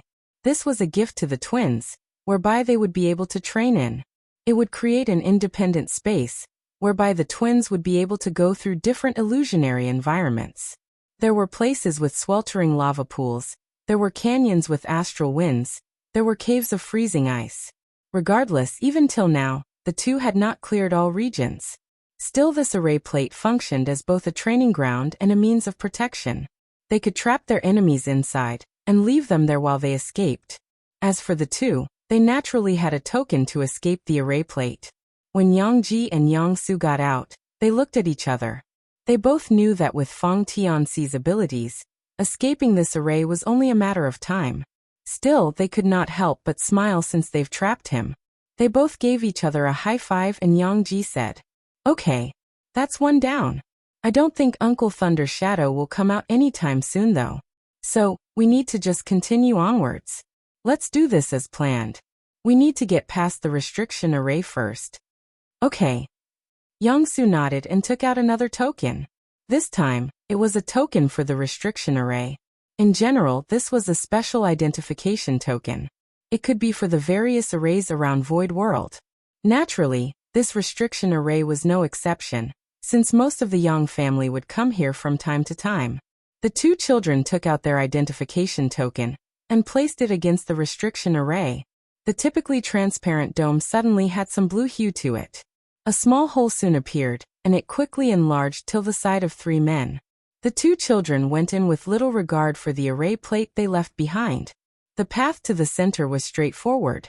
In fact, a small path within this dense forest would light up in front of them to guide them. This path was not real. It was an illusion created with some board modification made by Little 11. The path was created such that glowing rectangles were painted on the ground. Little 11 even took the effort to make them always perfectly contour the ground, to make it seem as though the ground had been painted over. Any shrubs protruding would be circled, as though they should be watched out for. Yang Ji and Yang Su did not understand how such a thing was made, but that was just what made Uncle 11 more impressive in their hearts. The two continue forward as guided by the path. To say the scenery here was picturesque would be an understatement. With how much time they had, Feng Tianxi, Thunder Shadow and Little 11 would decorate their surroundings. It was not an exaggeration to say that everything here had been made. Since regardless if a blade of grass or dirt had been here, they would have been moved or replaced by any of the three at some point in time. In fact, a common topic of their discussions, if not about cultivation and news, was about their place. Looking at such sites again, with certain mountains having changed location and certain trees being replaced by another breed, Yang Ji and Yang Su had their gazes taken. However, as they moved closer to the center, they remembered what they needed to do and they ceased getting distracted. There they saw a black panther and a little boy, who look to be around their age, who they call uncle. Chapter 60:12, Leaving the Restricted Zone. When the twins could be spotted, the two on the table just minded their own business. They had already sensed them before they entered. Naturally, their presence came as no surprise. Thunder Shadow even lazily opened one of his eyes to peek, almost intent on not doing anything. As for little 11, he waved at the twins to welcome them over. For him, who had always been close to the two, this was a great time to catch up. Yang-ji could not help but look at Yang-su before turning his head back at the two by the table. He was a little taken aback by Thunder Shadow's nonchalance. He had imagined they needed to do something to stop their capture. However, it turned out that nothing really needed to be done. As for Yang-su, she half predicted this outcome. She never believed that Feng Tianxi had any true intention of catching up. In fact, she wanted to question her brother. Why he had to go this far. Was it not more entertaining to just play along? Seeing that Yang-ji was not planning to move, Yang-su took the initiative to take his hand and bring him forward. The two slowly walked up to the table where little 11 asked, "Hey, what are you two doing here?" Thunder Shadow seemed to completely ignore these two. Instead, his attention was fully focused on the outside, as though he was waiting for Feng Tianxi to get out of his predicament. Yang-su was the one who answered, "We got this from back home. We were wondering what this is." Yang-ji immediately took the initiative to take out the black orb. His hands were still a little shaky due to nervousness. The moment little 11 saw the orb, his eyes lit up. He immediately took it into his small hands and smirked. He asked, "Do you have any guess as to what this is?" The twins looked at each other, and then back at him to only shake their heads. "If we knew, why would we need to come and look for you?" Little 11's smile widened as though he had won. He moved his arms around the two and whispered, "This is a really fun toy that you've brought. I can't believe that you've managed to get a hold of this." The twins' eyes brightened with expectation. They could not wait for him to tell them already. However, before they could push little 11 for an answer, he pushed the topic aside to further agitate them. "Okay, how about we deal with this later? For now, let's get those two killjoys out of the picture first." Once he said that, the space around him seemed to darken. Even Thunder Shadow was alarmed by this development. Before Thunder Shadow could act, his body was engulfed in darkness. Sticky darkness that he felt his limbs could not maneuver through. He raged, annoyed that this prankster got the best of him. "When did you? Damn it." A playful voice could be heard from above. "You don't have to get so mad. You've done worse to me, and we are all still such best of friends, no? I'll take care of the kids for a while. Not to worry. I'll bring them back." "Friends? You call us friends?" Thunder Shadow roared, but his voice seemed to have gone unheard. Seeming as though little 11 had disappeared, he scoffed. "Out of all the techniques you could have used, you had to use Abyssal Dome. Do you plan to keep me locked up here until you get back?" Abyssal Dome was a secret technique little 11 had developed to keep Feng Tianxi and Thunder Shadow confined in one space. It worked to a certain extent against Feng Tianxi, but it worked too well against Thunder Shadow. The last time little 11 used it on Thunder Shadow, the latter could not come out until he started begging. Seeing this secret technique again just poured salt into his wounds. Thankfully, crack. After a few minutes had passed, a crack started to form at the top of the dome. It slowly became like a spider web spreading out. Not wasting a single second, Thunder Shadow rushed out, crashing his head against the weak spot, causing the whole thing to collapse.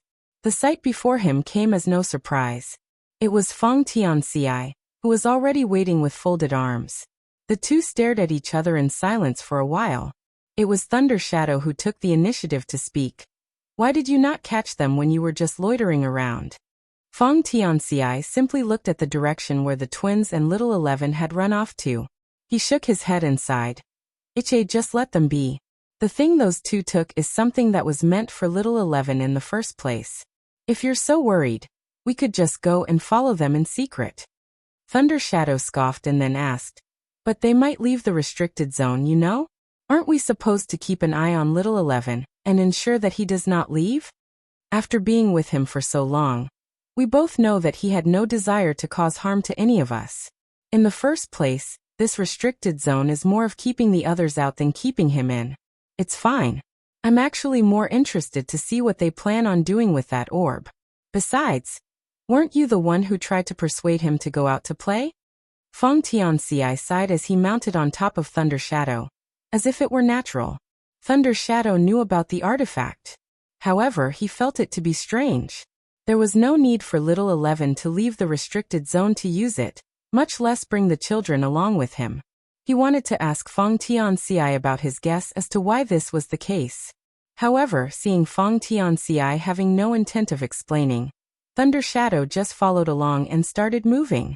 The moment he took his first step, space was split and a void crack appeared. The two panther and humans soon entered. Little 11 was quick to bring Yang Ji and Yang Su out of the restricted zone.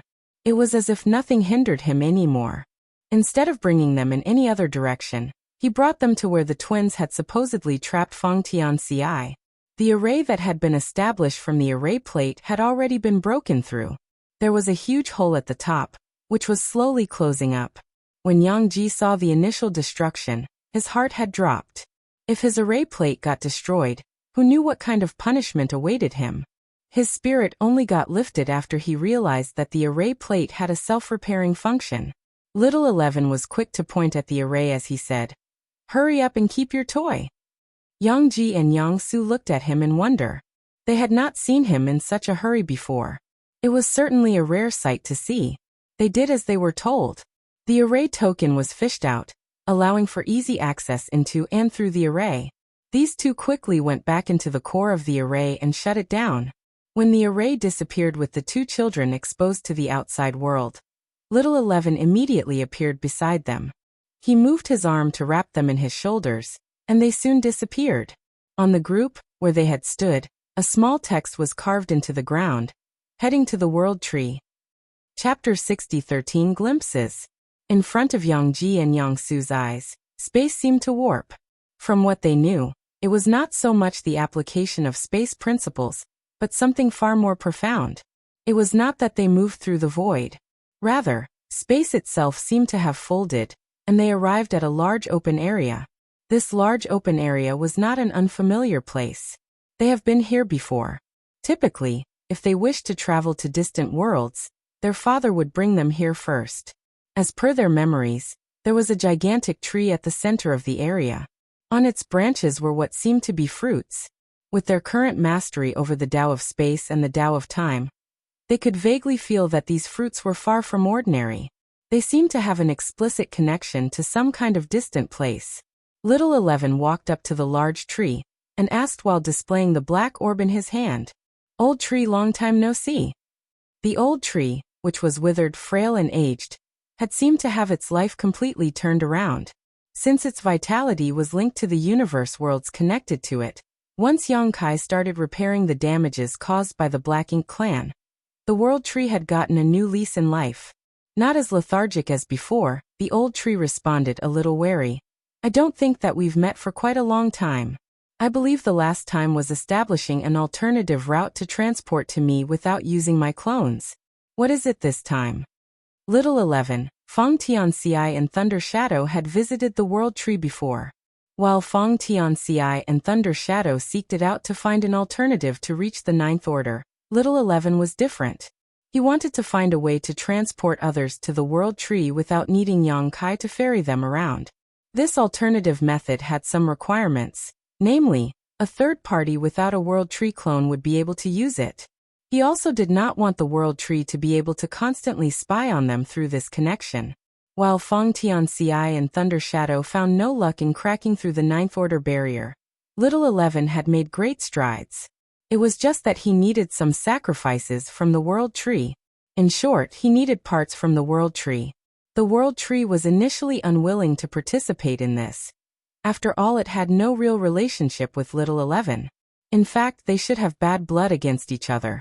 However, with Yang Kai, Feng Tianxi and Thunder Shadow's encouragement, it eventually relented.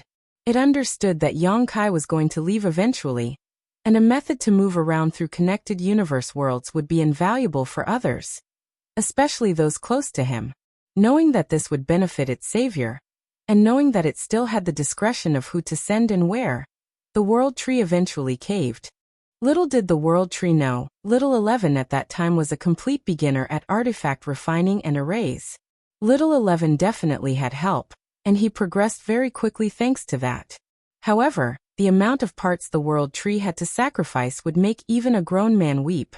Seeing this boy again, who treated his own body as mere ingredients, the World Tree could not help but be wary. It was just instinctual at this point. I know you don't really like me. I understand that we haven't gotten along on the best of terms. But I do need your help in this. I need to get to where that Heaven's Order girl is. I'm also bringing these 2 kids along with me. Little 11 said and pushed the twins beside him to the front. The World Tree looked at the twins and recognized them. He asked, curious.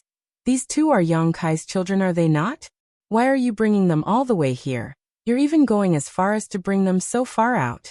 Although they are divine spirits, they are not strong enough to go out there just yet. Little 11 took out the black orb and held it up high for the World Tree. They were the ones who brought this to me. So, I believe that they have the right to see what lies beyond. Besides, these kids will most likely get agitated if I take what they have passed on to me and just disappear. The World Tree initially could not tell what that orb was at first sight. It had to stare for at least a couple of seconds to understand what it was. This orb was like the antithesis of light. It would absorb all the light around it. It could feel a faint connection to this orb. It was similar to the artifact Little 11 wanted to refine. Just that this was not an artifact for transportation. The World Tree could sense that one of its clones was inside, but the connection was really faint. It was as though there was something profound blocking all connections into whatever was inside the orb. The World Tree pondered over it for a moment, and its eyes widened with shock. It could not help but ask, "Are you certain you want to go through with this? There may be no return. What's more, you want to bring 2 innocent children along with you. What if something goes wrong?" Little 11 added, "That's why I'm bringing them to her, right? Anyways, I don't think they visited her before. It'll be fine. Yang Kai had already given me his word." The World Tree, not having heard about this from Yang Kai, doubted Little 11's words. It closed its eyes for a moment before opening them up again. "All right. I've just asked. Yang Kai has given me his word that everything will be fine. If so, then I'll allow you passage to the chaotic dead territory," the World Tree said and tried to sense nearby universe worlds. When it spotted one, it gave a perplexed look. "You're fortunate that the person you are seeking is in a universe world at the moment," the World Tree added, thinking that it was strange for the chaotic dead territory to have a universe world inside of it.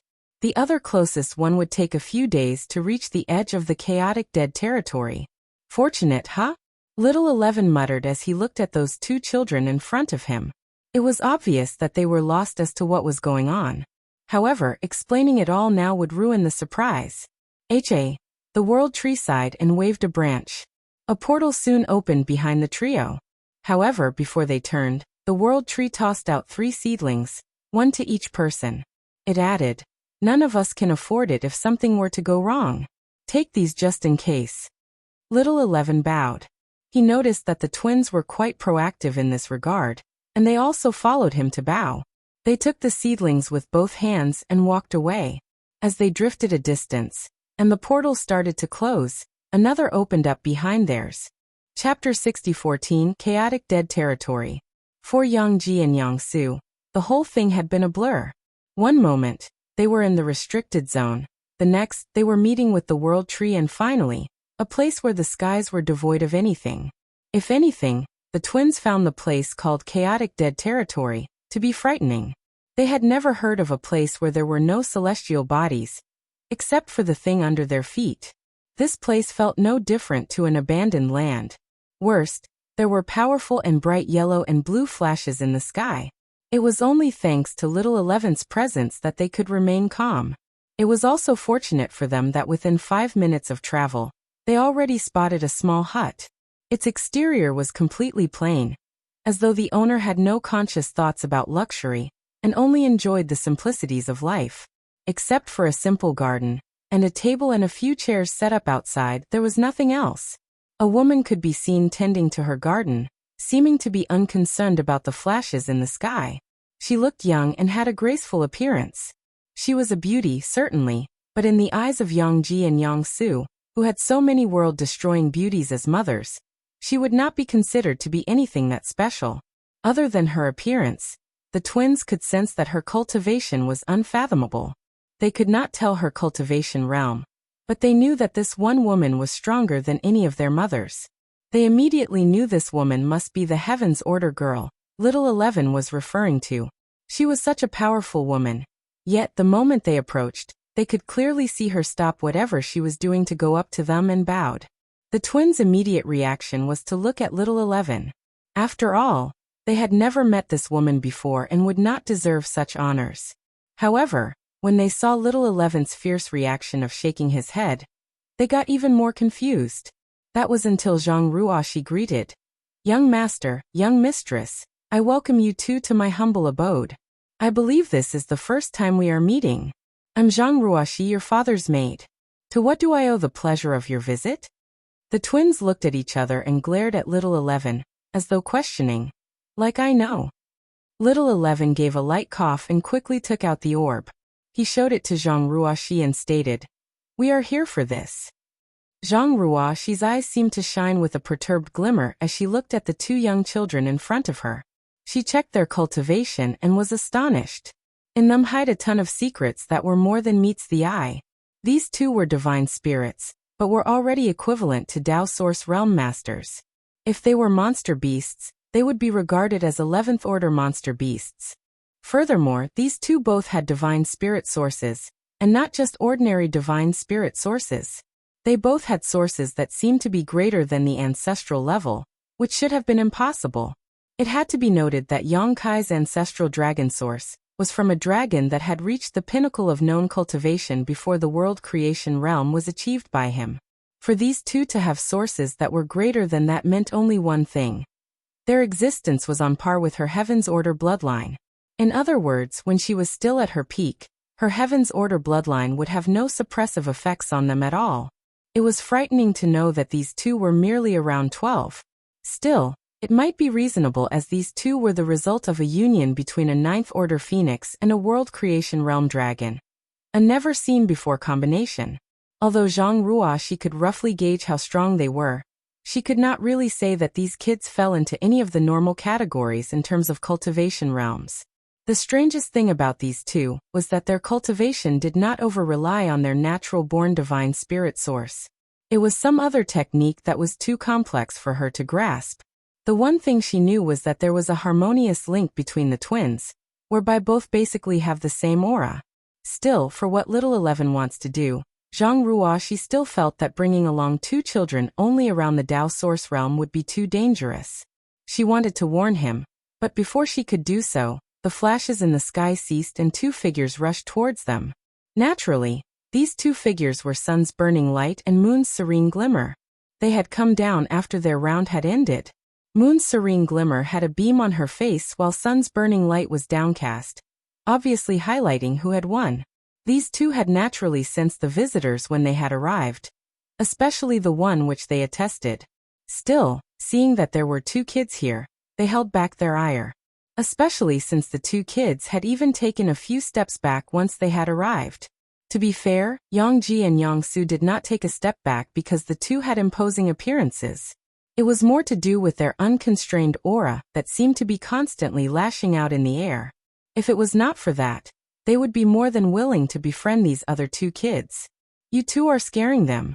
Try restraining your aura some more. If not, best to just merge with me so that you can remain here. Zhang Ruoxi said as she sighed. Although they had been working hard on controlling their powers, Sun's burning light and Moon's serene glimmer still could not fully do so on their own at all times. "Ah, Sun's burning light and Moon's serene glimmer," exclaimed as though this thought had finally hit them. To be fair, they hardly had guests, and of the few, most would bear with it. If they were fearful, they would try their best to hide it. The duo tried their best to contain as much of their power inside of them. Although it was difficult, after so many years of practice and with Zhang Ruoxi's help, they could at least manage to maintain this state for an hour. Once they did so, the two quickly approached the twins. Sun's burning light immediately went to Yangji and Moon's serene glimmer to Yangsu. The two of them inspected the one in front of them like they were looking at a rare animal. Naturally, this drew the ire of the twins and they snapped back. Are you done looking? Has no one told you you ought to respect your seniors? Chapter 60:15 Sun and Moon Marks. Seniors. Moon's serene glimmer and Sun's burning light looked at each other with wide eyes. Their gaze naturally fell on little 11, who had both his hands against his mouth, hiding his smirk. They respectively pulled Yangji and Yangsu's ear as they roared.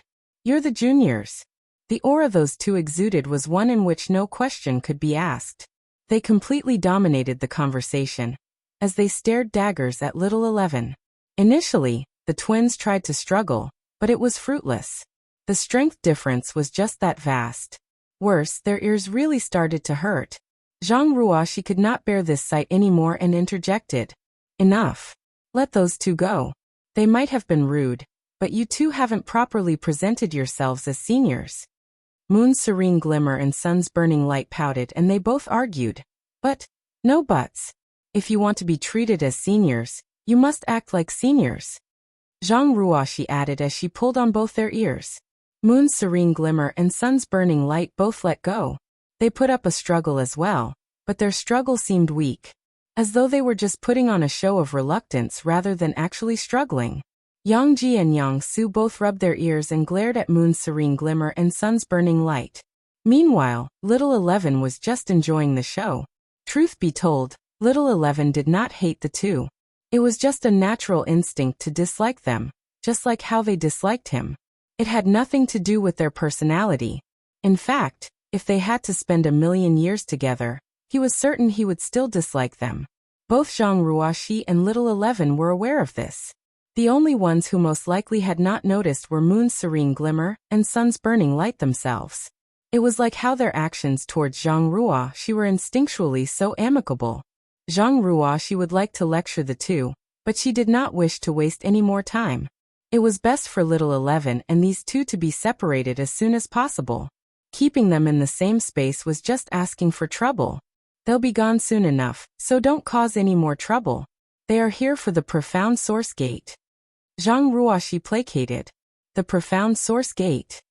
Moon's serene glimmer and Sun's burning light both questioned as they turned to little 11, who was holding the orb in hand.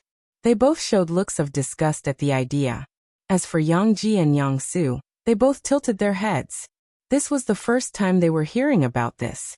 Yangsu looked at her brother, but he could only shrug his shoulders and point to little 11. Little 11 walked forward and explained to the two. Let me explain. Your father had helped me seal my home inside of this orb. I describe it as home, since that's where I'm from. But things are not that simple. Before I met your father, I was a monster who could not control my powers. I was consumed by it. Right now, most of my powers are basically being sealed inside of my home. I wish to regain some of my powers, and for that, I would need your help. Little 11 explained in the most concise way he could think of. The twins looked at each other, confused. After all, why would he need them out of everyone? Surely, their father would be able to help. As if he had seen through their thoughts, little 11 continued. We've tried already. Your father and I have entered before. But it did not work. My powers were not there. It was scared away by your father. We've tried it a few times before, with different people. I've even tried going back with those too. Little 11 pointed to the two other children who still had their ears gripped. Overall, we have tried those that are powerful enough to not get corrupted by my powers. It is too risky to take anyone else. But, you two have a special constitution that would prevent you from getting corrupted by my powers. Your power can run away. Yangji and Yangsu had never heard of such an absurd thing before. Nevertheless, since it was their Uncle 11 saying it, it must be true. Still, it was hard to believe. The twins soon heard a woman interject. It's not confirmed that you two will not get corrupted. It's only a guess. Zhang Ruoxi added. She was opposed to this plan. She believed it was too risky. Moon's serene glimmer and Sun's burning light finally had their ears released as they added. Exactly. There is no telling what might happen if you two go in. You shouldn't bring them in. Little 11 shook his head. I know this is risky, but I cannot go in by myself. I have a high chance of being corrupted. Without these two, I can't think of any other candidate that can join me. Right now, they would not be deemed as a threat. If we wait any longer, when they reach the open heaven realm, it might be too late. So this is the only time. Besides, this is the only time where their mothers are away. Little 11 wanted to add that in but refrained from doing so, saying that would only serve to have Zhang Ruoxi more adamant on refusing to cooperate. Zhang Ruoxi proposed, "There is no need to do it now. We can wait till they are older. Their cultivation has not even reached the emperor realm. We can wait till then." Little 11 remained adamant. There would be no difference between now and later. They cannot be corrupted by black ink strength. This is a fact. If you don't believe me, let those two test them. Zhang Ruoxi hesitated for a moment, but as though curiosity got the better of Moon's serene glimmer and Sun's burning light, they just went up to the twins. They both forcibly grabbed the other's hand and laid down their sun mark and moon mark. Moon's serene glimmer and Sun's burning light felt strange. This was the first time that they felt their marks only needed to be placed on different individuals. Typically, a person would require a pair of marks to fully utilize its powers. However, Yang Ji and Yang Su only needed one mark each. Yang Ji had the sun mark while Yang Su had the moon mark. With one mark on each child, they already seem complete? Chapter 60-16. Preparations complete. Moon's serene glimmer and Sun's burning light looked at each other, confused. This has certainly never happened before. With the marks on them, Moon's serene glimmer and Sun's burning light realized the intricacies of their powers. Though all of their heritage could be said to have originated from the primordial light, these two were slightly different. They definitely had the identity of being divine spirits, and their connection to the primordial light, along with connection to Moon's serene glimmer and Sun's burning light, were unquestionable. However, their existence was at the same time out of the sphere of influence of the primordial light. In other words, the twins could obtain the sun and moon marks due to their connection. However, sun and moon marks would have no real influence on them. Their existence has in essence exceeded the marks, and their cultivation would not grow or improve from the marks. There was no bloodline to purity, nor divine spirit source to strengthen. In fact, the sun and moon marks were to the twins no different from just tools. It might really be the case where the black ink strength could not affect them, since even power close to the primordial light did not affect them. Naturally, for Moon's serene glimmer and Sun's burning light, their minds had never developed to go so deep. It was just like Little 11 had said, they tested the twins and they had instinctively felt the two to be incorruptible. After all, they could not influence these two. How could black ink strength possibly do so? They refused to accept it. Moon's serene glimmer and Sun's burning light looked at each other and gave a nod. They acted like the great seniors they were. Yes, very powerful. About to reach our level. Yes, about to reach our level. Little 11 had to open his lips to help Zhang Ruoxi confirm. After all, if these two started acting, it would take an eternity to get things done. So they won't be influenced by black ink strength, right? Yeah, won't. The two answered simultaneously. Little 11 turned to Zhang Ruoxi and added, "There you have it. All three of us have basically reached the same conclusion. I understand that you are worried for them, but I can assure you that they will be absolutely safe. I can even swear to heaven." Zhang Ruoxi sighed and relented. She believed that if there was really something to worry about, Yang Kai would have done something beforehand. These were his two children, after all. He must have a certain level of confidence in this plan to allow the situation to evolve to this. All right. I understand. So, we just have to prepare as usual, right? Zhang Ruoxi said as she used her hand to signal to Moon's serene glimmer and Sun's burning light to get ready. The two split away and appeared behind Zhang Ruoxi before they left. Since this was not the first time they've tried to do this, they were pretty familiar with the procedure. Previously, besides Yang Kai, others like Fong Tianxi and Thunder Shadow had tried to go in with Little 11. Naturally, they had a World Tree clone inside of their small universe to protect themselves before they attempted this. Zhang Ruoxi had led the way, and Little 11 had led the twins to follow along. While walking, Little 11 explained to them, "Later, inside of the profound source gate, you will need to stick close to me. Never wander too far away. It'll be pitch black inside, and the other me might attack us. Other you? Yang Ji asked. Yes, you can think of him as my evil twin brother. You can sort of say that all the bad things I did was because of him, but I would still like to claim responsibility for my failure to stop him. Little 11 said with a heavy heart. If Mu was here, she would definitely say that it was not his fault. However, it was a fact that his own inability to control his powers had led to so many years of tragedy. Uncle, then what would you like to do with your twin brother? This time, it was Yang Su that asked. Well, we were originally one.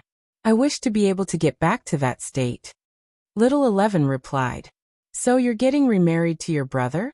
Yang Su asked with a twinkle in her eye. Cough. Little 11 scratched his head and tried his best to come up with an easy-to-understand response. No. No. Merging would be the more accurate term. In the past, I could not control my powers and it ran amok. It has essentially become another person. So I'm just trying to take back control over my powers. When inside, you will see me trying to absorb it. It will resist, maybe attack, maybe try to flood into me to erase my consciousness. I would need you to protect me. Can you do that for me? And the twins responded in unison. Little 11 further elaborated on what they needed to do while inside, and the twins listened so attentively that their tutors would be envious. The lecture took quite a while until they reached an open area with clear arrays on the ground. In the middle was a dent with markings around it, and spreading out from it. Mountains, rivers, trees, stones, structures all seemed to be in harmony as a complex network of nested arrays were abound. Although it was not something viewable from the ground, the whole universe world had in fact been made into an array. The purpose was twofold: to prevent this universe world from breaking apart while moon's serene glimmer and sun's burning light played, and to prevent any hazards from escaping if something were to go wrong. In fact, the reason why this whole venture had been done in the chaotic dead territory was to limit the risk of another outbreak of black ink strength. After all, moon's serene glimmer and sun's burning light were here. Even if they could not ultimately stop black ink strength from spreading, they would be able to buy enough time for Yongkai to come and secure the area. Chapter 60-17, Descend into the Orb. Little 11 looked around in remembrance, while the twins stared at the patterns on the ground and structures. If they were to describe their feelings towards this array, it would be overbearing. Even their own home and the restricted zone did not have such dense array patterns. The weight of everything seemed to really hit them at this moment, as they felt the invisible pressure of the expectation from what they were about to do. After all, words to describe were incomparable from first-hand experience in going up on stage. The amount of effort it took to build this stage was incalculable. For arrays, every detail had to be taken note of, and these were nested arrays. Though the twins did not know the whole universe world had been made into an array, just from seeing the distant mountains and rivers having such intricate patterns, they now knew how critical this was. Unconsciously, their hands slowly moved to hold each other. Little 11 took out the orb as though displaying it. He pointed to the dent in the middle and started to explain. Before I place it there, do note that your safety is of utmost importance. If something awful happens, past the point of what you feel is safe, retreat. It was at this time Zhang Rua, she moved towards them with 2 space rings, as though continuing from where Little 11 left off. These are 2 space rings that are vital. Do put them on, and make sure you do not lose them under any circumstances. Inside are yin and yang crystals. Blue crystals for yin and yellow crystals for yang. There is also a token in each ring. Break it to immediately leave the place. Yang Ji and Yang Su accepted the ring with both hands. They used their divine sense to check through the contents, and were astonished to find mountains upon mountains of blue and yellow crystals. There were other items like pills and artifacts as well, but the second most eye-catching thing inside the ring was definitely the token with the return written on it. Compared to the rest, this token had an overt aura of someone familiar. Someone who the twins often joked as Grandmaster Trouble, Ma Fan. The twins looked at each other, and without a word, they swapped rings. They each compared what they got and nodded before putting the ring on. Once they wore it, the band of the rings seemed to tighten as to perfectly fit their fingers. Yang Ji looked at Little 11 and asked, Uncle 11, why don't you also get a space ring?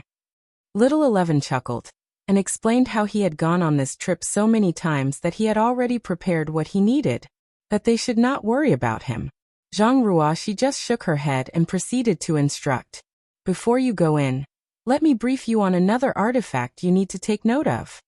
Zhang Ruoxi took out something that seemed to look like a lantern. However, the artifact was not fueled with charcoal. Rather, it required the use of blue and yellow crystals. From what the twins could see, the area it lit up was considerable enough, around 100-meter radius. The rate of consumption was also not too fast, with them needing to replace the crystals inside every 4 hours or so. Zhang Ruoxi continued to explain about each artifact in detail within the ring, about the other use of the crystals, as though this was the only way she could soothe her worries. Nevertheless, the time had come and nothing else needed to be said.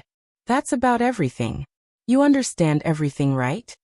Zhang Ruoxi asked, to which the twins replied with a firm nod.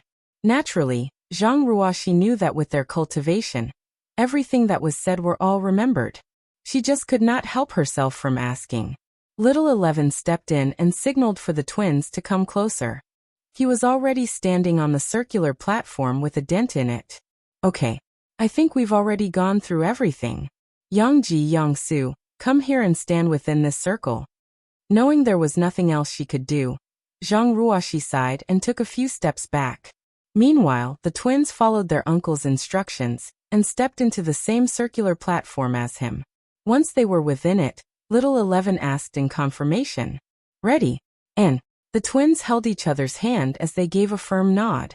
Little 11 soon placed the orb in the dent, and the whole universe world seemed to tremble. The patterns all around them started glowing, and the structure beneath their feet began to drop down. The whole circular area had begun to sink into the ground. When Yangji and Yangsu looked at their surroundings in astonishment, they saw the whole mountains and rivers start to glow with countless mysterious patterns being lit up. Finally, their eyes laid on the three not in the circle, who waved their hands for a farewell. They could see Zhang Ruoxi being reluctant. As for Moon's serene glimmer and Sun's burning light, who had been playful this whole time, they wore solemn expressions. That was the last scene they saw of the outside world as the circular platform beneath their feet quickened in its descent. Over the course of the next few seconds, the hole above their heads, leading to the sky, got as small as an apple. Eventually, even the sky could not be seen anymore as the exit got covered, with the only light source being the glowing patterns of the array of the walls and floor. They could even hear the sounds of what seemed to be multiple gates above them being closed, with this sound being continuously played and getting closer. At some point, Little 11 spoke up, maybe due to his own emotions, or maybe due to seeing how the kids were so tense that they did not speak. I have to thank you two for this. Honestly, I doubt any other person could accompany me on this journey. For the two of you, you need not worry too much. I'll handle everything. Even though Little 11 said such words, the twins were not fools. If he could truly handle everything, then what were they here for? They obviously had a special role in the grand scheme of things. They were just worried they would mess up. Yangsu, the more tactful one, was the first one to answer with a nod. And Yangji also gave a nod as a follow-up. Not too long, the walls and everything seemed to start to get brighter, and in a flash, the whole space they were in had changed. Sullivan, I feel like I've dragged the prep work for too long. I can't help but feel like they need this much prep work done though. Well, in the next chapter, we'll be inside the profound source gate. Chapter 60:18 Try touching. The next moment Yangji and Yangsu opened their eyes, they were already in an empty space with a gate in front of them. The empty space was completely white. It was not painted white, but rather glowing white. Even without explanation, Yangji and Yangsu could feel the warm and mighty energy emitted from their feet. Meanwhile, the white sky was merely a reflection of the ground. In fact, they believed the reason why the orb looked so dark from the outside was because all kinds of energy could not escape from the orb, and was trapped inside by this reflective sky. As for the gate, it was larger than any other gate they had seen before and tightly sealed. It was carved with intricate patterns, and every one of them seemed to be the essence of numerous grand Daos. Although Yangji and Yangsu did not know much about the Tao of artifact refining, They could nevertheless tell that this gate was not something humans created. It perfectly resonated with heaven and earth, as though it had been birthed along with the universe. Little 11 proceeded to approach the gate, and the twins followed. Before anything else, Little 11 instructed them to touch the gate first. When they did, memories of the past flooded their minds, terrible memories. For Yang Ji, he remembered the time when he got scolded by his mother for catching him not studying seriously. The spanking that followed was not one he wished to remember. He could already feel his butt turn red. For Yang Su, she remembered the time when she caught her brother saying he wanted to be like their father and have his own harem. She beat him up afterwards and their relationship was on thin ice for a while. Memories continued to replay, and the twins all made sad expressions. Little 11, who was checking up on the changes, simply waited. Over time, the two children broke free on their own without needing his help. He gave a nod as though this had been expected. Making contact with Black Ink's strength would normally lead to humans being corrupted. Divine spirits are naturally more resistant to it. Just the surface of the profound source gate is hard to make contact with for most humans. Little 11 touched the gate and swept his fingers over it. There seemed to be small dark dust particles on his fingers, which he licked. These particles were the escaped Black Ink's strength from when he opened the gate previously. In general, Black Ink's strength would be eliminated by the surrounding white space within the orb, as yin and yang energies were constantly being exuded. However, since this was from Mo's source, it took a lot more time to purify. What was left on the door was Black Ink's strength trying to retreat back into the profound source gate, but could not do so. It had been so long that only dust-like particles were left of them. Did either of you feel anything change in your knowledge, see? Both shook their heads with Yang Ji explaining first. Uncle 11, all we experienced was recalling some bad memories. I don't think I feel anything different with my knowledge, see? I'm the same with Big Brother. Yang Su continued and asked, are we supposed to feel something? I guess it is different from person to person. Your father, when he was weaker, and a few others, reported that they would feel as if their knowledge sea and small universe were slowly being dyed black and get out of their control. Dark memories of the past would flash by, and they relieved it while slowly losing themselves. For you too, I did expect it to have some effect, but the extent was questionable. If you two couldn't handle it, we might as well call this whole thing off. Little 11 said, a little impressed that these two were completely fine after all that. What did you two experience? Just a nightmare, Yang Ji stated, not wanting to delve much deeper into the topic. I did not see much. Yang Su answered straightforwardly, with eyes that did not know the word deceit. Little 11 gave a knowing nod of approval and said, well, if it affected you so little, then we might as well just enter directly. Upon those words he placed his hand on the gate and started to push. The world seemed to tremble as the seemingly immovable gate doors started to vibrate. The dust on the gate also seemed to come alive, and they drifted more fervently towards the center. When a slit had just opened up, what seemed to be a large black blade immediately shot out. The twins could barely react, with their eyes only seeing a blurry shadow quickly approaching Little 11. As for Little 11, he had already predicted this would happen. He swiftly removed his hands from the gate and retreated to the side. The blade passed by him, narrowly snipping off a part of his fringe. As though the blade had eyes, it knew that it had missed its target. Instead of retreating back to the slit, it became more aggressive and branched out into 3 sharp abyssal black spear-like weapons. These 3 black spears immediately pointed themselves towards whoever was present. In this case, the twins were now also in its crosshair. Little 11's eyes narrowed and he swiftly took out a token. He was reluctant to use it now, but he seemed to have no choice. It was clear the children would not be able to dodge this attack on their own. Injecting his chi into the token, the whole world trembled. The sky now had array patterns all over it, with the intensity of the light from the ground becoming exponentially more blinding. Close your eyes. Little 11 roared as the spears raced across the space between them. Yang Ji and Yang Su immediately reacted by closing their own eyes. Though frightened, they trusted their uncle's words. The spears that approached them initially seemed to sizzle due to the surrounding light. But soon, a bright flash engulfed the world, turning everything into white. No matter how dark an object was, the light was so strong that all manner of darkness was eradicated for that brief moment. The spears lost their structural integrity and they started to crack. Those web-like cracks spread and reached the trunk of those branched-out spears, even affecting past whatever it was behind the gate. Soon, those parts furthest from the door started to break down into dust as they scattered. However, with the strong light still in the surroundings, they broke down further as if nothing was left. Yang Ji and Yang Su, who managed to protect their eyes from that flash, could clearly hear someone screaming. However, it was not from any of them. The scream was from behind the gate. The scream was of great anguish, filled with rage and reluctance.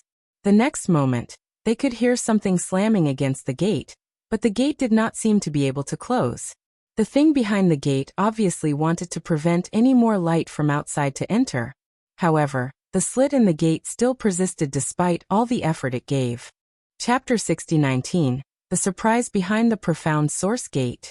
Despite the screaming backdrop, Yang Ji and Yang Su felt a comfortable sensation all over their body.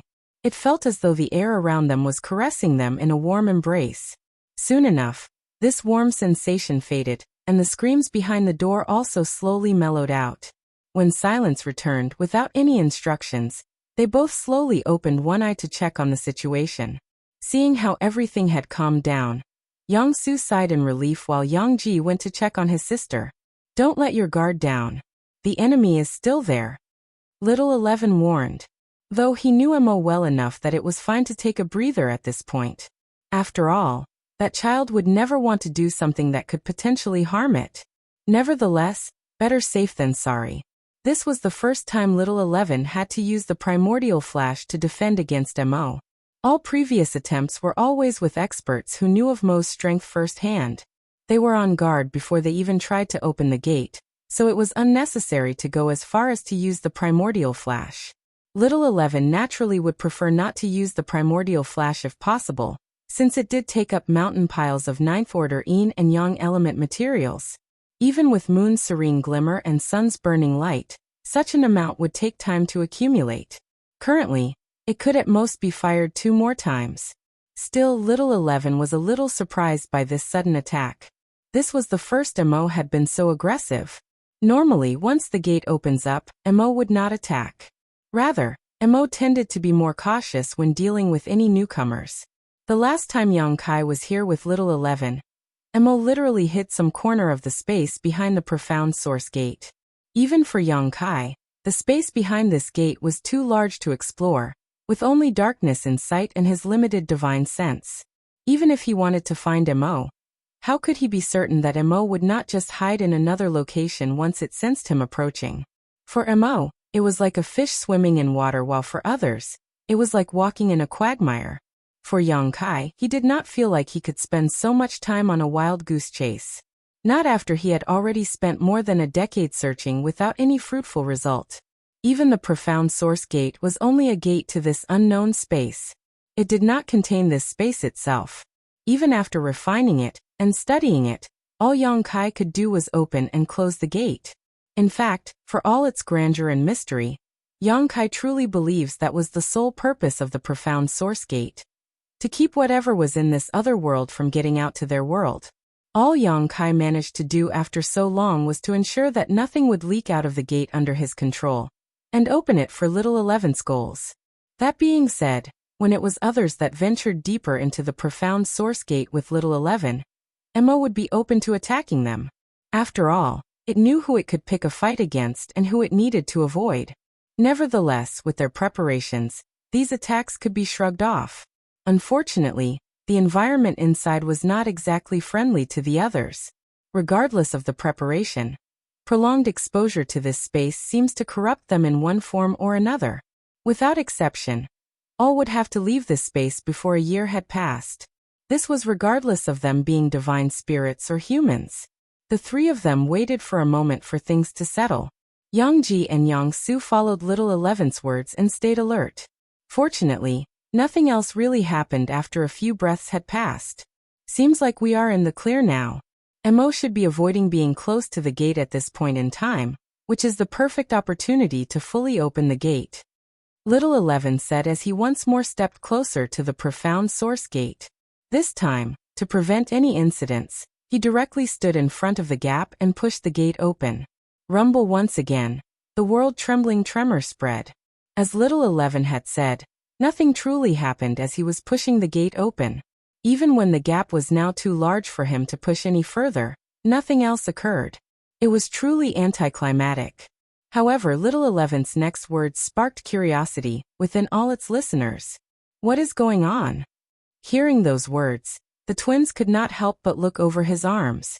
Behind the gate, illuminated by the light, they saw a unique scene that they had not expected. In fact, even Yang Kai would not have predicted this scene to be in front of them. The furthest depths of the gate was completely dark. As long as no light touched that location, it was completely dark by the abyss. This stood true to Little 11's explanation of the place to the twins. However, what laid closer were the things that interested them. They were plants. Actual plants. However, these were not the typical plants that they could find elsewhere. The plants were pretty much all of the same color of blackish blue or blackish purple. It was only with the light that their outline and slightly different coloration could be spotted. Otherwise, everything would be uniform black. Uncle 11, didn't you say that the whole space behind the gate is just an empty space void of anything? Young Ji could not help but ask. Despite this being a pressing and reasonable question, Little 11 would also like to know what the hell was going on. This was not here the last time. Something must have changed. Little 11 now hesitated. This was not something he thought was possible. Chapter 60:20, Strange Flower. This is impossible. How did something like this possibly appear? Little 11 started to question everything, recalling all the past expeditions inside. However, nothing came up. These had truly just appeared out of thin air. Without being able to contain himself, Little 11 rushed into the profound source gate and directly went to pick one of the flowers. The moment he touched one, a familiar feeling washed over him. There was no need for someone else to explain it to him. He already knew what these were. So that's what it is, Little 11 murmured, which did not go unnoticed by the twins. Still in front of the gate, Yang Ji questioned, Uncle 11, did you figure something out? Little 11 gave a slow nod and explained, this is all made using black ink strength. But it is at the same time also not black ink strength. Yang Su shook her head at this contrary answer. She asked for more clarity. So what is it? Little 11 picked out a flower and moved back to the twin. The moment he crossed the gate, he could see the flower gradually losing its original form. It was apparent that the closer he got to the light outside, the more the flower seemed to wither. This is made using black ink strength to create another life. Little 11 turned around and pointed at the ground behind the gate. In essence, this is no different from black ink strength, but it exists separately from MO, as though it is another entity. This is not much different from the black ink clansmen in your history lessons. As you can see, because of the primordial flash, the part directly in front of the gate does not have any of these plants. It is only at the periphery, with the gate being opened up, that we can see these plants. Yang Ji and Yang Su cutely bent their heads forward a little to get a better look at the flowers. They were certainly dark and strange looking, but at the same time, quite cool as well. Their shape was no different from the ones that could be found outside. They were not all homogeneous, with some variations between them. At the same time, their placement was random, as though it was an actual flower field. Yang Ji could not hold back his curiosity and asked, Uncle 11, can I hold that for a moment? Little 11 hesitated for a moment but relented. After all, they were still safe here. Okay, just be careful. If anything goes wrong, make sure to shout out for help. Little 11 passed the withering flower to Yang Ji and cautiously watched. The boy took it with both hands, trying to get a feel of its texture. Even when it touched his skin, he did not have the same back memories flood back into him again. He saw that his sister was also curious, so he handed it over to her. When she felt it all over, she could not help but comment, it really feels like a flower. The stem is tougher, the petals are softer and smoother. Just that it's a bit colder. Yeah, but I guess it's colder because there is no sun inside. Yang Ji replied with a tilt of his head. Meanwhile, Little 11 questioned, Huh? The black ink strength is not affecting them at all? What is going on? Although little 11 expected things to be fine, he was still shocked to see how the black ink strength from the flower had no effect on them. He questioned if it was due to the flower already withering, but that did not make sense as even the remnant black ink strength outside the gate had affected them. The only way to test this out is for them to go in and touch the flowers inside. Little 11 quickly shook his head. In fact, due to these major changes behind the primordial source gate, he believed it to be wise for them to retreat first, since it was to just get a cursory check of the situation, and not really to find Mo. Yang Kai was the best candidate to do it. The father should make sure it's safe for his kids after all. Little 11 mused, and was about to open his mouth when something shocking happened. The withering flower suddenly began to expand, like a final desperate move. Moving along with it were the flowers behind the gate. A torrent of black shot out from behind the gate, while the withering flower quickly tried to stretch back to the gate. Unbeknownst to little 11, it was at the instant, when the withering flower expanded, that black ink strength began to affect Yang Su. The black ink strength this time was definitely more potent than the first time she had made contact with it. However, the effects on her were more muted as well. It just caused her to be disoriented this time. Nevertheless, this disorientation was enough. If she was still in perfect condition, she would have instinctively thrown the flower away from her. However, with her hand still held onto it, the expansion of black ink strength naturally got wrapped around her fingers as it sought to escape. As though having learned the lesson from the previous attack, the black torrent moved faster than before. It would not give little 11 the chance to use the primordial flash again. Before primordial flash could activate, the black torrent made contact with the outstretched withered flower and started to pull back. This time with Yang Su with it, hand stuck. There was not even a scream from her as she got silently pulled closer into the gate. She did not even feel her feet being forced to be dragged against the ground. Not even the two arms that wrapped around her waist were felt. Young Ji had reacted quickly to grab onto his sister. Unfortunately, his meager strength was not enough to pull her free. In fact, he had made his own situation worse as he got rapidly pulled in as well. By the time there was a bright flash, the two children were gone, with little 11 cursing how the situation had gotten drastically worse. Sullivan. Guys, any feedback so far? Draggy? Want more action? Want more world building? It's okay as is? Chapter 60-21, released. Darkness soon envelopes his eyes as Yang Ji could only see the faint light behind him disappear. It was no longer a matter of going back at this point. All he wished for was his sister's safety. In the pitch-black darkness, there was no point looking around and relying on his eyes. He started to close his eyes and used his divine sense to grasp his surroundings. The most important thing right now was to avoid making contact with black ink strength, lest he too got caught up like Yang Su. If he did, he might loosen his grip and truly lose his sister in this forsaken darkness. His divine sense spread out like a tide. Unlike the outside world, this place seems to suppress it.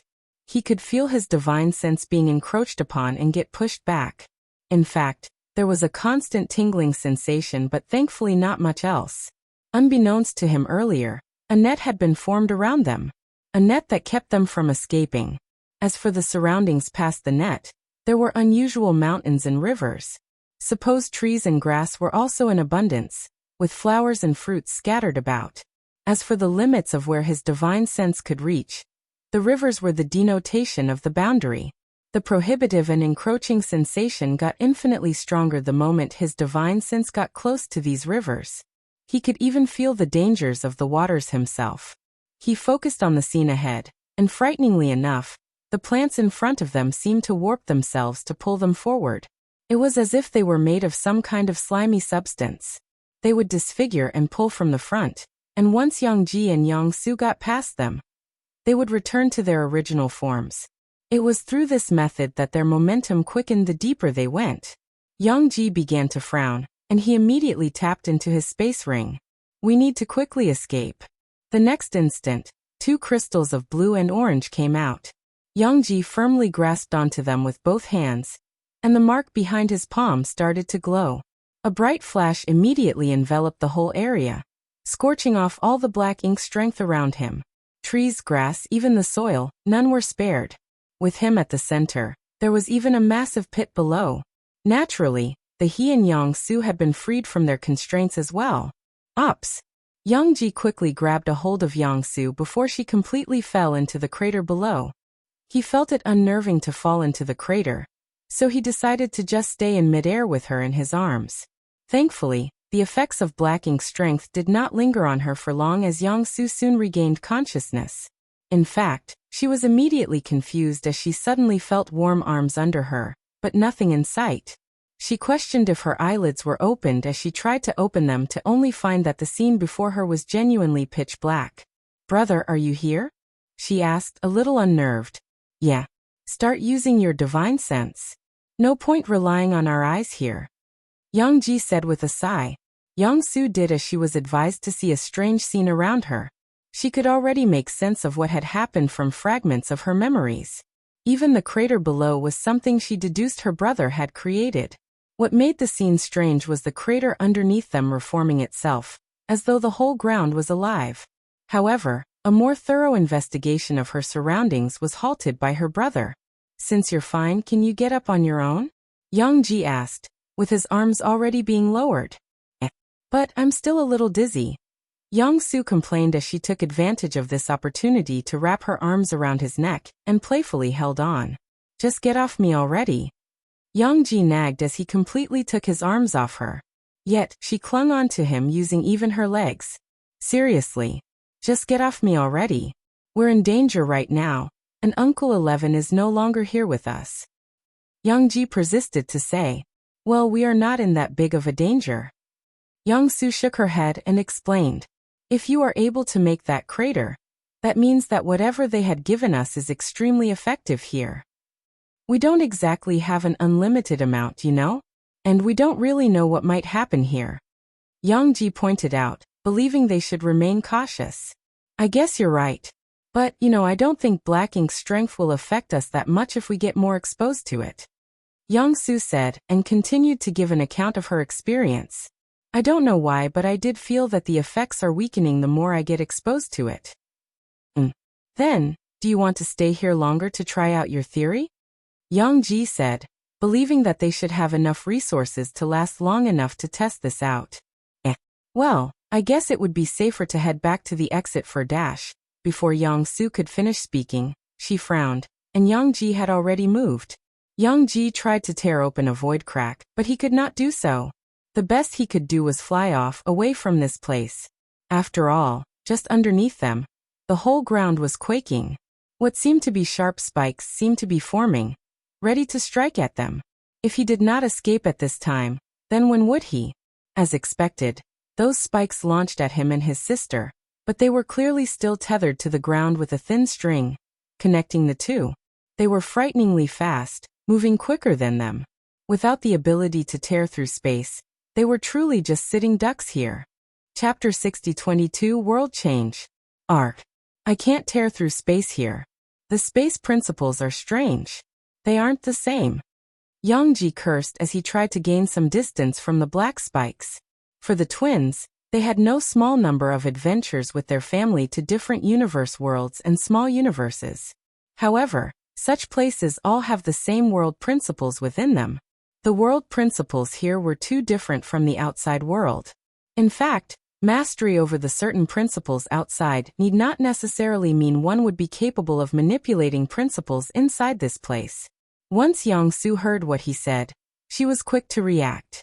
Still on her brother, she took out another pair of crystals and caused another explosion. Everything around them turned into a white flash once more, and the spike chasing after them disintegrated into white.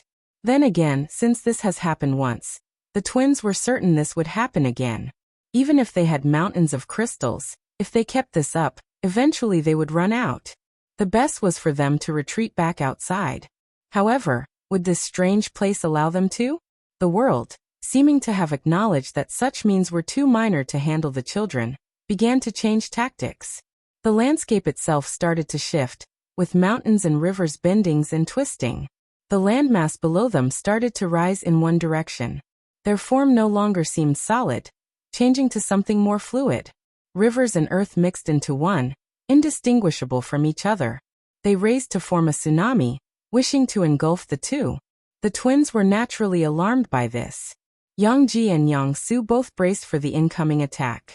Without speaking, Yang Ji took out an array plate while Yang Su took out more crystals. With a little bit of qi inserted into the array plate, it began to spin and 8 flags shot out. They each covered a cardinal and ordinal direction. A translucent sphere of around 9 meters in radius formed, enveloping the twins. Meanwhile, Yang Su was prepared to launch another purifying light once the tsunami got close enough. However, before they did anything else, the whole tsunami seemed to freeze in place and a voice came from above, at its crest. The voice was neither booming nor threatening. It was more calm and collected. "Stop. We do not wish to fight." Yang Ji and Yang Su naturally looked up to see a few figures gathered at the crest. These figures certainly did not seem human. They were humanoid, but certainly not humans. Some had more arms, some had longer limbs, some even had carapaces as skin. Regardless, there was a particular figure that stood out amongst the rest. This figure definitely emitted more pressure than the rest. In terms of his aura alone, Yang Su and Yang Ji were certain they could not best him. That was just how overwhelming his aura was. Isn't he in the Emperor realm? No, maybe the Dao Seal realm? Yang Ji and Yang Su both thought. After all, they would be able to tell a person's cultivation if they were weaker than them. Anyone stronger had to be above the Dao Source realm. However, this person's aura was not overwhelming to the point of reaching the open heaven realm. Then again, who knows if this figure was suppressing his cultivation? From afar, the figure held out his fist, as an indication for his men to stop moving. He knew that if the weak were to get involved in this, their deaths would be fruitless. Such a time had long passed when the weak were used as useless cannon fodder. Now they served a greater purpose. Furthermore, he was personally confident in his own strength, which would be able to suppress the 2 children. Thus he went down alone. From the crest of the tsunami, he leaped down and stopped directly in front of the twins. Naturally, they both had their guards up, with Yang Su already prepared to unleash purifying light. This light used to haunt his armies in the past. Yet now it was just a reminiscent scene. He repeated his words. "We are not looking to fight against you. Lay down your arms." Naturally, how could Yang Ji and Yang Su possibly comply? If they did, they would be helpless chickens. Instead, their grips tightened on the objects they were holding. Seeing this, the figure sighed and added, "I see that there is no helping your need for caution. In that case, I just ask that you do not unleash purifying light here.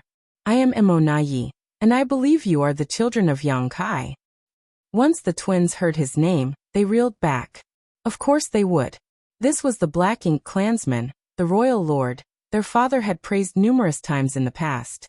Though they were enemies, there was a sense of respect for each other as soldiers on the battlefield. Their father had highlighted how out of all the royal lords, no Black Ink clansman, Emonayi was special in his eyes. He was the only one with wit, cunningness and bravery. Every one of their battles were always fights inches away from death.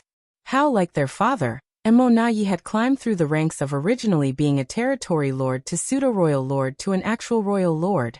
How he was the first and only to accomplish such a feat, though enemies, they might actually share more similarities than differences. It was just unfortunate that they never had a moment of peace to really get to know one another. Other than crossing blades, possibly, that exchange of drinks at No Return Pass marked their only time to get to know one another. The twins naturally heard of his eventual fate. It made it all the stranger how Emonayi was currently here, still alive. Furthermore, he knew who they were.